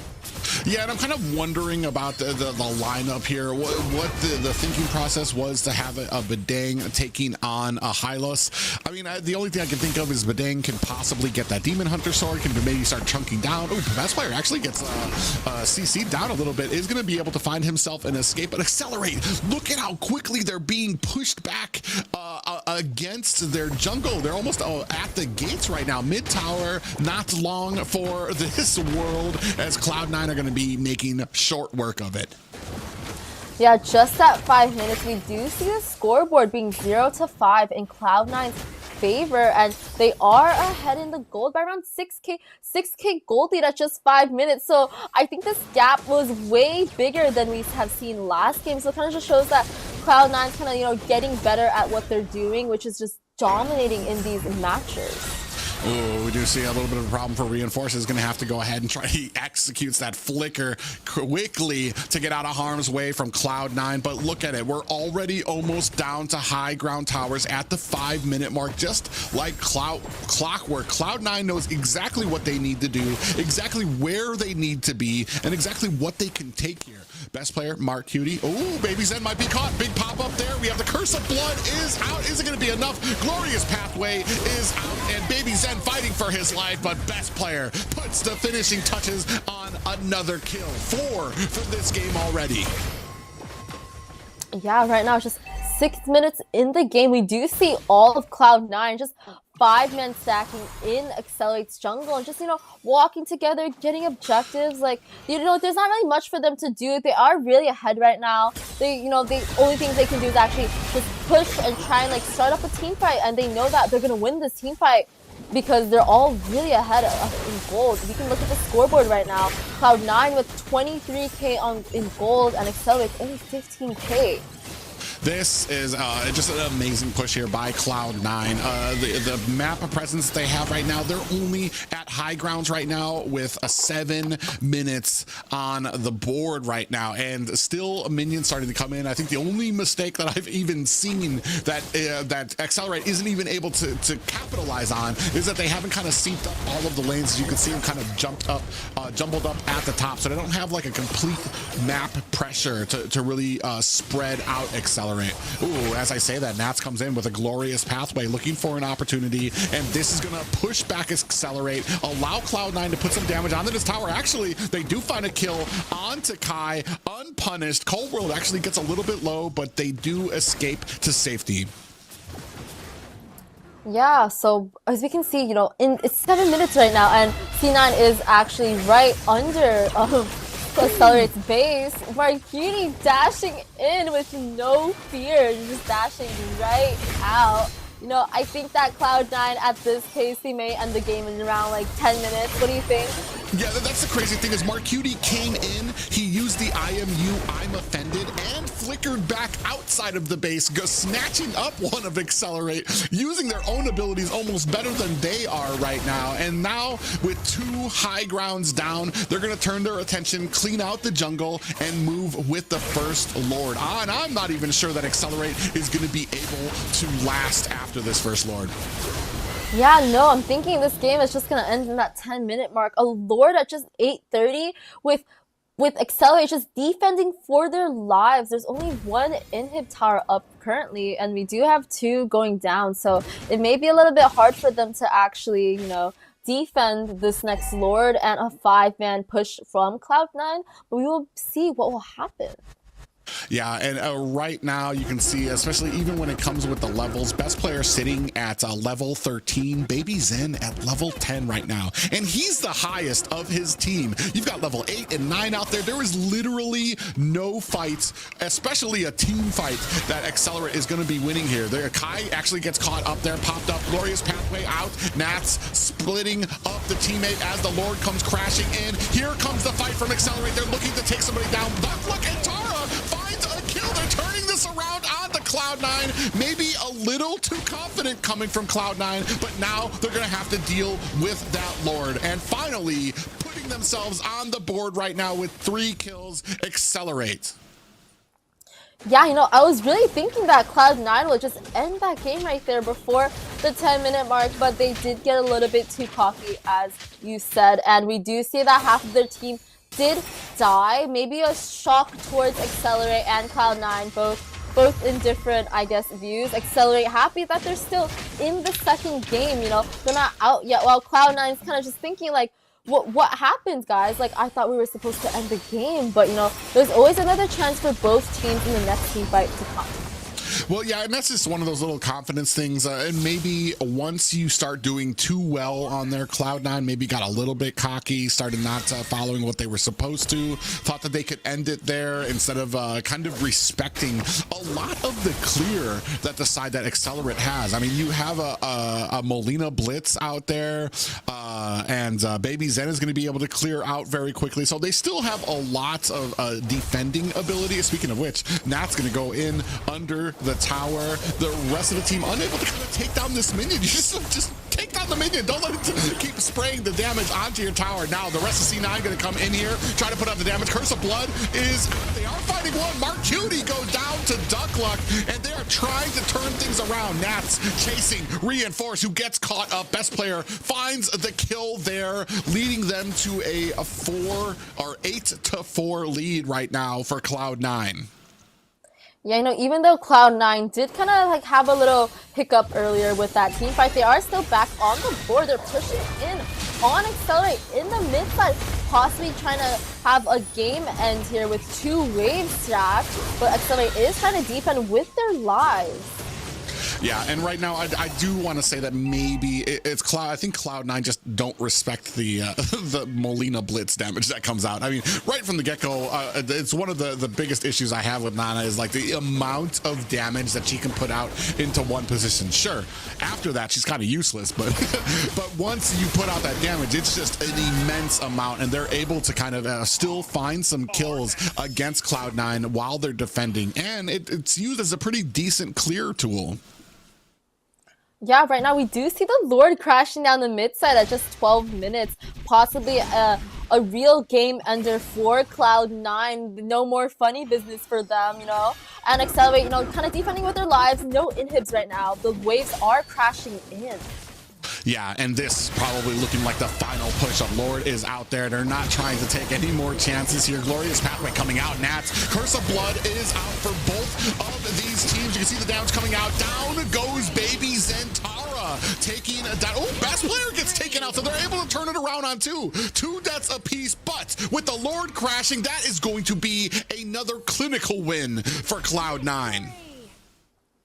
Yeah, we can look at the cams right now. Nats is super excited to actually pull off that victory. I did see him at the end actually tower pushing on that horse with the Lord, but we do see the we do see on the side of victory for Cloud9, 10-6 within Cloud9's favor, with best player again getting that MVP with a KDA of 5-2-5. Yeah, really interesting there. It's actually kind of nice to see the team. Like I've seen before, a lot of teams can be very pressure. It's all serious mode. It's cool to see Cloud9 so comfortable, so confident, a lot of smiles on their faces as they get that next victory there as well. This time, a little bit of signs of life coming out from Excellerrate as they're able to kind of bait in through a lot of these defenses. I want to say maybe not as great pushes coming out from Cloud9. They did get caught a few times. Even in that last push, they lost 2 members. Best player went down there as well, but eventually it was going to be the Lord doing the damage to it. As we take a look here at the damage dealt, best player with 40,000, almost 41,000 there, topping off anybody up there. Oh, but Duckluck, this is what I was talking about. The damage that comes from the Nana kind of has to be respected, even though it was only toward the end of the game, still got 46,000 over anybody on the team. Yeah, let's look at the damage taken stats. We do see Nats on the high-lows taking the most damage on his team at 61k, and best player actually taking more than Cold on that Wrath with 50k damage. But no, we do see on the side of Excellerrate, they do have that Ruby on the on the tank side. Actually Gold Lane tanking the most, but here on the tower damage is where we see Basic shine with the tower push. He did push a good around 25k tower push, and on Excellerate side we do see that a lot of the stats are 0, just really showing how much C9 had dominated Excellerrate in that match, and just, you know, not letting them get any of their own towers, except actually pushing into Excellerrate on all their towers and base for that game. Yeah, an absolute clinic was put on by Cloud9. Same thing in the early game, catching those early rotations from the side of Excellerrate. 2 unanswered kills in the first minute of the game. Cloud9 is showing that they are basically a machine. All of that practicing, the coaching, going to hard work here as we see some of the team stats here. Damage actually very not too much apart from each other, but the rest of the stats there tell the story. The objectives, 0 to 11. That was a basic steamroll again for Cloud9 here. Gold per minute, not spread far apart for both of the teams. This kind of just shows the synergy that you get from the teams that know their rotation, where they need to be, where they can catch people off, and another MVP for best player. Yeah, you know, best player on the Julian, really showing up that, like, you know, any assassin he goes on, it's just, he will dominate on that position and role. We do see a lot of the times the team is going into invade, and as Nats is going, we do see best player, you know, putting in that damage with his skill combo, and he kind of just rotates around with his team, with the mid laners, with Marcuti and with Cold World. Just kind of just shows like this team synergy they have with each other, even though best player recently just joined the team of C9, and, you know, kind of has a language communication or barrier with his fellow Tagalog teammates, but kind of just still shows that he's still putting up the good work in the game. Yeah, and I have to wonder if maybe the communication error might have been like the reason for some of these comebacks you see here. We do have an I'm Offended coming out there, the Curse of Blood, and then they lose 2 members here, Cloud9, so they have to skip past that last final push. But now, here, the final push there, it didn't matter who went down. The Lord was swinging away on the core. Yeah, so a great game towards the side of Cloud9, even though they did have a little hiccup with the First Lord pushing in, you know, not really being able to actually end the game as they wanted to before the 10-minute mark. But, you know, in the next 2 minutes, they're able to snatch up the next Lord and just go straight into Excelerate's tower and base. Yeah, it's going to be very interesting. I wonder what we can do here if we are Excellerate to try to come back.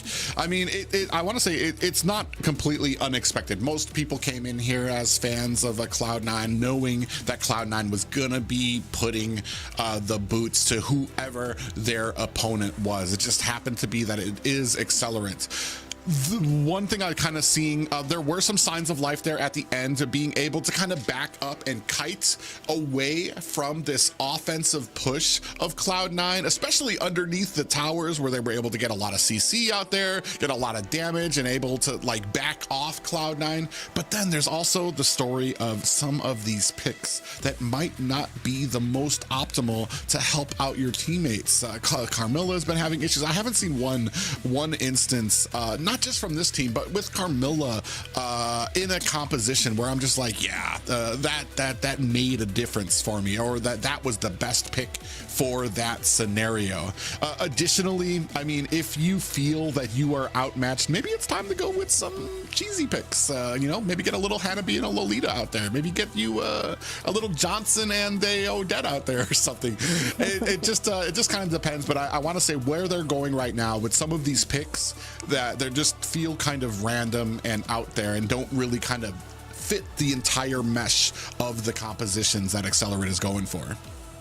Yeah, I wouldn't agree with you more. I think Excellerate, you know, they really had a good start in the draft, but, you know, just later on it kind of fell when they picked out a lot of like unorthodox picks. Like, but Dong, you know, he didn't really do much in that game. He was getting rotation gapped by Nats on that high-lows, and it kind of just shows that like maybe they should start picking something new, something that, you know, they're more comfortable with, and not something that's kind of making them lose the game. But we are getting it on the draft right now.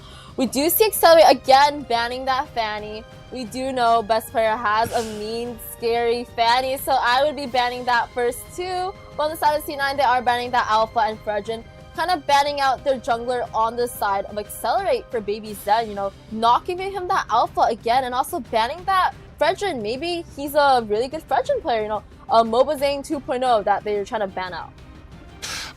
Interesting thing here is that they used to ban out Chip first, and I'm wondering if Excellerrate is going to notice it before the end of the draft, that they kind of change things up on them. Because the first thing I always look at when I see something new banned out right at the beginning from a team, I'm like, what did they just leave open that they banned last time? All the bans now looking to target down Baby Zen, and still Chip out there as well, and the side of Excellerate can go ahead and focus down on best player.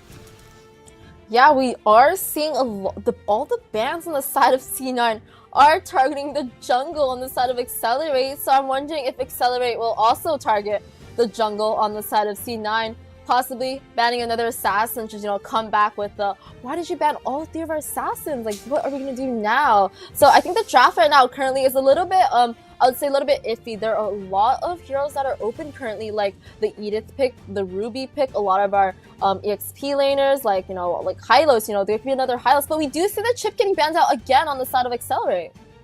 Yeah, they noticed it in time. Thankfully, I was about to say if Cloud9 gets the Chip, it's you're gonna run wild on it. So best player, maybe a little bit of a turn here from basic. I mean, you're not gonna have the split pushing potential here, so you're gonna have something that really relies on that Alice, really relies on getting to the back line. Excuse me, during team fights. It relies on trying to get to the back line, get those squishies, and burst them down. Interesting first pick. Like I said, Cloud9 really doesn't like to kind of veil their picks. They're pretty much in your face right now with, all right, this is going in the gold lane, guys. There's no mixing up. It's not going to be in the roam. It's not going to be in the XP lane or anything like that. They're just kind of like in your face, letting you know what it's going to be. I dare you to try to counter us. Yeah, I know that Alice pick is really interesting. First pick, there's so many other heroes and champions open, and I do think that Alice could be used on a lot of different lanes. Like, as we saw yesterday, we saw Zia using Alice on the gold lane, but we can also see this Alice getting picked up for possibly the EXP lane or the jungle lane, best player on that Alice jungle. But on the side of Excellerate, we do see some interesting picks with Lapu for their EXP laner, something that this is the first debut of a Lapu and a Zushin. She kind of has not been picked as much currently, but I think this is the first game we actually do see her in game, as well as the Lapu. Yeah, really interesting thing here is I want to say that when it comes to Khalid, when it comes to that pick there, and okay. I'm just trying to get a grasp on the picks that I'm seeing coming out here right now. It's like you have this plane of like what the meta should be, what they should be going for, and then they go ahead, they throw a Balmon in there. So and now it's going to be very interesting. In the XP lane, I want to say we're going to have a little bit of a problem for Reinforce because he does shine a little bit in the early game, but not as much as Naths is going to shine. And we've talked about it, I think me and you talked about it a little bit off air, that why Lapu has kind of fallen out of the meta recently is because he falls off for everything he provides you in that early game. He falls off hard like a ledge during that mid game, and it's going to be hard for them to kind of come back from that.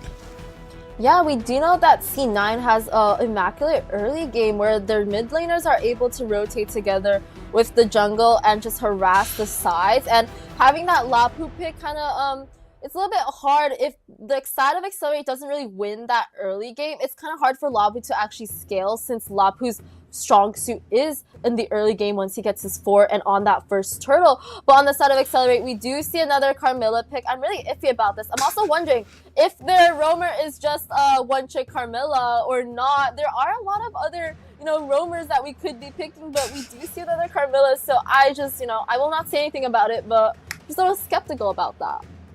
There are few things guaranteed in life. The sun will shine tomorrow. Death is certain, and Excellerate is going to go with a roam Carmilla. Those few guarantees that keep us comfortable and warm and cozy at night. Very interesting here. We see in the bans, Yusun Shin being taken off the board by Cloud9. Valentina off the board for Excellerate. It's going to be a very interesting here. Like, I can't even tell where some of these are going. Balmond, he does shine in the early game. There were were some not recent reworks, but there was a rework to his kit that kind of eliminated one of the only holes that he has in his kit, where if you popped him up, it would stop him from spinning, which is like the main source of damage that he does. But now he continues spinning even with a pop-up, so he has an immense amount of damage. And then when it comes to these objectives, he's going to have the lethal counter there with the retribution, which means it's going to be very hard for the side of Excellerrate to kind of contest any type of these objectives. And I shook my head because we saw Cloud9 a full frontal assault on any type of assassins or junglers that they think that Excellerrate will play. Yeah, honestly, if I was Baby Zen on that jungle, I would be crying my shoes off right now with the 5-man jungle ban. He might be feeling a little bit like MOBA Zane on that side, you know, getting his whole hero pool bans out. We do see that, you know, he's kind of debating on what he should be picking. There's not a lot of jungles open right now, you know, with that Balman's gone for the side of C9. He does pick up the Julian again, but as we said earlier about the Balman, really something that we don't see often. I think the last time I saw Balman was actually on the C9 team with MOBA Zane picking it on the last NACT run for the last game, kind of bringing home their, you would say, a championship. But we do see Coldworld picking up the Farsa and Marcuti picking up that Grok. Farsa, actually. I actually used to play Farsa a lot, a hero that isn't really used as much since there are a lot of it. It's really assassin meta, so she doesn't have much of a, she does have a bird to escape, but you know, most of the times a lot of the assassins kind of just chase her down, you know, when she's in her feathered airstrike. Most of the time she just stays there, like she cannot move and she might just get ganked, you know, or just like assassin jumping on her. It reminds me of one of the old games I cast in NACT. I think it was Ashley or Apple, who had played the Farja, and the enemy team chose like 3 assassins, including Hayabusa and Saber. And the entire time they were just targeting down the Farja. It didn't matter how many times that they had missed. You always had like a Saber coming in with the triple slash eventually, and it was a pretty bad and hysterical game. Here we're taking a look. I was actually kind of curious. The ultimate coming out from, or not the ultimate, but the CC that Zuxin can do to pick you up and put you in another position, is that something that spreads on to 3 players under Carmilla's Curse of Blood ultimate? Because if so, this could be a very interesting little setup by the side of Excellerrate. Yeah, no, great question. Honestly, I'm not sure myself. You will just have to see if that skill combo actually lands in this game. And looking at the lineups right now for the draft, like, what do you think? What's your favorite part about each of the drafts? Like, you know, what's your favorite draft? Well, right now I do like the damage that comes out. It's been a while since I have seen the Farja and Balmond, 2 characters that I used to love to play. The burst damage that comes out from the Farja right from the level 4. She even can do it from level 3. Wings by Wings means you're going to have a lot of early ganks. That's a big thing you need to watch out for. Grok has some amazing clear. You pair that with a Farja with the Wings by Wings means you have to watch out for those side lanes immediately getting ganked from the side of Cloud9. Yeah, we do see on the side of Cloud9, they did start their blue up, and Julian also as well. But you know, Alice, you know, having a little bit slower clear, so Julian does get the upper hand on that clear. But we do see Marcuti on that mid drop, actually not the roamer this time, kind of invading on Baby Zen's jungle. Ooh, he just narrowly gets away. Tara, and this is what I'm talking about, Carmilla, like, Carmilla just unable to do anything to even stop Marcuti up there. Tries to chase him down, is not going to be able to do anything there. Oh, basic, so it looks like the Balmond is going to be in the gold lane, which is a very interesting pick. I wonder what the plan is going for here, as you see Kai actually hammering down on him. Yeah, you know, I'm actually kind of a little bit surprised at this draft. It's kind of making me laugh a little bit. I do see basic on the Bowen gold lane, and we do not see Coldworld on that Grok. We see Coldworld on that Farsa. Ooh, they are chasing down Basic. Even had some flickers go out there. Mark Cutie on the side here trying to make them punish for it, but they have 4 members out. Here come the reinforcements. Cold World finds a kill onto Duckluck, and Mark Cutie goes down as well. Finally, signs of life coming out from Excellerrate. Cold World finds himself a kill as well. And another one onto Tara. That is 2 down for the side of Excellerrate. A 3-2 game in favor of Cloud9. Yeah, you know, even after all that fight, you know, at the 2-minute mark, we should be seeing a little bit of a gold gap between each team. But right now, during this game, we do see that the gold is not that big between the both teams. Just you know, difference by a couple hundred. But we do see this turtle coming out, and we see Excellerrate actually all positioned very well on this turtle, possibly getting their first turtle of the series. Yeah, Tara taking a lot of damage coming out from this Khalid, and then the Feather Airstrike comes down. Cold World finds himself that kill, and now reinforcing Baby Zen looking for the hills, trying to run away. Baby Zen gonna be able to get out of there. Best player tries to go into the backline. Best player on the Alice. I'm not sure why I just noticed that, but he finds a kill on to reinforce, adding to their pockets at 5 kills to 2. Yeah, even with this, you know, draft coming from Cloud9, they are still dominating and doing what they do best. But we do see Mark Cutie getting caught down by Tara. And it's kind of interesting seeing Cold World on that mid lane. He is on Barca and he's 401. He's doing a great job on that mid. May I say, maybe doing a little bit better than Mark Cutie on the mid lane. Oh, and just like that, look at the amount of damage that Excellerrate is able to take. And this is going to be a first tower going over to Excellerrate. So a great job by them. They are going to be able to find it. We do have a Curse of Blood on 1 player. Tara might have messed that up there. We have the Feathered Airstrike is going to burst down what is left of Excellerate. That is 2 down for their 7-3 lead for the side of Cloud9. They're not done yet. Mark Cutie trying to look for another opportunity, but not able to find it. Honestly, I just feel like this game is just a bloodbath. Like, it's just Cloud9 kind of just, you know, switching up roles, you know, picking up some troll pitch, just like playing around with Excellerate, and it kind of just shows that the gap between Excellerate and Cloud9 in this series is kind of big. Like, we saw earlier, Maple Leaf was trying to kind of have a troll pick, you know. They were trying to pick up the Sun, but that kind of ended off with them losing their match. But even with Cloud9, picking up these heroes like an Alice Jungle and Balman Gold Lane, they are still dominating and doing what they do best, you know, being one of the top NA teams that we know today. Yeah, and I mean, it just comes down to they could probably play anything, and just the rotations and synergy with their team are going to be able to kind of carry them through here. Reinforce maybe on the wrong side is going to go ahead, try to use that ultimate to get himself away. Tara taking a lot of damage, and this is the problem with the Carmilla pick. Reinforce might be in trouble as Nats comes in, putting on the damage, and here comes a big 3-man stun for the side of Cloud9, and the only one left is Baby Zen. Just kidding, he's gonna get taken down as well. Tara says she doesn't want to be lonely without her team, so she's gonna try to join them in there. Oh, nope, just kidding. She's gonna actually be able to find herself an escape, but they are able to zone him out while they get that mid lane tower. Yeah, this is gonna be the second Maniac of the season, going to the side of Basic on that battle and kind of just spitting in and stealing the kills from Nats. Really great engage on that Khalid. So, you know, Balance just slipping in and just smashing everyone down with his hammer. So I think great engage, but C9 does have to back off as best player just got caught under the tower.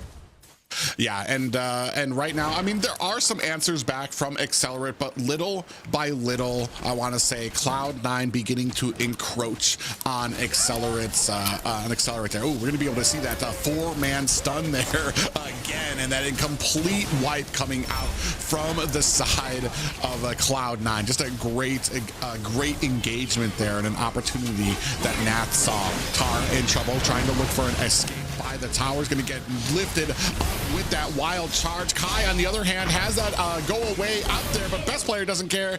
That blood ode is going to be more than enough to take him down. Duck Luck, ooh, trying to put on some of that CC. Not exactly. In comes Basic, trying to put on the damage, now getting put into tower range, but look at Cloud9 juggling the aggro of that tower. Basic goes down 13-7 right now in favor of Cloud9. Yeah, we do see Cloud9 just decimating the side of Excellerrate. You know, even with this gold lead not being that too far, I do think that this game, they may be a little bit more focused on the kills, not really the objectives and gold. And like, as we see what they usually do, like just, you know, going around the map, playing jungles and waves. This is more of like a, you know, a bloodbath game where they really want blood. They want to kill Excellerate. They want to kind of have fun and just like go around in all these team fights and skirmishes. Ooh, Tara into the back line, getting chunked down by Nats, who's going to go ahead and use this opportunity to heal himself up. Turtle is out for Cloud9, but it doesn't really look like there's too much focus on it. It looks like they're seeing red. They have blood in the water. They have the taste for blood. Now they want to continue on with it. You can see on the side there, Basic cutting lane of Excellerrate at the bottom lane. So that's going to make this a 4v4 at this Turtle fight. In fact, Nats, they're just baiting out this Turtle. They want the fight here. They want Excellerrate to try to jump in so they can try to come in from here. Basic surrounding tower. The blood, the curse of blood is out. Is it going to be enough? They're still not able to really take advantage of it. Best player's going to go ahead and scoop up that retribution onto the Lord. The rest of Excellerate running for the hills. Nats finds himself a stun. Kai getting taken down by Cutie, and best player deep into the back lines. Duck Luck might not have any luck left after this as they are trying to put the boots to her, actually finding themselves a kill. Cutie might not be long for this fight, and down goes Babies, and best player finds the final kill onto Duck Luck, and it's 3 players down for Excellerate, keeping on this confusion and this chaos at the gates of Excellerate. Yeah, no, we thought that Cutie actually died. No, but actually Cutie did survive with 1 HP, but we do see best player going down as he kind of, you know, engaged a little bit too deep by himself on that Alice and just meeting an end to the Alice. But we do see C9 at 8 minutes. They are going into the inhibs of the side of Excellerate. Excellerate, they can't really do much, but the gold lead right now has jumped from earlier, as I did see the gold lead was around 1k, but the gold lead now is around 5k, so Excellerate a little bit behind, can't really do much. I would say they kind of have to just, you know, keep at their base, be careful of the heroes like Farsa with her long range, and just try and farm up and wait for C9 to actually engage on them. Because if Tara kind of engages on C9, it might cause a problem where the team might not be able to follow up, and they might just all die in a team fight. Yeah, I was just about to say that there were some interesting pickups out here. Tara, I mean, flashing out there. There's really not much that can be done here. It's not as big of a lead that we have seen from Cloud9 at this point, but it's still a lead that is huge and pretty hard to come back from, unless you're looking at Cloud9 to make any huge mistakes. Basic kind of running up the kills right now, sitting at 9, 3, and 4. Nats with the great support, sitting at 0, 1, and 11, doing some great amounts of sets. Yeah, we do see at the 10-minute mark, C9 is going to go for their first Lord, so possibly trying to close out the game at the maybe 11-minute mark with this Lord. Hopefully not doing a same mistake as last game. Ooh! Look at that, a big wild charge followed up by the Raging Sandstorm, followed up by the Feather Airstrike. That is gonna be a huge and complete team wipe for Cloud9. Now they're just waiting on minions, hoping the minions can get there before the 14 seconds so they can clean this up in about sub 12 minutes. Yeah, that was, ooh, Nats just dying to the base, to the fountain actually, but C9 will be closing this game out with their 3rd win at 11 minutes? Actually, hold up guys, we do not see another end. We We see the tower is at 1 HP, and everyone did die on the side of Cloud9. Kind of a little hiccup for their side. Yeah, I want to say Cloud9 facing their biggest opponent in this series yet. The damage that came out from the core pretty much laid out 4 of them. And now Excellerrate looking to try to even the odds here. They're still sitting at about an 8k gold deficit right now. Still haven't been able to get too much except for 1 tower on their side. Yeah, we just see Coldwell just decimating Duckluck right there, bush camping on the mid side. I think this is a good chance for Cloud9 to actually come back and just end the game as they should have done earlier. Yeah, Mark Cutie might be caught here. You see Baby Zen and Reinforce trying to do a little bit of damage. Oh, big wild charge catches 2 of them with a stun. Even with the Curse of Blood out there, not able to save their teammates. We have the Feather Airstrike now raining down damage, trying to zero or zone out the rest of Excellerrate. Kai finds a kill onto best player. Down goes Nat. Coldworld might be next on the list on this far. Zatara and Duckluck looking to maybe follow. They decide against it, and now we're going to try to clear out their core. Yeah, again, we do see that Excellerrate did actually come back from that team fight. They're able to pick up some kills from Cloud9, not really letting them end. I do think Cloud9 was a little bit cocky in kind of being in Excelerate's base for too long, and just like basically half the team died. So the game is going on for a little bit more longer than they would have wanted to. They could have probably ended around the 10-minute mark, but we are gonna get into 13 minutes in the game. The gold lead is kind of not, the gold gap isn't too big, only around 4k for Excellerate and Cloud9, but Cloud9 does have the vision and jungle advantage in this game. Ooh, you can see the flank coming in here from best player onto the side. Feather Airstrike, and they will try to make short work of Kai. Coldworld picking up the kill there as well. Basic finds one onto Reinforce. Here comes some more. Duckluck finds a kill onto best player and Nats, and now it looks like Mark Cutie might be in a little bit of trouble. Basic still spinning to win at the bottom there. Baby Zen uses the Winter Crown. Is it going to be enough? Coldworld issues out a stun for good measure, and Duckluck on the side trying their best. Here comes Tara looking for an opportunity, but Carp, oh my god, gets smashed down. That's a chunk of her health and only 10% left. Juking and diving here, trying to get away from Coldworld and a Basic. He's gonna be able to live another day while the team cleans up their core minions. Yeah, that was a one of the more better ults I've seen from Tara. An amazing ult. I think the combo actually did work. We were talking earlier about if you know, Zushin actually, you know, plopped one of the heroes up, will everyone get like popped up? And I think that was actually where it happened, and the amount of damage that went towards that, which kind of basically got Cloud9 all really low and killed 2 of their players. But you know, even with that fight, they are still a little bit behind, not really in that Lord pit, still kind of waiting. So we kind of have to get another good ult out of Tara for, you know, a really good team fight to happen.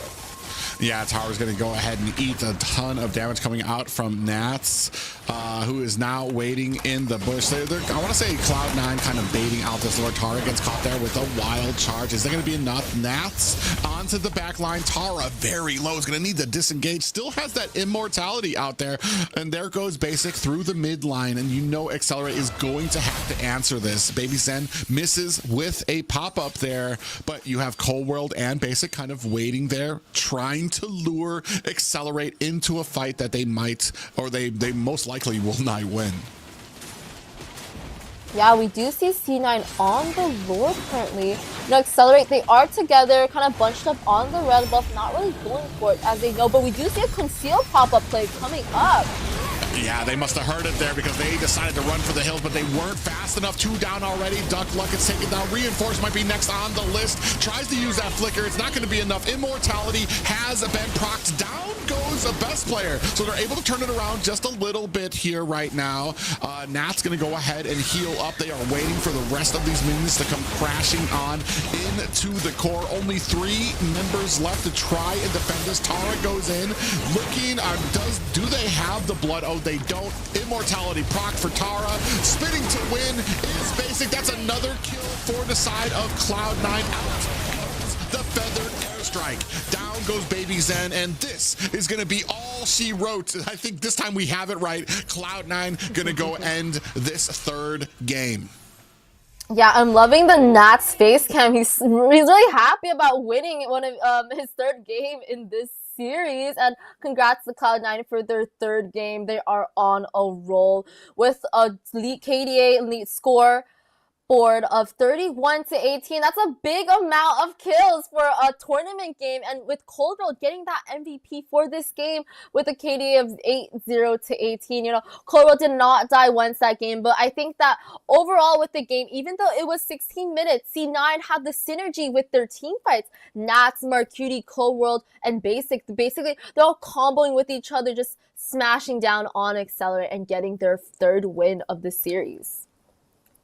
Yeah, right now, I mean, I want to say this was just Cloud9 having a little bit of fun with their pickups here. I think almost everybody kind of switched out the roles that they had out there. Look at the damage coming out from Cold World. No wonder you got the MVP there. 103,000 damage dealt.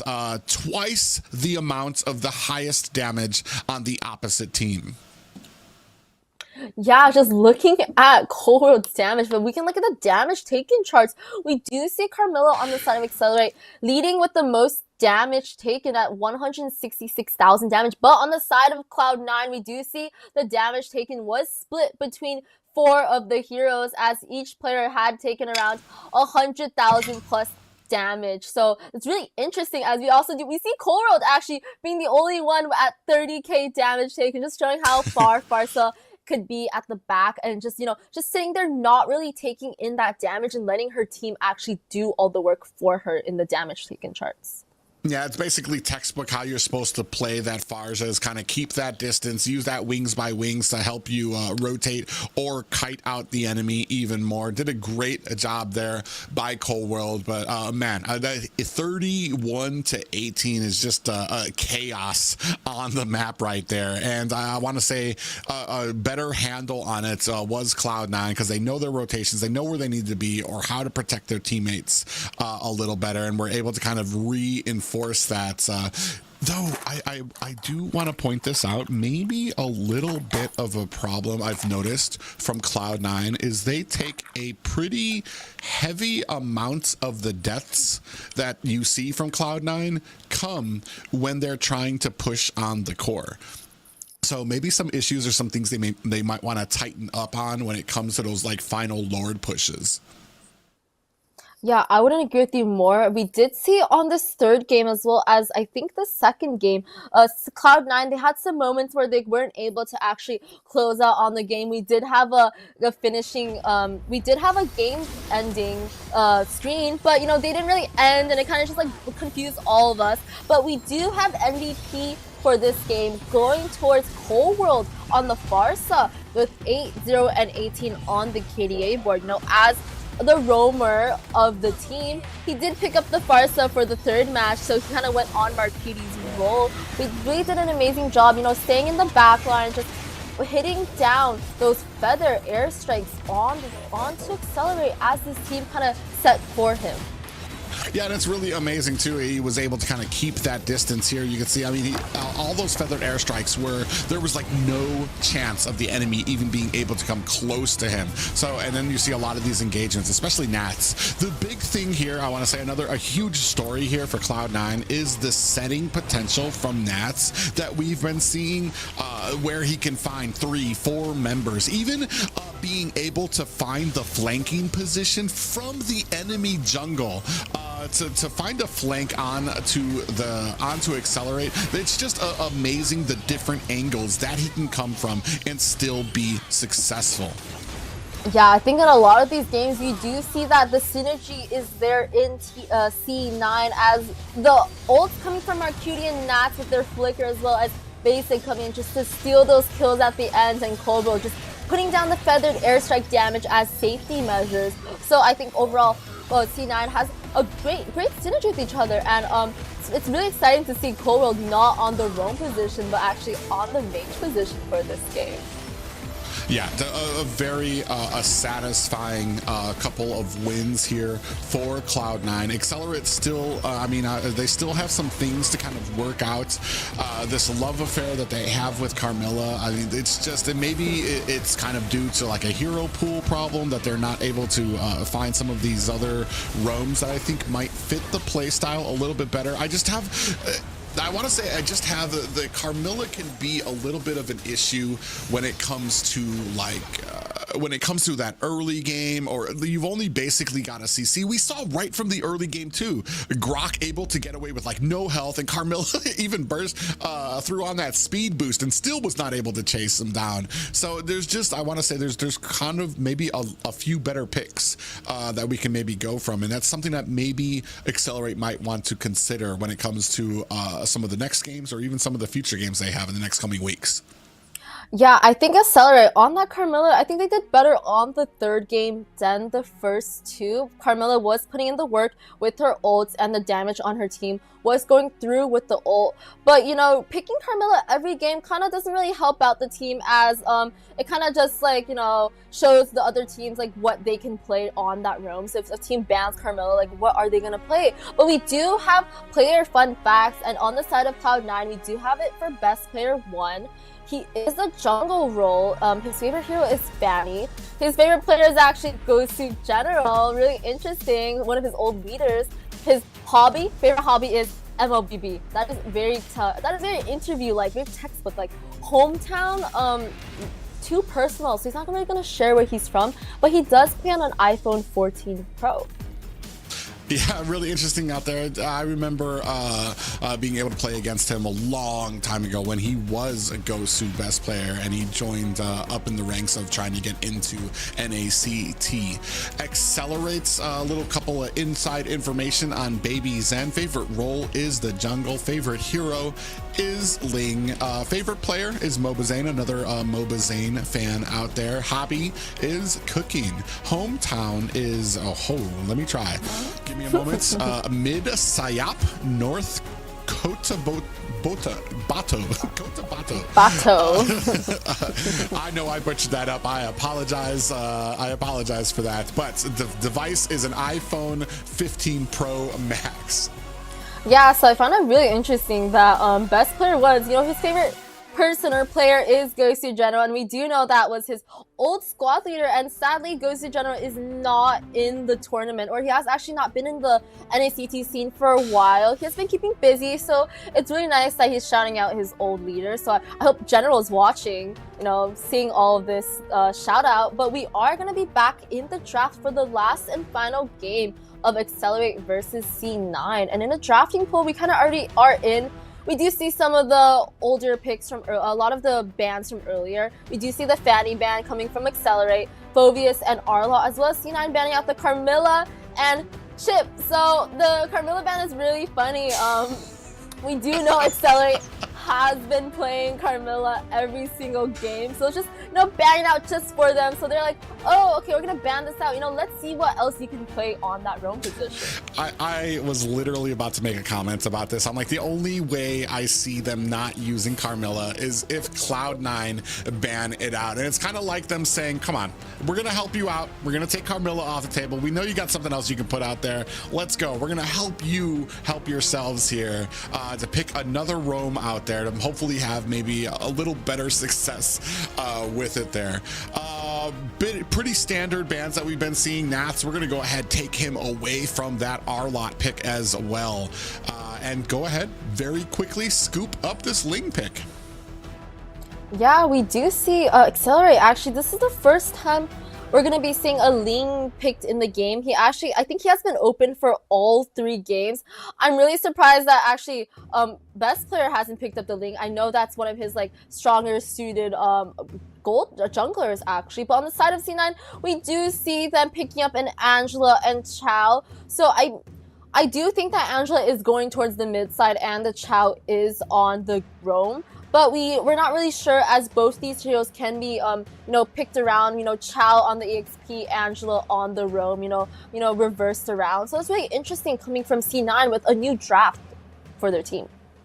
Yeah, it's going to be something interesting here. I want to say even the Angela pickup, maybe kind of to try to take away that potential Angeling combo that we used to see when it came to a lot of these successful jungle pickups. Duck Luck going to be going on something a little bit more, I want to say, comfortable for her with this Kagura pickup. But like we said, right now, Excellerrate, there's really not much to lose on the table right now. So maybe just sticking with something that's a little bit more familiar, maybe that you guys excel on. Maybe that's not in the meta, might be the choice that you should go with. Argus next picked up for Reinforce.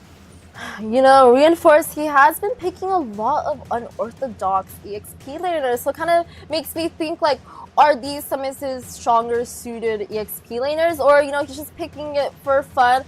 I'm gonna go with it's his global title heroes, you know, just to make this a little bit more fun. But we do see on the side of C9, they did pick up a Harith again. We're not really sure where Harith would go in this lineup, as we can see Harith in the gold lane, so somewhere where basic shines the best with Harith, or, you know, they could be like changing things around, putting Harith on the mid lane. But I do like this combo of Angela and Harith, you know, giving Harith that extra shield when he is in a team fight and just like jumping around on the side on Excellerrate. Yeah, I'm wondering if with this matchup we're going to go with a more if we're going to go with a more traditional lineup like we have with the first two games, or if they're kind of looking to kind of spread their wings like they did with the very last match that we saw, where everybody was kind of playing different roles that they don't traditionally play as well. As we're moving into the second banning phase, Kaja taken off the board for the side of Cloud9, and Hayabusa isolated as a next ban for the side of Excellerrate. Yeah, so we are seeing that Excellerrate, they are still banning out best player's hero pool, I would say, and his assassins. But on the side of C9, we do see that they are banning off a lot of the roamers. So kind of just like last game, they were banning out all of Baby Zen's jungle heroes. But for this game, we do see five ban on that roam position. So kind of, you know, kind of doesn't let Tara pick up what he could be good at, and it kind of doesn't give him a lot of options on the roaming side. But we do have like a lot of roamers still open, such as Edith. Okay, guys, wait, hold up. We do see a Natalia. First time Natalia for this series. Yeah, really interesting pickup there. It's not, I'm not gonna lie, when I see it in ranked games, I'm like, ugh, I pray for my teammates who just aren't used to picking against the Natalia. It might work up well, especially against the marksman and some of the squishier picks we have here. The only problem is, how fast is the Angela gonna be with this Heartsguard? Because as soon as you see like the Natalia trying to go in there for a poke, you're gonna have a Heartsguard just right and ready. Yusun Shin pick up here by best player is super interesting for me, because I haven't seen that in a very long time. Well, at least not validly. I mean, we saw I want to say Mobazane play it on the MSE platform there. He actually did very well with it because, well, I mean, it's Mobazane. Yusun Shin is basically his bread and butter. But here, ladies and gentlemen, it looks like we're going back true to form to most, well, actually, I take that back because I'm seeing basic here on the Angelas. So what kind of draft are you liking here, Sayori? Yeah, honestly, I'm gonna be real with you guys. I do like Cloud9's draft a little bit more than Excellerrate's. Excellerrate's draft is a little bit unorthodox. A lot of picks we don't really see, like the Argus and the Natalia and the Esme. It's gonna be really fun seeing basic on that Angela. He is not playing Harith, as we have all assumed that he was gonna play, but it's actually gonna be Mercury on that Harith on the mid lane. Yeah, ladies and gentlemen, this will be the last match game of the night. It is Cloud9 taking on Excellerrate, and Excellerate have struggled as of yet to find any type of wear in the armor of Cloud9. Will this match be any different?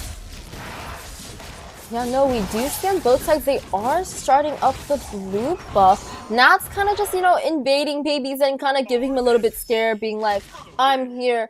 Okay, but we do see Nat's on the roam. A lot of the positions have been swapped this game. So we do see Cold World on the EXP, basic on that mid, Nat's on the roam. and Marcuti on that gold lane, but best player is still sticking and staying to his jungle role. Yeah, it's going to be really interesting to see what we have here. You have the Umbrella out there. The one thing I want to say about the Kagura pick is it can be a very slippery pick up to. Ooh, Nat's just chasing down Tara. Not going to go ahead and let them escape there. And that's just kind of the value you get. I mean, this is something I really wanted to see too, especially with how mechanically inclined that Nats is. Definitely like to see him on some of those heroes that can really, I want to say, raise the ceiling when it comes to that. Ooh, see, and then I was just talking about the slipperiness of Kagura using that umbrella escape to get away from Nats. Yeah, Kagura's doing a great job right now on the mid side, kind of just like, you know, taking the minions out, you know, doing damage, just getting out with her skill. The best player is gonna drop down an ultimate on the enemy, kind of showing off the positions of everyone. Also, a great counter against heroes like Natalia, where she kind of needs to stay invisible, but, you know, with that worldwide ult, she kind of just gets, you know, shown on the map. So not really good for Natalia players.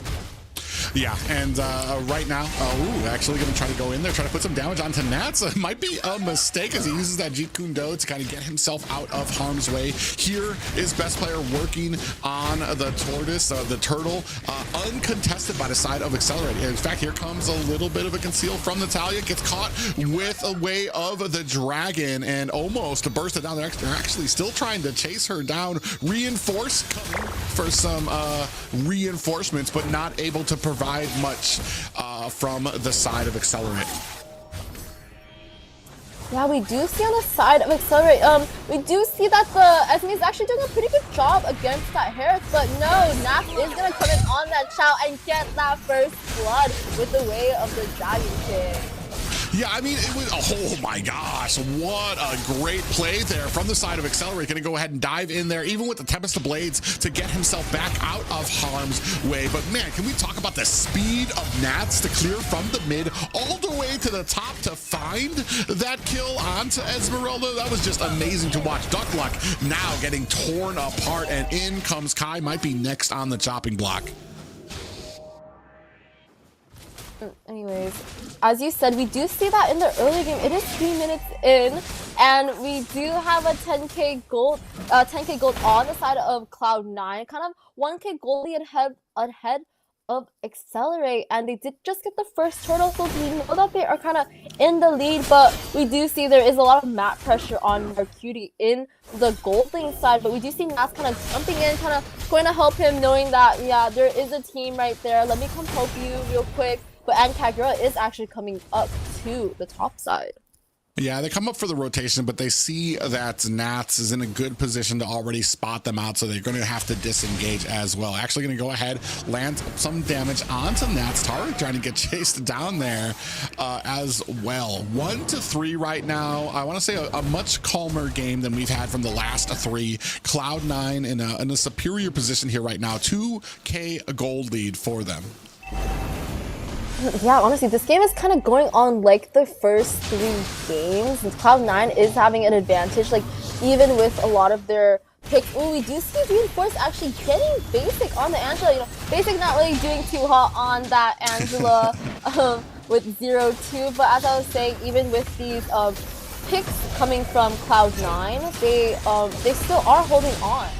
Ooh, what some great synergy coming out of Excellerrate to be able to kind of burst down Cold World underneath the tower. Speaking of which, here comes Nats, and that's going to be a first tower going over to Excellerate. So some small signs of life showing up for the NACT newbies. And with that, best player getting chased down, does have the Hearts Guard there. We do see the Tempest of Blades coming out. Best player gets bursted down by Baby Zen, but powerless to watch as Reinforce actually getting taken down very low by Nats and maybe baited into a fight he might not want. Duck Luck goes in, just barely misses Coldwell. Gonna have to use that umbrella escape, but it is not enough as Basic finds the finishing touches there. A 5-4 lead for Cloud9.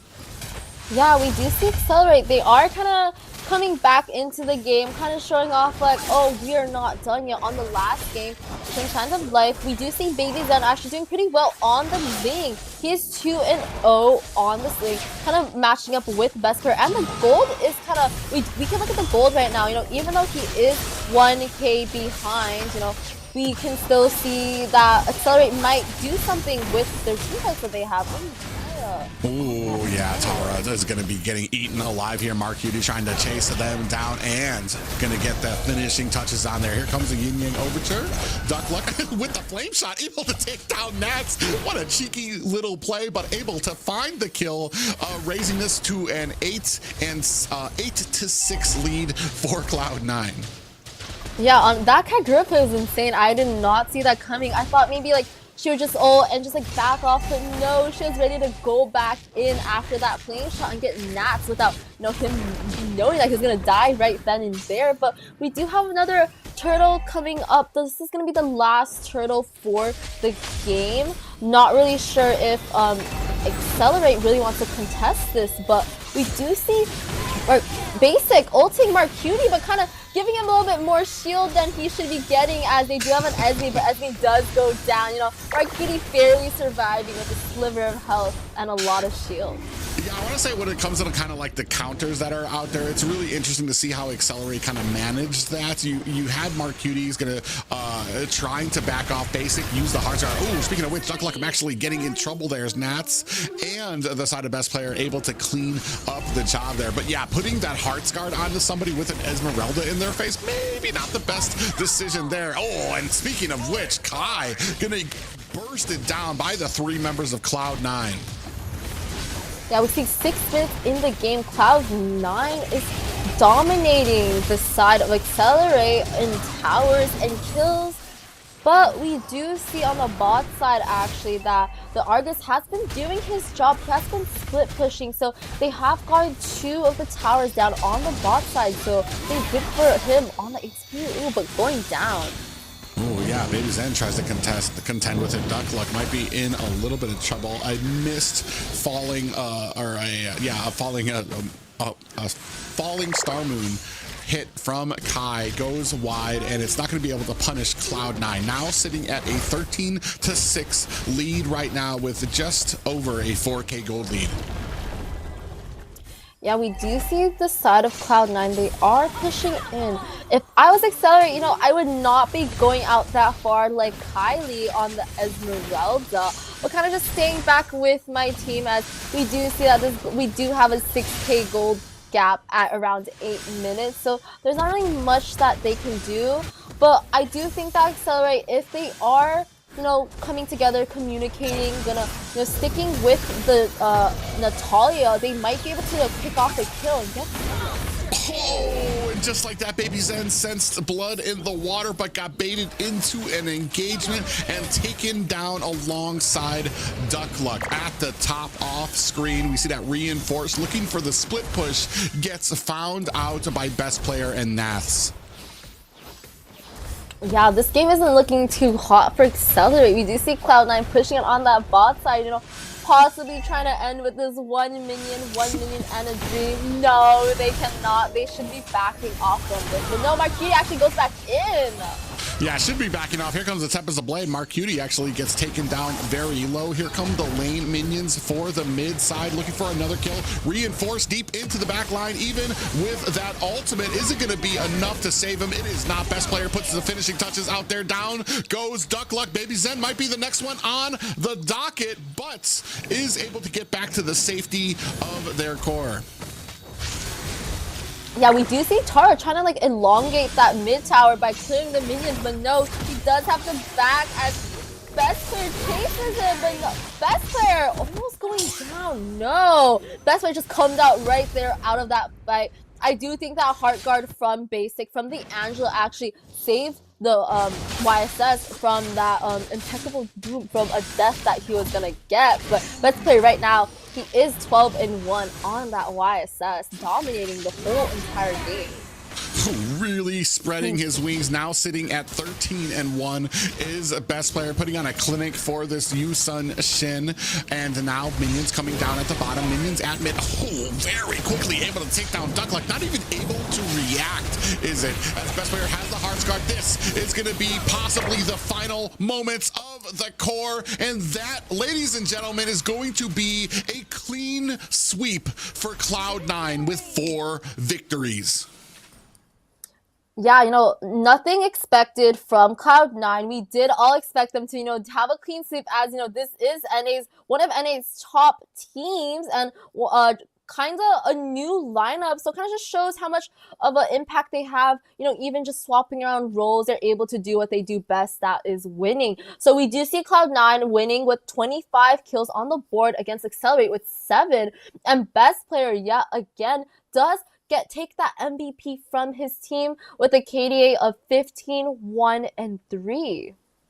Yeah, a great series here for Cloud9. Whether they were taking it seriously or having a little bit of fun with the last 2 games, especially those first 2 games, were pretty decisive for them. You can take a look here at some of the stats there. I want to say Baby Zen actually went off a little bit on that Ling, able to find himself a few kills, but in the end, the machine that is Cloud9 able to kind of thrash their way, have their way with Excellerrates here on this game. Yeah, as you can see, we can look at the damage taken charts. We do see Excellerrate. They are taking a lot of damage, but it's because C9 is packing a punch to them. Tower damage does go to Marcuti with the highest at 22k on the push. Nothing expected from this gold laner, this mage gold laner, and we do have teamfight participation right now.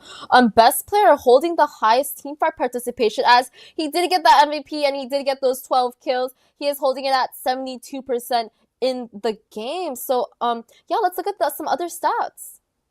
Yeah, here right now we're taking a look at some of the damage. Cloud9 with a very superior 173,000 damage to match up with the 100,000 coming out from Excellerrate. Objectives here, I want to say a little bit more coming out from Excellerate. They were able to actually get 4 here matched up to the 7 from Cloud9. Gold matchup is about 1,000 per minute more for the side of Cloud9, and it's not a surprise. Best player, MVP of that last game with a very firm and decisive 15-1-3. Yeah, best player on that YSS. We don't see YSS being played a lot as, as this marksman jungle, he does need time to actually farm up and get his items to actually start doing damage, as compared to a lot of the assassins in this meta who are really good early game starters, really fast at clearing, but best player, doing what he does best at his role on jungle. He's able to do this on YSS, go around the map, farming, coming in, swiping kills, and just doing something that, most YSS players in tournaments, we don't see them doing, and just great rotation overall, as well as his ultimates that he brings down to give vision to his team. Yeah, and you can see here from some of the replays here that from them, the big wave of the Dragons coming out there to go ahead and close down the last and final game for Cloud9. But what a series here. What a series indeed.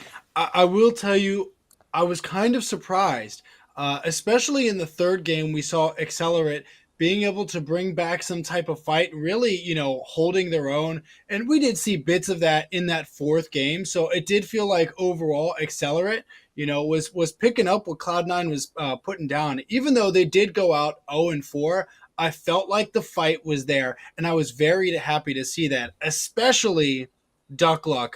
A few times I saw Duckluck doing Sayori type things, and she was making some stuff happen. I was flabbergasted.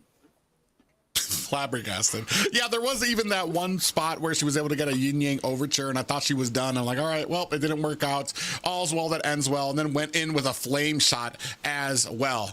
Well, it's no surprise, ladies and gentlemen, the winner of that series going to be Cloud9, a very decisive 4 games victory for them.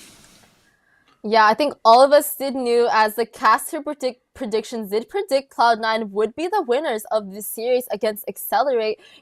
As one of the veteran teams, we do see that they have the skills and their potentials. It's all there, but Excellerate, coming in as a new team, maybe has to, look back at the games, rewatch, see what they did wrong, look back at the gameplay and see what could we fix, what could we do better, and what could be some team comps that we can have that will make us shine more against some of the other teams. But good round to them, good play to them for going against C9, one of the top teams in the first day of the series.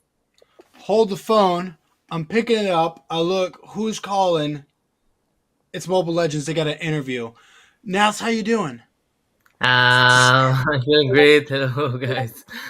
How you feeling, man? That was some big wins. I saw you cheesing it up, smiling from ear to ear after some of those wins. I know you're feeling good. I gotta know, man. You're kind of new to a lot of people in North America, so we got some questions. The people want to get to know you a little bit. You ready? Yeah, I'm ready. Perfect. So we want to know, what made your family want to move to the United States? Was it Mobile Legends? Not really. It's because of my stepdad. My stepdad was a US citizen. So he got my mom and me and my brother, so we moved out in here in US. That's why. I know some of us thought maybe that you felt like some of the Mobile Legends players out there weren't competitive enough, so we thought you were coming to North America to really get that challenge. So, what do you think about the Mobile Legends North American server so far? It's quite interesting because there's so many good players here. Like the recently team, the Mayfall, they're so good. Then the server, especially the server, is kind of every team on that server has a good player. So yeah. You're funny, man. So I want to know, what's the biggest difference between North American and Filipino players, do you think, or at least competitively within their own regions so far? The difference between NA and Philippines was, in Philippines there's so many competitive people. Like there's so many. Here in NA, like 50% like that. And Pinoy mentality, you know what I'm saying? Like they have a ambition to grow and grow and grow to become stronger one day. And then I don't see it much. I don't see it that much, but I think they will go with it. Like as the day passes, they can. Yeah, I get what you're saying completely. Yeah, I think that there's a lot less competitive players within the North American scene, but I do feel like the people who are competitive in North America are very competitive, and I think they do a very good job. But so far, I want to know, what do you think about BTK so far? What are your thoughts coming up on them? They were good. Their lineup. Mobazane. Can you hear me? Yeah. I want to hear more. I want to hear the details. My comments about BTK, their lineup was good. Mobazane, Fried Chicken, they're all mechanically. They have mechanically individual. They're so good. Like they're all NA player. Like they're all white people like that. And they have experience in the international scene, like Mobazane. So last time we fought against them, then I have a little bit challenged of them because they're like they're so strong, especially in early game to mid game. So I was kind of shocked because they're, if I compare it, they're like a average team in Philippines. So yeah, they're strong. Okay, well, with that said, before you start riots in people's hometowns, I'm going to let you go. Thank you so much for coming out, and thank you for talking to me. Congratulations. Thank you. Oh, man, I loved that. I loved that little ending. And he was like, yeah, in the Philippines, average team. Ooh, there it is. There it is. Well, there have been some comparisons made on what the differences usually are when it comes to North American Philippine teams. I think I just recently had an interview with Midnight where he talked about the differences where NA can usually be a little kill hungry when it comes to stuff, while Philippines can be a little bit more focused on a lot of those objectives when it comes to fights. So it's really interesting, and it's been something that brought the Philippines a lot of success. So absolutely. Yeah, I'm really interested on Nat's take about NA and what he thinks, as we all know that he just kind of, imported, he came from RSG, kind of got signed by C9, is on the team right now. The new roster is going to be really interesting, seeing someone all the way from Philippines, playing in a whole different region than us in NA, bring his own, tactics, skills on the EXP into the NA region, and really showing us like what a EXP laner should be doing. So I do want to hear your guys' hot take on this as well. Nath's very good EXP, but North America has some really good EXPs as well. Historically speaking, we've got Fly Chicken, we've got Yureshi. How do you feel like he stacks up against them in your own opinions? Well, right now, I mean, to avoid some of that backlash, Nath's right now, what I've seen from him was kind of incredible here, even in just the small games we've had with the 4. His positioning, his ability to find these great angles to come in from. There was one point that he was able to go through the enemy's jungle, find a flank onto them across the tower length as well. So across that mid lane. So it's just, he has an incredible reach when it comes to those. He's got some great mechanical ability. His hero pool is good out there. I want to say the next highest person I could even put up there is Fly to Chicken, and we'll have to see how both of these guys stack up against each other, possibly in the future. Well said. Yeah, I haven't really seen a lot of Nax gameplay, personally. I'm sorry, guys, but I do not watch a lot of C games, so I'm really not sure, how he really works around other players. But I think in NA, he will have a good matchup against a lot of our well-known EXP laners like Chicken, Yureshi. I really do think Chicken, like you said, Chicken's like one of the best EXP laners in NA also. So I think he would do a really good job at matching up with Nats, and it's gonna be really interesting seeing the game of BTK and C9. Yeah, there's a lot of really cool matchups that are to come. And speaking of, let's see what we've got for next week. We've got Cloud9 going up against Excellerrate. Go ahead. I'm sorry. These are the ones that we just had. Cloud9 taking on Excellerrate, and this is going to move us on to next week's exciting matches that I know everybody is going to be rooting for. Cloud9 taking on BTK to happen next week. I'm only sad that I won't be around to cast for those, but I'll be watching with every one of you as well. Godspeed will be taking on Moonlight Club Maple Leaf. Excellerate will be taking on Gosu Night Horde, and the last minute will be taking on Overskilled. Yeah, like you said, I'm really sad, both of us will not be here next week for the game of Cloud9 versus BTK. Dang it, those casters are going to have so much fun with that match. But a lot of the other games are, I would say, close matchups to each other, as we did see Godspeed and Maple Leaf do really well in their series. So it's going to be a good thing to see a lot of these top teams also matching up against each other, as well as a lot of the teams that did lose their games, but will be matched up with players on their own level. Right, and on the first day, we're going to see Excellerate going up against Gosu Night Horde, with the second match of the day going to be Cloud9 versus BTK. Both are going to be absolutely excellent matchups based off of what we saw yesterday as well as today. And I'm extremely excited to see how this is going to unravel.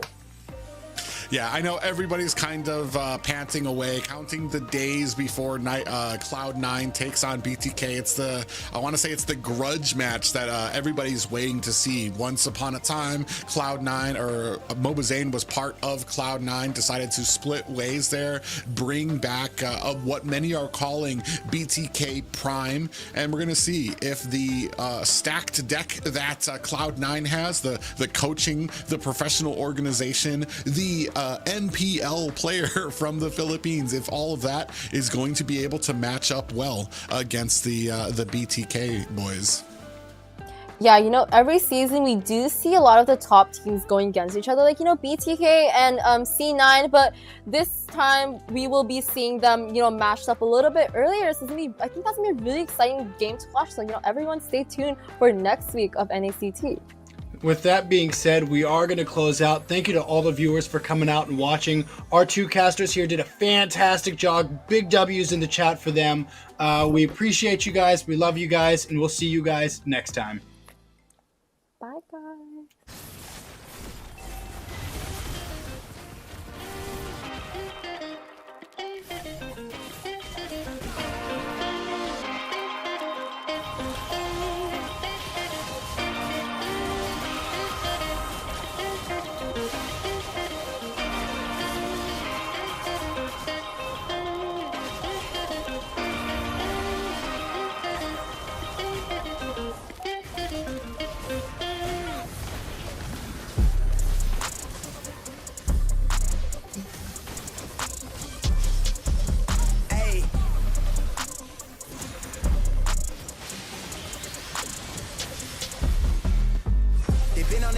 I'm on the rail, I wrap it, I bag it, I pack it for sale. Got feeling on speed out, I hit me to chill. I give it a thrill, I put it on film. Niggas beside get applaud, that ain't real. Come to my section and flex, we can tell. I got a show where she dipping them nails. I'm flipping my L's, I know they can tell. I did it too major, they hit me for favors. Been him since the cable was cut in the cradle. What's up, only right that I do it. Colossal until I'm a boss, so they want me to fail. Look, we prevail. Tell them to point out who said it, they run it. Bitch, I'm on your tail. Know that they talking, they telling them tales. Just know how to tell, that shit for the sale.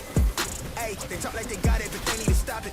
I'm leading with logic, my heartbeat is frosted. I seen it, got optics, I need it from Charlotte. She mean with the top and it's obvious. They need him a target, I'm dodging in darts, make her reach for the stars. I'm dumping, I'm forcing the punt off the runs. I'm moving with caution, I'm saucing my nigga is nothing. From nothing to something they'll never be. Tycoon and I'm Dre with the Dizzle face. I'm nothing my section has ever seen. Run the ice so I'm touch, I don't need a screen. I'm Curry, I spit shit from 30 deep. Do the pen in the pad like a surgery. She the curve at you just to flirt with me. Toolie tucked off, but the jewels out. I just in a home with a full mouth. I'm a rare breed when the moon out. I'ma stop playing by the rules now. I've been ran plays, need a new route. Queen says she needs space in a new house. Mom told me that she pray for the kid every day. No wonder I'm getting paid for the tunes now. In day. Ass, bitch, I'm on the rail. I wrap it, I bag it, I pack it for sale. Got feet on speed out, I hit me to chill. I give it a thrill, I put it on. Niggas for shock and applaud, that ain't real. Come to my section and flex, we can tell.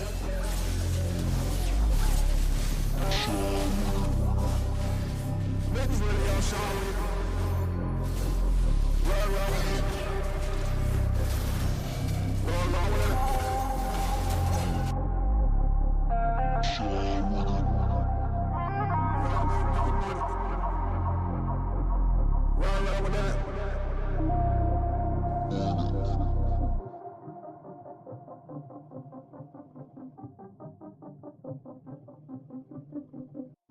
This is me, I'm so royal, and you all wanna be round.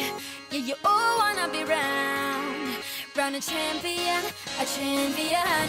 I got tons of soul on my true collectible. Famous, also famous, number one, desirable. I do what I want, when I want, and how I want it. Leave you with the one, and yeah, that's how I roll. I got change to throw, I don't care about no gold. Better, so much better, flipping incredible. Always on the show, so they know that I still got it. And I never feel sorry, yeah, to all the world. This is me, I'm so royal, and you all wanna be round. Yeah, you all wanna be round. Round a champion, a champion. This is me, I still on it. Cause you all wanna be loved. Yeah, you all wanna be loved. But a champion, a champion. When I hear him come like my fuse and then ba-bum. Later, see you later, I'm about to blow this up. You can sing my song if you want, I know you want it. It's always kinda funny, yeah, cause I know I'm a superstar in the sky to lead you on. Haters gonna hate us, approve of how they love. They can bring me down, nah. They are jealous of me and my umbrella. Yeah, they let me stop. This is me, I'm so royal, and you all wanna be round. Yeah, you all wanna be round. Round a champion, a champion.